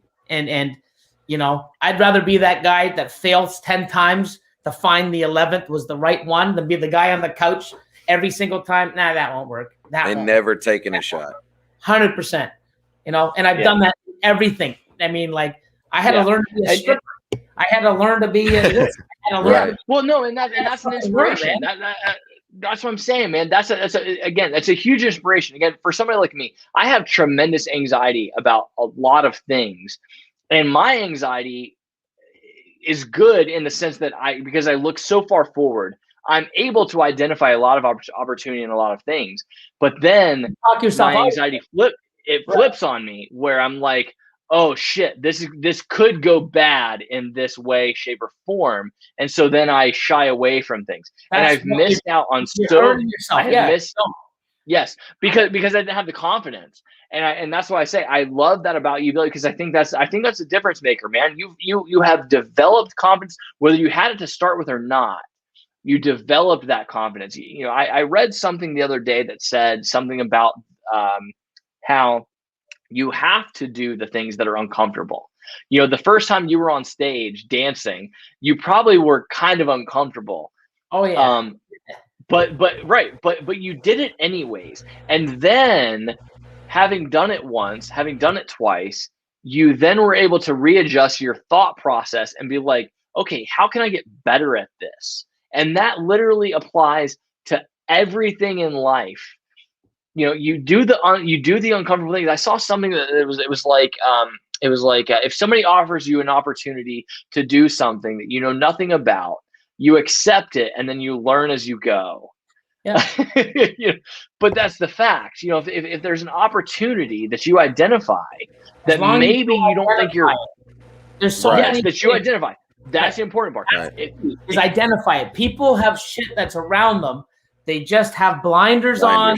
They either feel that they're not like that. I mean, like, it's so many negative mindset, little tiny things, and you're like, what? Wow, I'll hear something on a conversation. I'm like, what? And I'll look into it. Like, whoa, little tiny shit like that. You got to be observant, listen, and it's incredible how things just develop, and it's, you know, don't close off, but don't be negative, because you have this in front of you and you're talking yourself out of it before giving you a chance. And that's how I am, and that's I'm really trying to work on that. And I'll tell you this, and again, this is, you guys have probably been waiting on me to say this shit. Ultramel, I identified that shit way early on, and that fucking market has grown. The price on them has gone up. It has. Yeah. The number of them that are being sold on Morph Market has gone up. The number of availability is still super fucking low. And the big players like Brittany Gobble. Brittany Gobble has just recently gotten the Ultramel project. You know why? Those are because of you. No, Zach Fact. Hashtag Zach Fact. I fucking hope so. Dude, I want to say, first of all, that if you're serious, that's like the greatest compliment that I've ever received, because I've been telling people, that's why I've been talking about Ultramel, because I loved it. I identified that, honestly, I think it's undervalued. Yeah. And so I'm like, okay, I'm going to buy into that 100%. I'm going to 100% dedicate my entire collection to this one thing, because I see that Kabilka's working with it. I see that Ozzy's working with it. I see that Billy's working with it.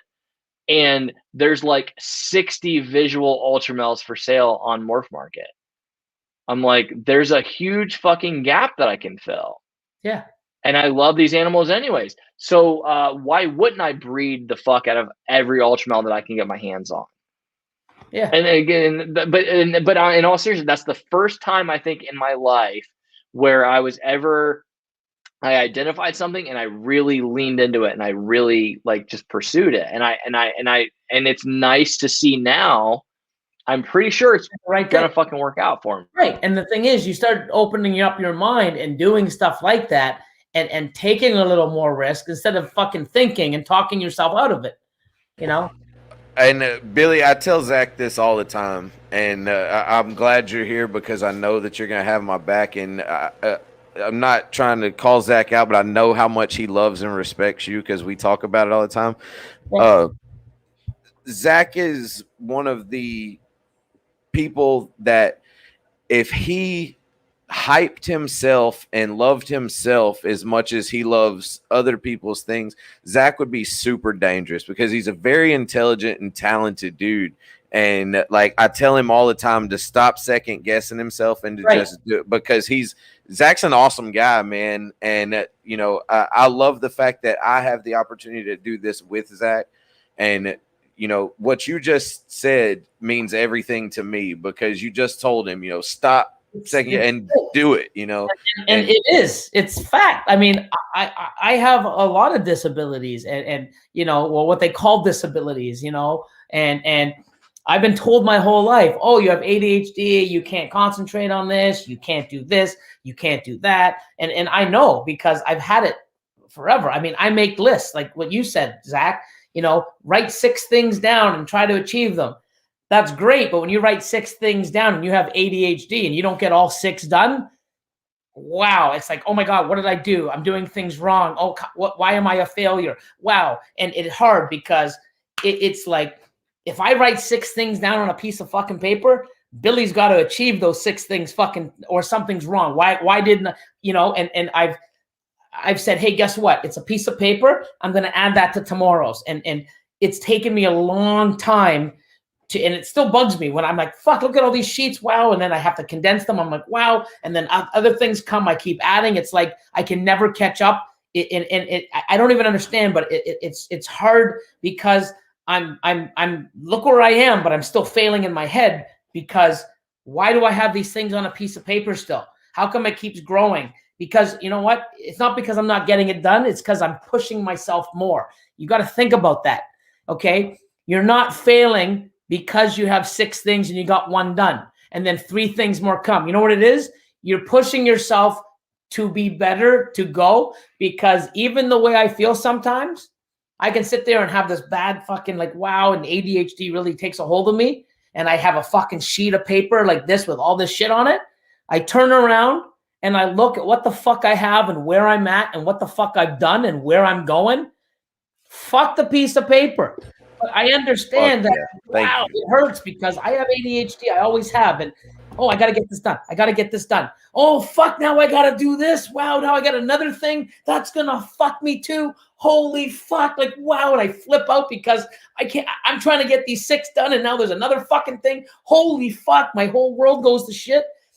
You got to, and it's hard because I still haven't grasped it, but I've grasped it enough where it's like, wow, here's this fucking piece of shit pile that's fucking stressing me out.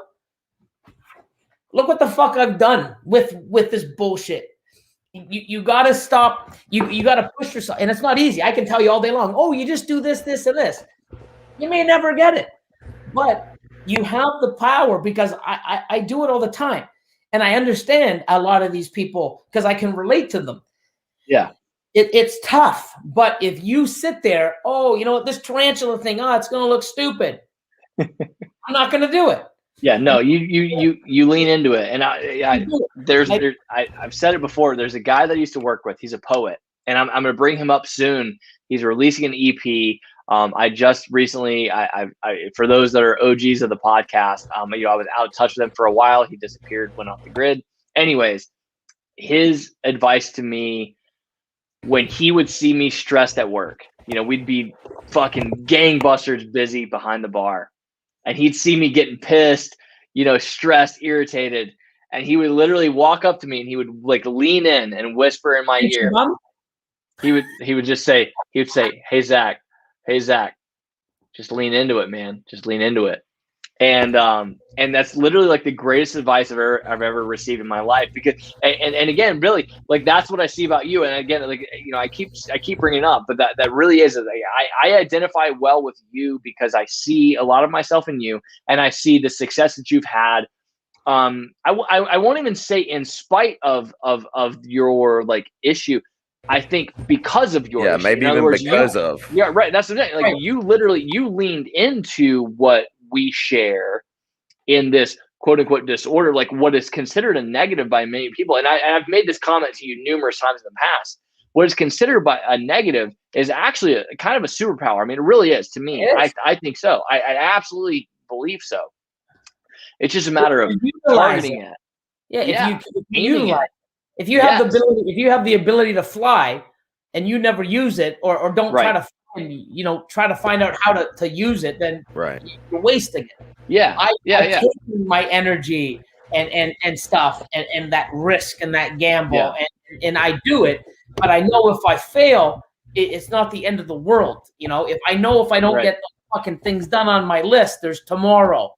And I can understand if you have lists and it never gets done and you're in the same place you were the last 10 fucking years and there's no change. I can understand why you're in a slump, why it would affect you differently from me, because I still have that feeling. But then when I stop and take my eye off the fucking pie, holy fuck, I did this? I'm doing pretty fucking well. I hired my team to help me get here. I hired him. I handpicked him. We blend together. You know what I mean? So no matter where I am or who's doing it with me, I had some goal. I could have hired 3 other people. Instead, I chose Austin at 19 years old. And it worked out. I was going to be running my fucking company and a partner in it at 24, 25. Wow. I could have went and got somebody else that's been doing this for 10 years. Hey, you want to blend collections? And wow, with all of our experience together, I did it. You know why? Because that's what wasn't my feeling. I could have done many things. Wow, go with it. And I understand many people do, but as long as you're moving forward, if you're in the same place for 10 years, that's going to stress you out, and it'll never. It's always gonna. You have nothing to look what I've done instead. And it might sound cliche as shit, but you can shoot 1,000 times and hit once, and you still hit more times than if you never pulled the trigger. 1,000,000%. And if you do that and you do it again, next thing it's 20, then it's 100, and then it's 300. You keep pushing forward, man. I mean, that's the thing, But if you don't do it at all, you get fucking 0. Yeah, and that's what I was saying. Like, that's coming back to what I was saying about just. I respect and I love and appreciate your confidence, man. And again, I think that also, like, you built that, right? Like, it's not like you just had it. You were able to build that because you leaned into something early on that you identified as an opportunity, whether it was the cards or whatever, you just those early things. Again, like, your friend said something about like, oh yeah, like, these are doubles. And then you turn that into a business, which is crazy to even think about, but it worked out in your favor. And so you kind of had that confidence going in, right? Yeah. But you were also smart enough to, again, like, identify when that was slumping off. And so then you transition to the next thing and you leaned into that. Like, you literally have always given everything of yourself, every part of yourself, every hour of your day to anything and everything that you do. I tried. Yeah. I mean, again, this is from the outside looking in. This is my, kind of just, thought on having heard your story. And that your story is why I was excited to have you on. Legitimately, I love your story, Billy. I almost don't give a shit about your ball pythons and the stuff that you breed. I love your story, man. I love what you have done with your life. I love where you came from and where you're at now, and that's why I'm excited to ask you, you know, about the things that you're planning for the future and where you're headed, because I don't know. I identify with you mentally, so I think that's just great. But appreciate that, man. I mean, that's awesome. And the thing is just, you know, I'm myself. I know what my boundaries are. I know what I'm capable of, and exactly. I still want to see what I'm more capable of. I don't have, oh, this is where I can't do this. No, there is no bar. I'm always who was it? Bar. And when I find the bar, I find another one. You know, there's no ceiling for me. And push the fucking bar out of the way and keep going. Exactly. Do you guys? I'm not willing to try or find out or learn. You know, I'm afraid of many things, but I'm willing to experiment. Who was it? Do you guys remember that was on? No, Chad. That was on MJ's podcast. That he said, some friends you have, their elevator doesn't go all the way to the top. Hey, that's a good one. He was saying, he's like, my elevator doesn't stop. He's like, my elevator doesn't have a top floor. Yeah. I can't remember who the fuck it was, and it's gonna bother the shit out of me. He's on MJ's podcast not that long. He's a big breeder. It's I hate that I'm not remembering this, so I apologize if you're watching or if you see this after the fact. No, I heard that episode too. Yeah, but he said that he was saying, he's like, you know, not all your friends' elevators gonna go all the way top. Oh my God. It was just recently too. Levance. Yeah. Levance. Yes. Levance. He was like, not all your friends' elevators are gonna go all the way to the top. You know, some of your friends are gonna get off early. But that's the thing. And again, it comes back to the confidence. But again, Billy, I think that you I love that you rolled the dice on yourself very early on. And I think probably part of that was you didn't have a choice, you know, early on. And again, I don't know your situation, but you know, when you were 16 years old, you were still going to high school. Like the fact that you were 16 and you were living on your own and you continued to even attend high school is amazing to me, because most people, if they were living in a situation, again, I don't know what your situation was, but they're living in a situation where they found themselves having to live on their own at 16. Yeah. So 16 most 16-year-olds, 16 and 17, and 18, I dropped out of school. Yeah. Opened up my business, and then I went back at 21 years old, 21, to finish my grade 12. Yeah. I had my business. Yeah. And so a lot of people would have just not done that, you know, because it's like, because you were successful. Like there was no real reason other than just like, I guess I'll do this. And you know, maybe it was a thought of just like, maybe it's like, okay, I need to have this as a backup plan. You know, it's like a safety net kind of thing. Like I need to have this done just in case. Like having my grade 12, right? Here I am. I have a business. I'm making great money. I wanted to get my grade 12. So I went back 2 years older than most of the kids, you know, grade 12, but I did that. And then 2 years later, I'm fucking a stripper. What the I'm only shaking my head because I have a GED in the United States. So in the United States, I dropped out of high school when I was 17 years old. I dropped out what should have been my senior year because I moved from North Carolina to Georgia and then back to North Carolina. And they were like, hey, these credits, the high school credits don't actually transfer. So you're going to have to go to summer school and then you're probably going to graduate late. And I was like, yeah, fuck that. I'm not doing that. Like, that's stupid. and so, you know, I got a GED, and I always kind of like would down myself about having a GED. Well, then I ultimately, long-term, I ended up going to one of the top 20 mechanical engineering schools in the United States. I went to Auburn University, major university in the United States, with a GED, you know, and the thing is that pissed me off was I'm thinking to myself, I'm like, I wish that I could go back in time and tell every 14-year-old kid in my high school that, hey, guess what? You can get a GED at 15 and you can still attend a major college. Yeah. But none of the counselors told us that. You know, they told us that we had to go through these like specific, you know, bullshit routes. And I'm just like, this is garbage. But again, that's what I love about you, Billy. You've always gone the fucking alternative route. You've always done your own thing. You've always pursued your passion. I fucking love that right now over your left shoulder, it literally says passion. Hatching your passion. That's y'all's thing. Yeah, I mean, dude, I hope that people don't, well, whatever, it doesn't matter. I've seen it before where people are complaining like, oh, this was just like, like you just want to like hype up your guests. Like, no, like legitimately, you are like one of my biggest heroes in the world, not just because of the hobby. Literally, if you weren't a reptile breeder and I knew your story, I would be like, I fucking love this dude and respect him.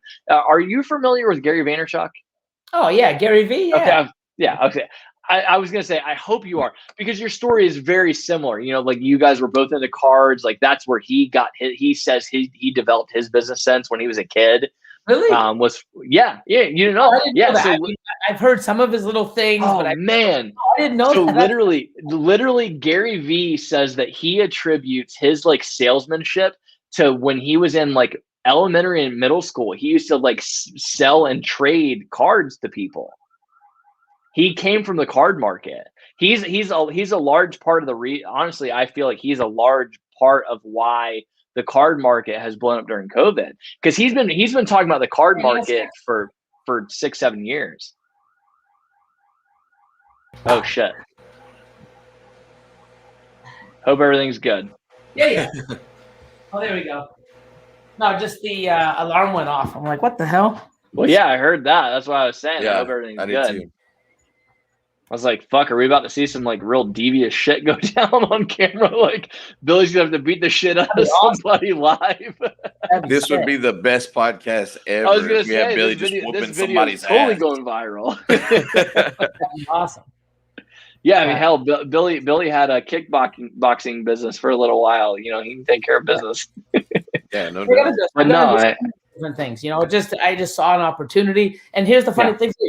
You know how I got into that? Where I always wanted to get into martial arts at some time, and I always wanted to do it. I just never had the time, because here I am, this and that, my businesses, being a ripper, working all night long, sleeping all day. Last thing you want to do before you have to go into work is train it.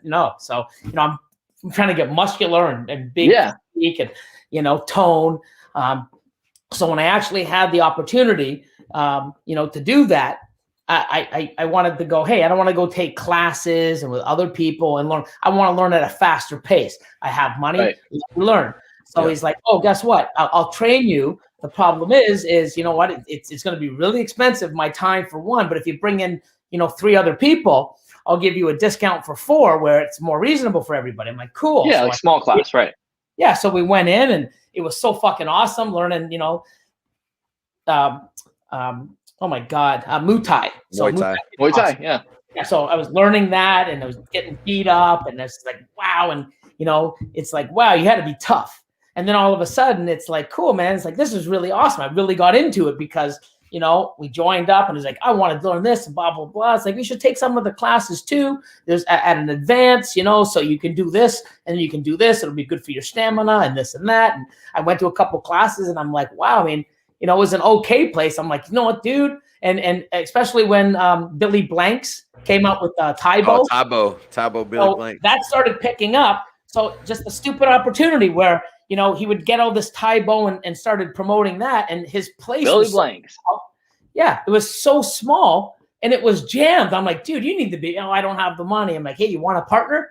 And from me going and taking lessons privately to going in to want to do something better. Yeah. Next thing you know, hey, I got money. Let's open it up. And then I became a partner. We had a bigger. Again, man, that's that rolling adaptability. Yeah, and that's how I got into that hobby. It's that snowball. You built yourself. So like, there's people out there that are familiar of like the debt snowball. Of like, oh, I have all this debt, and I'm gonna use this debt snowball to pay it off. You had the opposite effect, where you started with nothing, and you had nothing, but you also were given really no option but to work your ass off to pay your bills, because at 16 you had an apartment that you had to pay for, so you were taught immediately. I have to make like a basement. Yeah, or exactly, like a bare bones fucking luxurious, hole in the ground. Oh, man, look at me rolling at 16. Yeah, like a hole in the ground for you to live in. You had no other option but to find a way to pay for that. And so I feel like that's what ingrained in you, that ability to identify ways to make money, where you're like, okay, and then just snowballed from there. So for you, it was the opposite snowball, where you started from zero and you were given no other option. And then I just think, because most people say, you have to have money to make money. And I love that you're now in the position to where you can do that. But I don't want anyone to take away from this that, oh, you have to have money to start with. No, you don't, because and Bill, this, Gary talks about it all the time.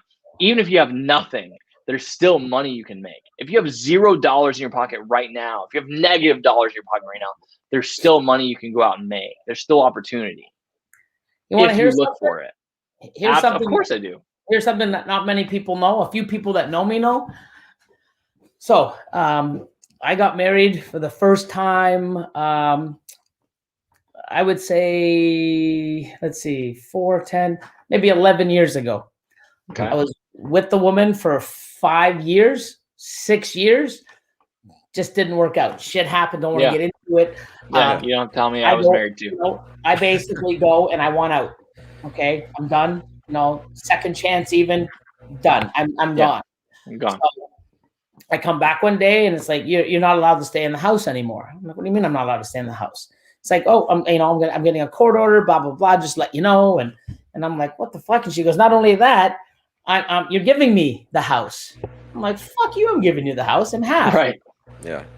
Holds up her phone, shows me, oh, I know what this snake is worth. I know what this snake is worth. I know what this snake is worth. This snake. And at that time, I wasn't a business. Right. I was, I had the name, but it was just like, wow, I know how much you made. I know how much it's worth.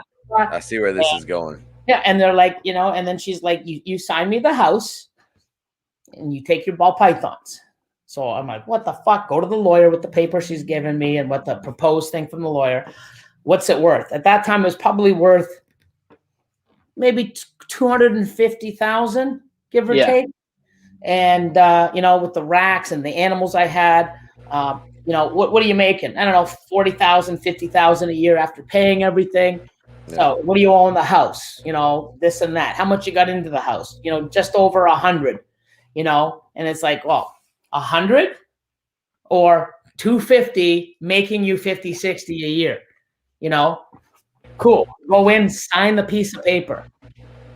As soon as I signed the piece of paper, it was a fucking Tuesday. Okay.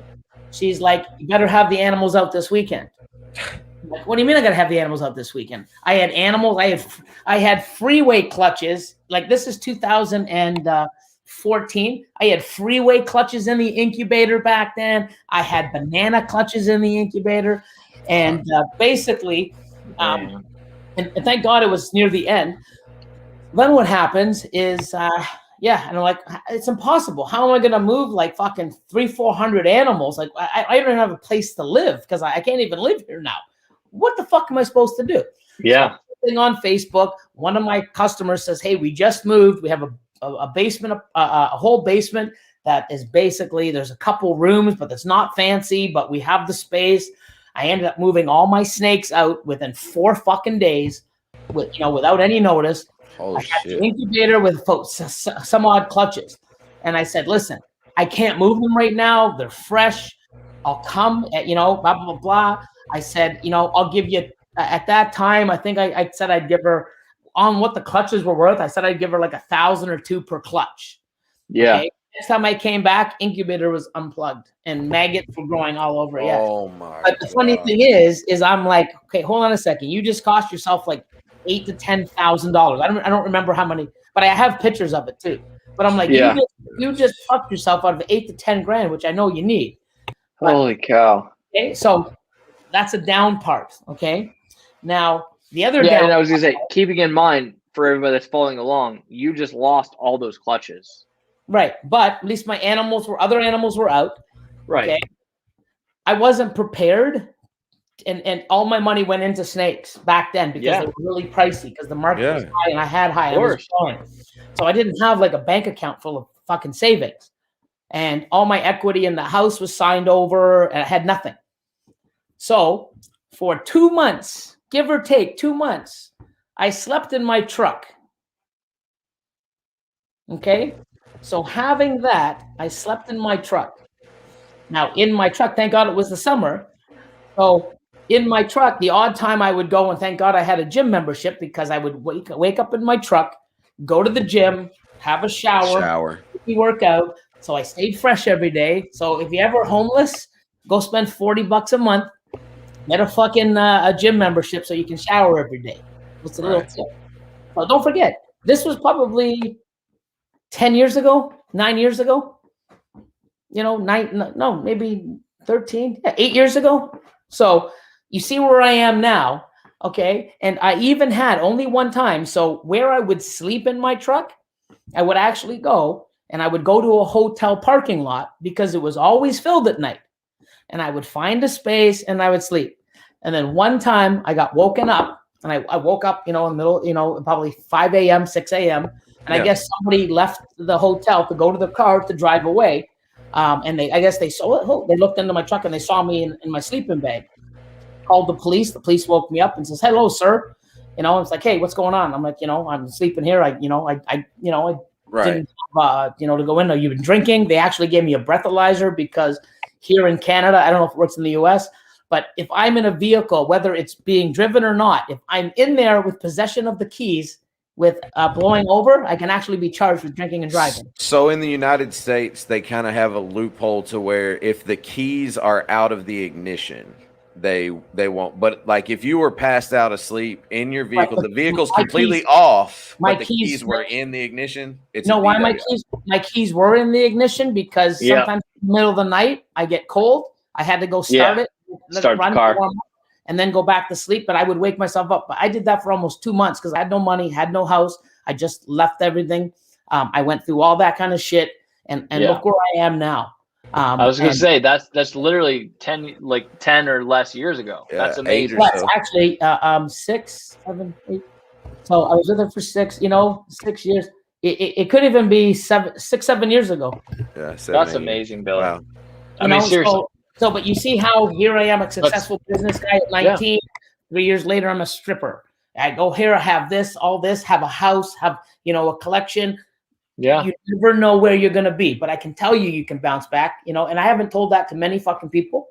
But you know what I mean? That's amazing. It's something where you never know where you're gonna be tomorrow, and man, it's not cool.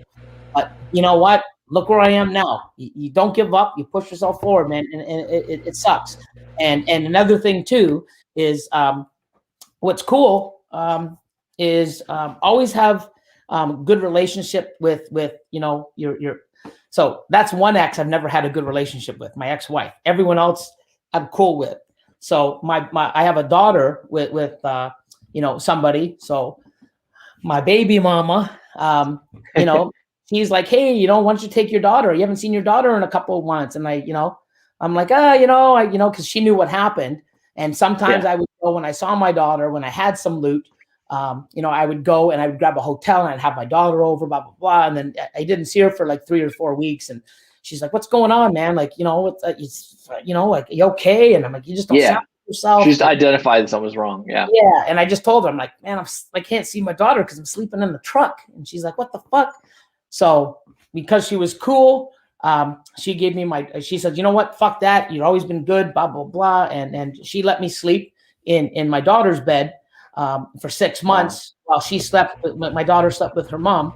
And, we helped each other out. I got back on my feet and I haven't looked back. So, but if I was a piece of shit or an asshole, right? You really, it sucks because you see so many people and moms use the kid against the dad and vice versa. It sucks. And thank God I was blessed and have an amazing, daughter and baby mom that it's a bit, amazing situation. But that's based on your treatment. And it's awesome. So, but I mean, that was just recently. So, when people say, "Hey," and it's come back because, once I went from that business owner as a kid and wow, and then all of a sudden, danced and then got into something better. And then I got a house and I got married and I have a collection that's, $250,000 and growing and cool, all taken away like that and starting over. and I slept in my truck for under 2 months. But then I would go get a hotel once in a while. But man, waking up early, before the parking lot, because when the sun comes out, you're in your car. Fuck it. Then you go to the gym. Yeah.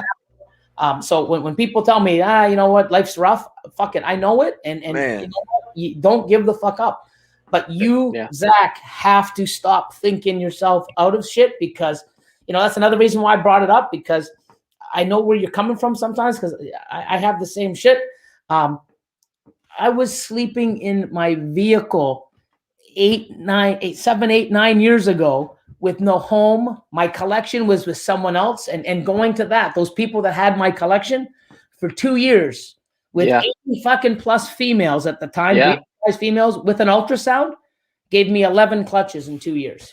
Right, which tells you right out of the gate that they fucked you out of a number of clutches. And then all the money that I would send them to buy rats, when I would go down there, every month or two and weigh the animals that were like, 10 grams less every month. What's going on with the money? They're losing weight. Yeah. And then I end up finally getting a better place. About a year and a half later, I brought them back, and I had 43 clutches the very first year I got them back. So, you need to stop thinking out of it. And I've gone from high to low and back up to a place where I never thought. And wow. So look where I am now compared to, and thank you for sharing that. Yeah. It's just, it's something where don't think that you can't go anywhere. And if you do, and you're at the bottom, you can bounce back up, because look where the fuck I am now. Well, in a year from now, who knows where I'm going to be? But you know what? I'm not going to that's a go, testament. oh, this happened to me twice, and this is where where it's going to. Oh, this happened to me back when then, and then happened to me years ago. Oh my God, that's kind of where I'm at. Yeah, that's kind of where I'm at. I'm like, if I think like that, what the fuck? Like, I wouldn't be creating this amazing thing with my team. I mean, I don't think about what can happen. I think about what I want to happen. Yeah. But who knows? In 3 years, who knows? Who knows what the fuck could happen? But all I know is you also know you've lived through it. Yeah. I know that it's happened twice, and I have bounced the fuck back. So, but don't trust me. I could sit there and go, oh, it's already happened to me twice. I know it's going to happen to me again. I'd be a fucking wreck every day. I would not push myself. You really got to stop, you know? And like, I mean, you want to corroborate my story, I can get my baby mom or even my daughter on the phone. And trust me, I believe you. I mean, it's not like, wow, Billy fucking, I mean, it's hard to admit it, but it's truth. And if you can't think about where you are right now, fuck, I'm getting emotional. Like, I know, because I've been there, dude, many times, man. I mean, I know it, and like, it bugs me too to this day. Look how successful I am, and I got fucking piled. But you still killed yourself for the shit that happened before. Yeah. Like, why can't if I don't get that list together, man? If I don't get it's like, what did I do wrong? How come I can't do this? Everyone else can. And I don't know how. I don't know how I do it, but I shoot myself out of it. I go and take a walk. I look what I got, and fuck the list. Yeah. But I don't talk myself out. I mean, but I understand, because I do. And like, you know what? If anybody has someone, it's me, that's gone from here to here, like without and it, back. You know. I mean, you gotta. I can't even give you advice how I've done it. I just know you don't have to. No, just you telling me that your story, man. Like, again, because I knew some of your story. We didn't know this. I didn't know this part. I don't really tell a lot of people. No, and I hope you know how much I appreciate it, man. I mean, really. And we'll be in touch after this, obviously. But I mean, I know where it is, being at the bottom, and I think maybe that's one thing that, I mean, wow. And I mean, I was going through, like, my marriage gone. I lost my house. I didn't have animals with me. They were 2.5 hours away at someone else's place. I had no money. I didn't, all my money was in my snakes, and not cool. But look what I did in 7, 8 years or whatever it was. And, you could actually look, if you go back to one of my Facebook posts, you'll see something on my Facebook saying, wow, I wrote a big thing, I don't know if I took it down or not, but it's like, wow, hey, I need some help. I got a collection to move, and I put something up. But yeah, I mean, that's the past, and look what I've done bouncing back. And it's easy to talk yourself out and say you can't do it. It's easy, but you know what? I'd rather, bust my balls and prove myself wrong. And other people, especially, like, fuck the haters. Yeah. Yeah, so, man, you have far exceeded my expectations of any of the business talk. I think, because again, that was my thing going into this. Was my thoughts of you always has been, I want to talk to Billy about business, because Billy started from literally nothing and has never been, as far as the eye can see, anything but successful. Correct. But I knew that there were some not that I wanted you to talk about the speed bumps, right? In a sense of negativity. I don't want to hear. I don't necessarily want to know about negative shit, right? In terms of the details. But I wanted to know about it in the sense that I knew that it would inspire other people. Like I was talking about earlier, there's a 14-year-old kid that's in this live tonight, that supports us tremendously. He's reached out to Bradley and I both. He's a great kid. That's amazing. That's it. Like I love every part of that. That's amazing to me. I love the part of what we do, where people reach out to Bradley and I, and they're like, "Hey man, I just found y'all's podcast, and like, where should I start? Like, what's the first one I should listen to?" And I'm just like, I want to cry, because I'm just like, wow, I'm just some fucking guy, and yeah, exactly. Like I'm, and so again, like I compare myself to somebody like you, Billy, because again, not that you and I have lived the same life, but I just feel like you and I have this just weird connection, in terms of the way that we function mentally. And I again, like Bradley said earlier, like, dude, if it wasn't for, Brian Cusco's Patreon, I wouldn't even know Bradley. And like, I consider this dude family. Like, he and I text every day, like, and if we don't, I'll be having a shit ass fucking day, and Bradley will text me, "Hey man, how's your day going? I hope you're doing fucking well." Like that kind of shit. Like, it's literally like family. And I feel the same way about you, man. Like, and I think that's the thing with you, Billy, is that I feel like you get a bazillion messages daily, not because of all the people that are like, "Oh, I just got in the hobby and I found your YouTube and like you seem knowledgeable." I feel like 99.9% of what you get now, or probably, is a lot of people that have been in this hobby or have had snakes, and you have re-inspired them, through your story. A lot of that, which is amazing. I mean, I get everything. And the thing is, it's funny because I see people, well, I've been doing this for years and I'm failing, and I'm just, you're not doing it right. And it's like, yeah, I mean, the one thing that I see when people tell me their stories, it's always like, this isn't for me, I can't do it. And I'm like, it's like, yo, motherfucker, like, you don't even know what the fuck I've been through, but I don't hear that. It's like, whoa. And I try to be positive without telling them, like, hey, you know what, I was homeless fucking 8 months ago, and I lived in my car, and look right now. It's hard to talk about that shit, man, for sure. You know what I mean? And like I said, I don't think I've told that to anybody, especially on social media. No, friends and people, And that, people, I do. I hope you know how much that means. Yeah, well, at least it's to us. I know where you are, dude. I have the same conditions as you, and I know, but it's like I can go from, and I don't. And here's the thing: tomorrow isn't fucking guaranteed, people. No, 100%. No, my facility and all the hard work I just put in my team. My team can leave any minute. They can say, "Hey, I'm gone." Austin's already said a few years ago that he wants to move and work for his family in Portugal. And I'm like, dude, man, like my whole vision for Mutation creation is part of you. I want to make you an owner. Yeah. I mean, that was sort of like, oh my God, like, what do I do? And here's a 20. Right. Yeah. It was 21. What happens is somebody pulls There's the a rug off 21-year-old kid that I'm fucking going to lose because he wants to go, to Europe and live with his family or live out there. And I mean, wow. I mean, I lost a big chunk like my heart sunk in my stomach. Whoa. And I'm like, whoa, and now it's like he sees more here, and he's more on YouTube, and he understands the bigger, thicker things. And I think that is, but that popped in, and he told me, I think I'm going to move in a couple of years out there. And I'm like, whoa, I mean, but you have to, in your mind, deal with that thought process. You know because what? it might happen. But yeah. you would be, oh my God, he's going to leave. What do I do? And you would not function forward. You would function, downwards or linear.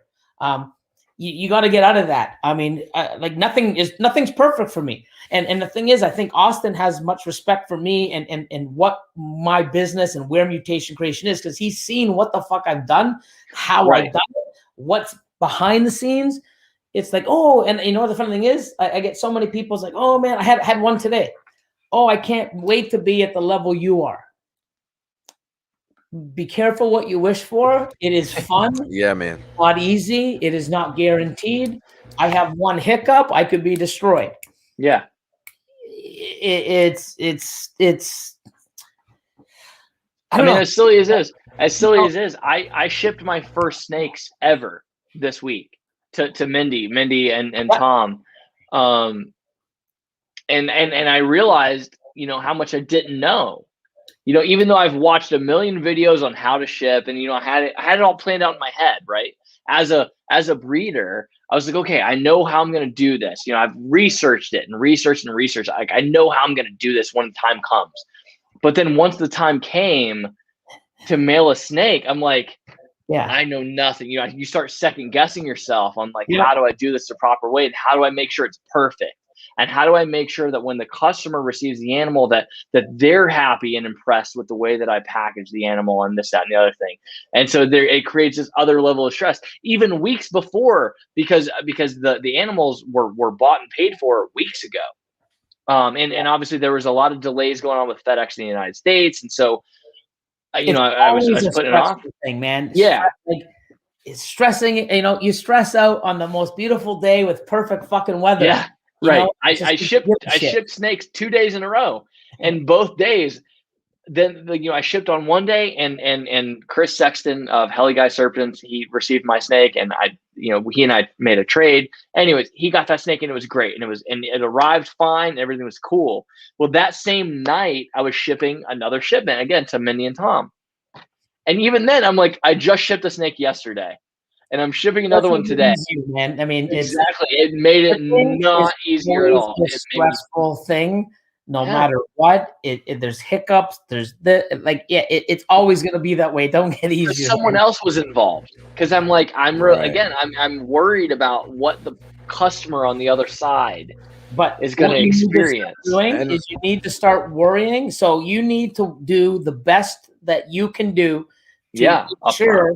And this is with everything. For shipping, we're going to use it as an example. If you make sure that animal hasn't eaten like 4 or 5 days or, beforehand or a week prior, you plan that out, you put it in the proper place, you package it right, you do what it needs, you do the best you can, you put it on the box. You cannot fucking beat yourself up or stress out or turn everything else off. Just, I can't do nothing. Just wait. You got to keep moving forward. And then when the shit hits the fan, then you jump into fucking deal with it mode. Yeah. Yeah. Mindy's in the comments, right? She said, so I kept telling you it was going to be okay and everything will be fine. But again, it's that pressure I put on myself, because it really, at the end of the day, and that's what you got to stop doing. You got to, I put way more pressure on myself than I do than my customers do. You got to get out of your little thing. I don't, like I said, I don't know how. I know what you're doing because I've done it many times. I don't know what triggered me. I don't know how I deal with it. All I know is I do. Is it easy? I don't even know, but I know I deal with it, and I'm like, oh fuck, and I get stressed. It's a confidence thing, man. It's a confidence thing, and it's gonna build. Confidence. It's not like, oh, this is here. Don't worry, I got it. It's like, how do I do this? It's not an arrogance. I have no choice but to fucking deal with it. And that's what it is. I don't have to sit there and go, oh, am I doing it well enough? Who gives a fuck? I just got to do it. Yeah. And right. Do it. There's no other choice. It's you have to. There's no other choice, and that's what you got to do. Like I got to do it. Get it done. If it doesn't work out, why do it better for the next? I feel like it's more of a logical thought. Like, in other words, it's not even a confidence thing, but it's just like, logically speaking, this animal is going to be shipped on this day because this customer is expecting it. So I have literally zero choice other than to do this the right way and just be done with it and get it over with and get it out the door. And then after that, it's on FedEx, but I did my part right. So everything's cool. And that's kind of where I'm at now. Like once I shipped the first one, I felt a lot better. Like when I shipped Mindy's animals, I was like, okay, like I feel good. Like, you know, I know that the packaging was right the first time. Like I know that I'm detail oriented enough to where like everything was cool and everything was right. And the first animal made it. But yeah, it's just, yeah, you know, so it is, you're right, Billy. And I appreciate it, man. I genuinely do. I hope that this stream has not been too selfish. You know, for those that are listening afterwards, I appreciate that there's some people that are in the comments saying that they needed this kind of message. It's true. Yeah. I mean, everybody thinks, it absolutely is. You know, that's what I mean. Like when I hear, I've been doing this for 20 fucking years, and when I hear, you know, oh yeah, well this guy's never had slugs, or he's never had an animal die, or all of this shit, I'm like, he's so full of shit. You want to run away from that motherfucker as fast as you can, because you know what? Shit happens. Hey, Justin, my man, what's going on, brother? What's up, Justin? You know, it's so full of shit. You know what I mean? Yeah. Because, you know, and I don't understand who the fuck they think they're fooling, because everybody is going to have that shit happen. So when you're the one saying that, no, that my shit don't stink and this is perfect and nothing happens to me and everyone else in the world is on a different fucking boat, you're a fucking idiot, and you make yourself look like a fucking idiot. And guess what? You are an idiot. You know, it's like, wow, man, just be real. And you know, it's just, I don't understand it. But wow, it's nuts. People. No, I really appreciate it, Billy, and this whole fucking pie. I feel like this has been fucking good. Bradley, correct me if I'm wrong. This whole fucking cast has been amazing, been great, and the man. comments have reflected it. Like constantly, like every comment, like. And here's my identifier. Honestly, is that a lot of times people are like, oh, the comments are so active. There's a lot of comments. For me, it was like we had the same number of people as we usually have, but it was a lot of pauses in the comments, which tells me that people were listening and retaining everything that we were talking about, because it's the same number of people as we've always had. And I truly do believe, you know, again, Billy, you know, I've watched you on a ton of lives. I feel like we touched on a ton of things that, you know, hopefully or realistically weren't talked about in a lot of other podcasts, and, you know, that you were on. And that's not like to toot our horn. That's really a compliment to you, and a thank you to you for just, again, you know, being willing to kind of go a different direction with us. That's kind of the direction that Bradley and I have talked about, taking this podcast of just making it more about the people in this industry, and much less about the animals, because, you know, we could have easily had you on and asked you, what's the next best ball python project to get into? Or, you know, what morph did you have yesterday? You know, like, and we care more about, you know, away that you wish you still had, or but that shit doesn't matter to me, man. But I think that the stuff that we talked about is way more important. You know, the life stuff, you know, the stuff that's going to inspire the next generation is this shit that we talked about and we covered. Yeah, I hope so. But this is not only the next generation, you motherfucker. You're the one. I mean, like, you know, trust me. God, thank you, Billy. If nothing else, man, I of course I thank you for being here, but the things that you've been saying to Zach, man, like that means a lot to me, because you need to fucking, you know, instead of going and texting people, when this is done, you need to fucking go rewatch this fucking thing, my friend, and start listening. And you know, I'm not trying to, you know, sit there and go, oh, I can tell you what to do. No, I don't take it that way. Trust me. I've been you, so I can relate to what you're going through. I'm not someone here that, whoa, blah, blah. I have ADHD. I'm not making the shit up that you know. Yeah, what I mean? I know. I know what you've lived through. A lot of the same. I still deal with that shit, except like I said, I don't know how I somehow, with everything else going on. Hey, Billy, my number one thing is it's got to get done. If I don't do it, who the fuck's going to do it for me? Do it. So when this shit keeps piling up, it's always going to pile up, because you know what? When I get that, if I get that shit done tomorrow, there's another pile. You know why? Because I keep pushing myself. I'm not done. I'm never going to be done. And I realize that, hey, that pile's always going to be there. It's always been there. I'm too busy fucking doing things and getting that list done to worry about the list being there. I wish I could say, hey, this is how I figured out how to change it. I don't. No. But all I know is I've been fucking here and I've been there, and it's better here. But you need to, you know, fuck, I wish I could just say, hey, man, this is how I figured it out. I don't even know. But all I know is I go with my gut. I go with what I have. And all I know is if I'm looking forward or I look behind me, I can see it's not the same place I was yesterday. Like, my facility is going to change tomorrow. Every day, something. The needle's going to move. Yeah. 100%. And as long as it moves in the right fucking direction, fuck the pile. But you are, I can do this. And you know what? Hey, I'm going to do this. Oh, but you know what? If I do that, it could rain, and then my car could get wet, and that's exactly what I do. Kill somebody. Exactly what I do. I'm going to jail for vehicular manslaughter. Then I can't go get the tarantulas in. You know what? I'm just not going to do the tarantulas. Stupid. Yeah, I'm that guy, man. Stupid. And I've been there. I understand it. Stop it. You know what? Stop thinking. Hey, you know what you do? You write down. You know how you have a list. Yeah. Okay. I want to do this for breeding. Okay. Write down 6 fucking things. Okay. Throw the other 5 in a drawer. Work on the one. When you get the one done, pull out the second fucking one. Yeah. So you don't see a list. The list is away. You tackle one step. You don't have a ladder and fucking start at the top. You start at the bottom and climb the fucking ladder.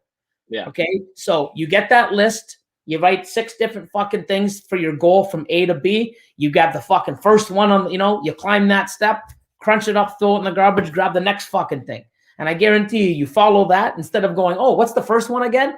You'll find the first one when you get to the second one. Because what's next after the second one? The first one. If you start at number 6 and look at number 1, you forget 5, 4, 3, 2. Yeah. If that makes fucking sense. I mean, no, it does. It absolutely does, Billy. It does. And that was the thing about the thing that I read. And I read it today, and it made a lot of sense. It was literally you make this list of 6 things, and it said you focus on number 1, and you don't worry about how many of them you get done. Anything that you don't get done, you just simply transfer to the next day. And you don't worry about whether you that though, but when you have ADHD, yeah, of course, and that's it. I'm a very exactly. I'm a very logical person in my own mind at the time, and I approach things that way. And then I start trying to do it, and I'm like, this shit ain't fucking work. This is ridiculous. There's no fucking way I'm getting all this shit done. Blah blah. But seriously, no, you have helped me tremendously. Again, if for no other reason than just again confirming to me that you and I have the same thought process. That's the biggest thing is that I love to have an example. And you're an amazing example of somebody that's a very high functioning individual that kind of has a similar thought process or brain pattern to me.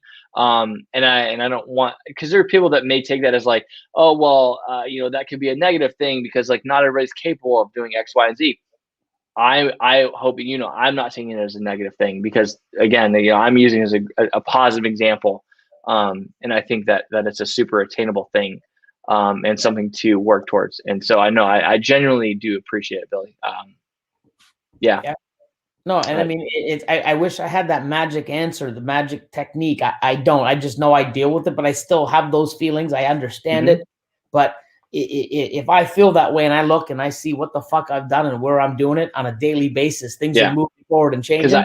How the fuck do I sit there and feel horrible? I've had those moments, man. When I was married, my wife, like we used to get into these like really heated arguments about blah blah blah, just whatever, and mostly it would be caused by me being stressed about like whether it was money. It was mostly money.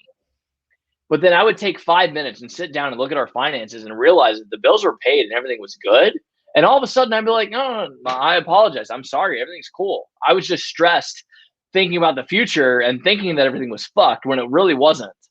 But you build these situations up. So again, I don't want to get really super personal and go deep on that shit. But again, it was there's a lot of stuff that you talked about tonight, man, that again was very personal that you didn't have to share, that you've stated again that you hadn't shared previously. And I just hope that, again, just beyond me, this stuff is permanent. Like, I think a lot of us forget that sometimes, that like this stuff, permanent, semi-permanent, as long as Google is around, these videos are going to be around. And And I know for a fact that, you know, we had a ton of people in and out tonight. I know for a fact we're going to have 1 million fucking people come back to check this one out. And I know that it's going to be tremendously helpful. I hope so. I mean, and the thing is like everyone thinks that they just see us big breeders and think, oh, we have it easy. And oh my God, this just came to us because we had money. Yeah. I was fucking homeless fucking 8 months ago or 8 years ago. 8 years ago. I started from fucking scratch, got my collection back, you know, thank God that I had my baby mom and my daughter, you know, sacrifice, you know, them for 6 months to get me back on my feet and get my animals and my own collection back. And then got 43 clutches and look at me now, motherfucker. You know, it's like, wow, you know, I could have sit there and go, oh, I just lost my house. I lost my wife. I lost this. Right. You could have shut down.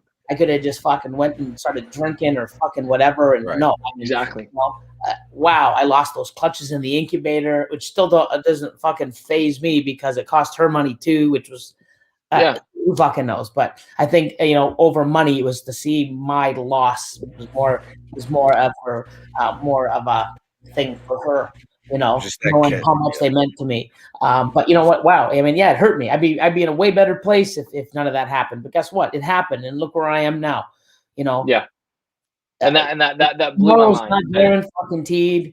You know, live for today, plan for tomorrow, work towards it, be positive, move forward. I don't give a fuck if it's a centimeter at a time. I'd rather move a centimeter at a time than leap forward 5 and end up fucking 20 feet back. Yeah, man. Yeah. If you're not, something my dad told me early on, he said, Zach, I don't give a fuck what you're doing. He said, but as long as you're moving forward, he said, if you're not moving forward, you're standing still. And Correct. If you're standing still, you're moving backwards. 100%. Yeah. Smart man. Just the theory of time. Yeah, for sure. Because anyways, but no, I appreciate you, Billy, and again, I really do. I hope that everybody's listening to this shit. I genuinely believe, Billy, that this is the best fucking live that you've ever done. I think this is the most valuable in terms of. It has nothing to do with us, man. Like it's just in all seriousness, it's just the facts. It's just the facts. You know, I knew going into this, and Bradley and I talked about this, man. We've talked about it numerous times. All of these lives are only about our guests. Like when anybody searches for Billy D. Rose, like you're gonna come up. Nobody right now is out there searching for Connected by Creatures. But there's people out there that might search for Billy D. Rose, and so we might get a portion of your audience that appreciate us, and I hope for that.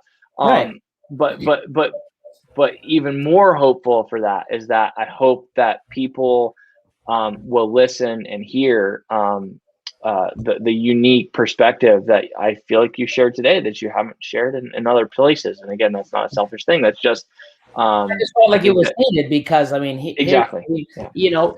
There's so many people that give advice and they got nothing to back it the fuck up. Yeah. But you have all of it. You know, and that's the thing. It's like, hey, you know why I can tell you, you know, because I've been there. Not only the first time when I went from my business owner and I failed it's not failing. It's just way different. Like, wow, business owner making 6 figures. Now I'm sitting there shaking my ass for $5 and $10. You know what I mean? Big difference. Yeah.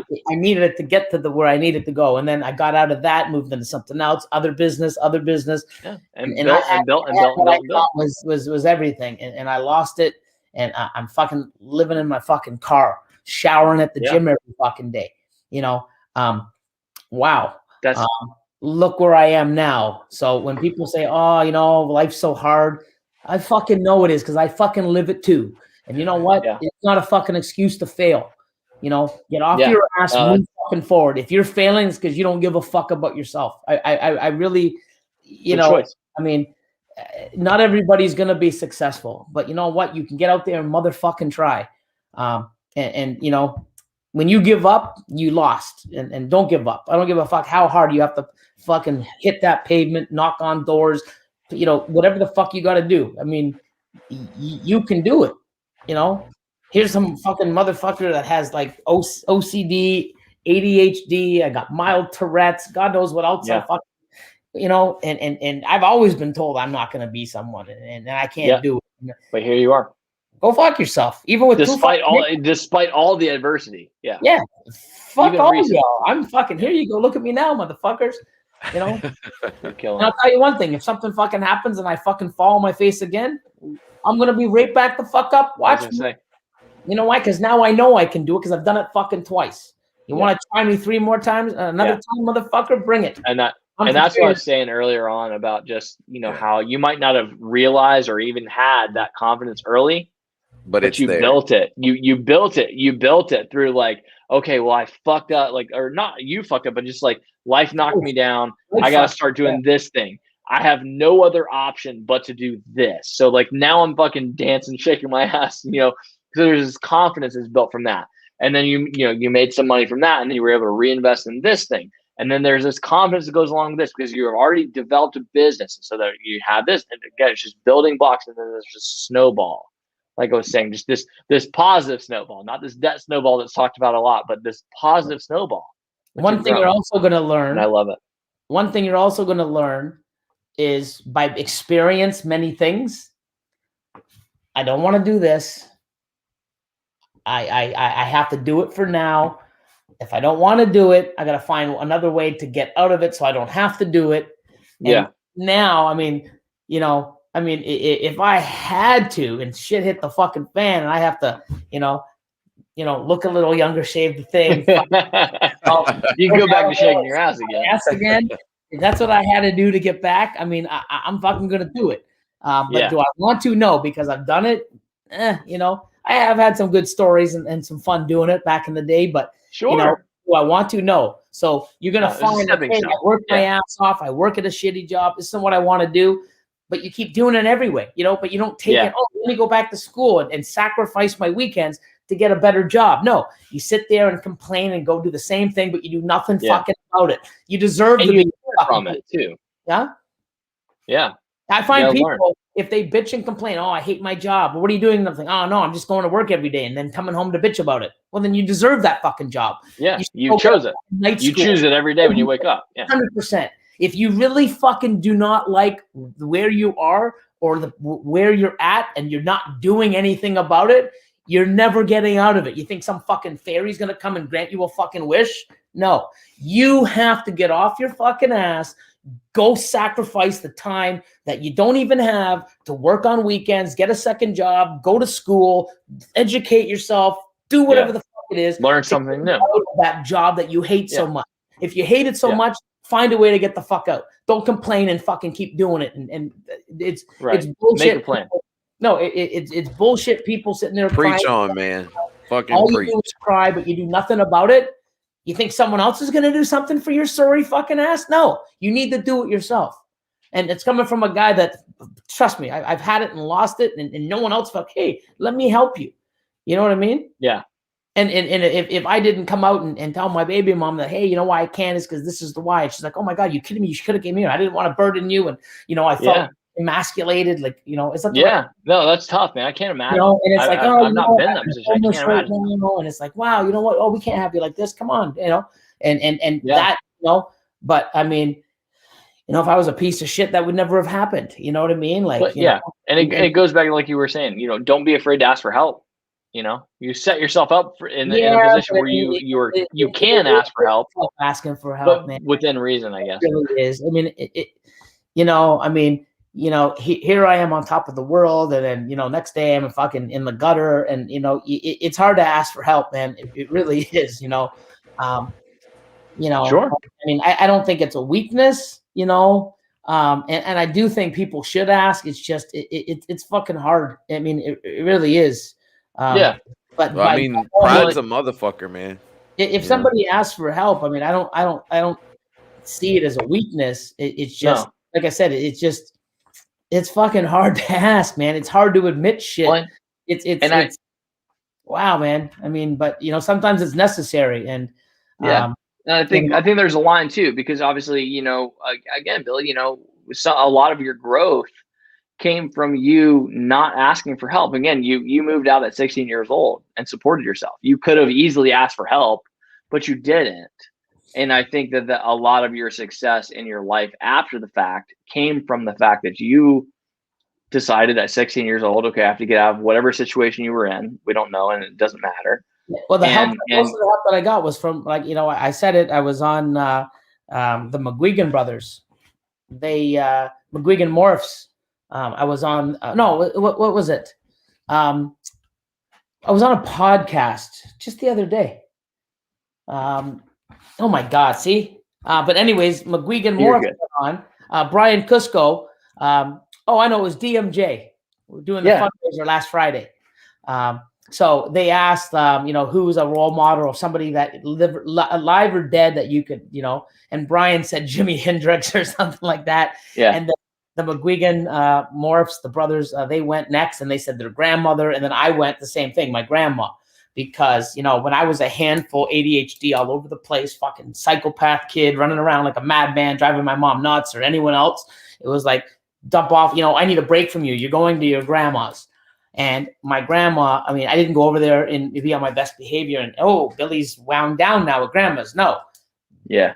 When I was there, I was probably acting out even more because I knew I was sent there and I couldn't do wow. So I was even worse. And my grandma would always put up with me and say, hey, you know what? Don't change. That's you. Be who you are. Don't change. That's awesome. Man, that's what grandmas are for. Yeah. But my grandma helped, man. And I stayed with her for a while, and then she helped with funds. Hey, you'd go over and see her, or, can you come pick me up and do this? Cool. And you come and she gets, here's a couple $100. It's like, no, grandma, here you go. And, but she always believed in me, man. And, and here you are. Yeah. But it's tough asking for help. It's tough, admitting that, you're in a bad place. But for you, you just you keep yourself there, motherfucker. You got to snap that shit out, bud. You're sitting there going, wow, positive. Nah, that won't work. Yeah. Stop that shit, bro. I wish I had that thing. Hey, man, this is what I did. It works for me, man. It might work for you. And you try it and it works. I wish. I don't even know. But if you look, man, I've been in the gutter a few times, and I crawled the fuck out fast and hard. And look, you go. No. And like I said, even this has been super helpful. I'm ready for it, but I'm definitely not planning on it. Yeah, no, even this, like I said, has been super helpful, Billy. And again, we didn't even really plan for this, this cast to go this long or to go to this aspect. But I keep seeing in the comments people are saying like, oh, I needed this, and how great it has been, and that's tremendously. Just a great feeling for me, and I assume the same for you. And I think this is a really great place to just kind of close things out. And again, just I can't thank everybody enough for being here. Those of you that have been here from the beginning, and those of you that have maybe tuned in, in the middle. I know this was a long one. We never planned for it to be this long, but seriously, every second of this has been valuable. I said it earlier. I will continue to say it. Honestly, guys, anytime you get a second to listen to these kind of old heads like Billy, not just in terms of reptiles, but just in terms of their life experience, it's valuable for you to take the time to listen to. And I love that Billy gave us his time to share everything he did on this platform. And I hope that you guys will appreciate it as much as we did and have as many takeaways from it as I did. I felt like I was a little bit selfish there for a little while, but Bradley, what you got, bud, to close us out? Yeah, man, I just want to, again, thank you, Billy, for coming in and, more than anything, like, the things that you were saying to Zach, it means a lot to me because I tell him the same shit every day. And, Zach will, he'll corroborate the fact that I literally send him a text every single day and tell him, you got to push through the bullshit, push that shit aside, man. It's not fucking worth it. And like I said earlier, man, you're somebody that, Zach really loves and respects, and for you to give us your time and for you to, go as deep and as personal as you did, it means everything. And I couldn't ask for something more from you, man. Like you, Awesome. You went above and beyond. No, I just felt it. Like, that's the thing, man. I'm sitting there going, should I fucking mention it? Or like, you know what? I think it'll help. I can go on and say that on 400 other podcasts I've been on in the last year, but I just felt like now was the time. And then that's the thing. It's a feeling, it is embarrassing, but the thing is, it happens. And you know what? Fuck. I mean, do you think that's what I wanted? I mean, no, but it could happen. I mean, shit happens all day. Like, fuck. And when shit hits the fan, man, it hits fucking hard sometimes. Yeah. And you're blindsided. But all I want to let you know is when it does fucking shit hits the fan, and it probably will or probably has, look what you are like. If you go back and think like, oh man, remember that time that happened? Wow, that was a shitty. Well, holy fuck, look where I am now. You don't you don't even bat an eye. Wow, yeah. So just push forward. But I mean, if you want a lot of people to see this, instead of putting like, Billy D. Rose, you got to put like a clickbait on here. Like, Billy fucking shows his dancing moves as a stripper. Like, everyone will watch this shit. Like, Billy fucking. Don't think I didn't think about it. Billy strips on our live show. Show us his dance moves, and he was a dancer. Fuck, you'll have this fucking, like, this will hit 1 million tomorrow. Or maybe not. Like, maybe that might. Oh fuck, that I ain't watching that. Well, shit. Hey, we're talking about. I'm gonna start. Chopping this down to clips. So there's just like a couple minute clips here and there. So I'll use this. Yeah, there you go. Oh shit. No, but seriously, thank you, man. Stay positive, move forward. I mean, it's so easy to say, but from somebody that has been there and like, I wish I could give you that magic thing. I can't, but I mean, no, this is the magic thing for me. I'm a very logical person. I'm a very logical person. And so the logical brain inside of me, talking to somebody that has literally dealt with worse than things that I have dealt with and similar things that I've dealt with, it's like, okay, well, if this guy has dealt with it and moved past it, and not only dealt with it, moved past it, but like fairly recently, it's like, well, fuck, I got no excuse. Like, I have to move forward. I have to be fucking successful. Yeah, and that's why when just that validation, it's a huge compliment. I hope you know how much it means to me. I do. And I mean, I'm glad. I mean, but you see, when I get so mad at people, it's like, oh, sure you can do this. Like, you know what I mean? I feel like, fucker, I was homeless 8 months ago. I was living in my car, you motherfuckers. Look where I am now. You're telling me you can't do this? Bob, fuck off, like, with excuses. You know what? Excuses. I mean, I think there's a saying, but I don't know what it is, but excuses are bullshit, man. I mean, you know what? No, I agree. You can sit with your excuses and fucking stay where you are, man. I'm dropping the excuses and I'm fucking hiking out of here, man. Watch me, If I want, if I want to come back one day to come see you and your fucking lame excuses, I'll come back. But right now I'm going this way. See ya. Like, like people, this is happening. I feel like, wow, that's stopping you? Holy fuck. If you knew what I went through. And it's like, you know what? You don't have the drive. I feel like, what? No idea. I almost feel like saying like, but I'm trying to be positive. Like, you know what? Just stop now. Like, honestly, hard to toe that line. You don't have it. You're not going to, stop spending your money. You do not. I feel like telling people, honestly, like you don't have it. You don't have what it takes to be in this industry or, to get to this level. Stick as a collector. I honestly, sometimes, because I can almost sense it because, wow, I mean, you don't know what it fucking takes to get to where I'm at. And not everyone has to go through all the trouble. Like, I'm sure. Yeah. Just let me save you the time, money, and Justin's whole story, right? But all I know is, I mean, the guy is successful and amazing. I know some of Ozzy's story, and I mean, like, wow, man. I mean, shit motivates you, shit, and it's like, wow. But I mean, not everybody has to have a failing story to be successful. But I mean, I don't know, right? But I can be here from being at the bottom, at the top, at the bottom, and back again. When you sit there and you're like, oh, this here, and oh, this, and this, I'm like, that's just fucking excuses.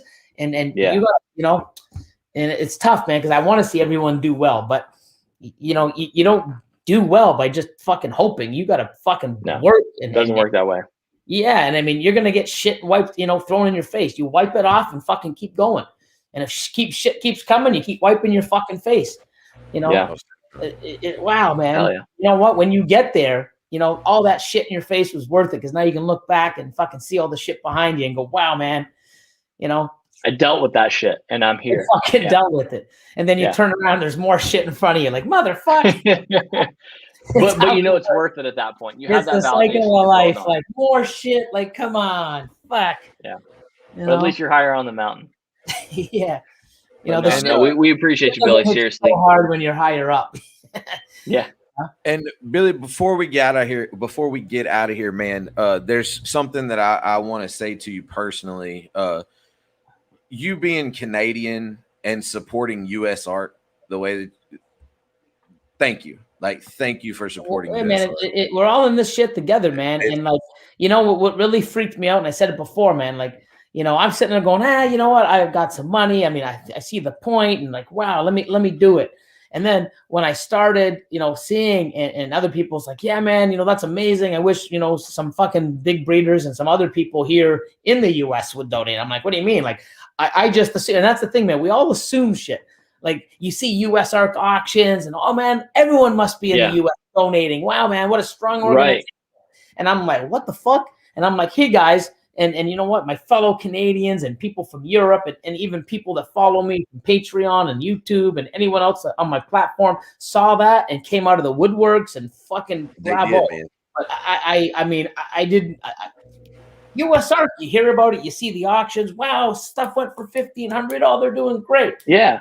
So you just assume. Yeah, easy to assume. I did. And being Canadian, I'm like, well, fuck, I got a voice. Here you go. I donated 1,000, and I'm like, hey guys, you know, I'll donate another 500 if I can get this. And you guys fucking annihilated that. Like, I think you did like 5 times what I asked for.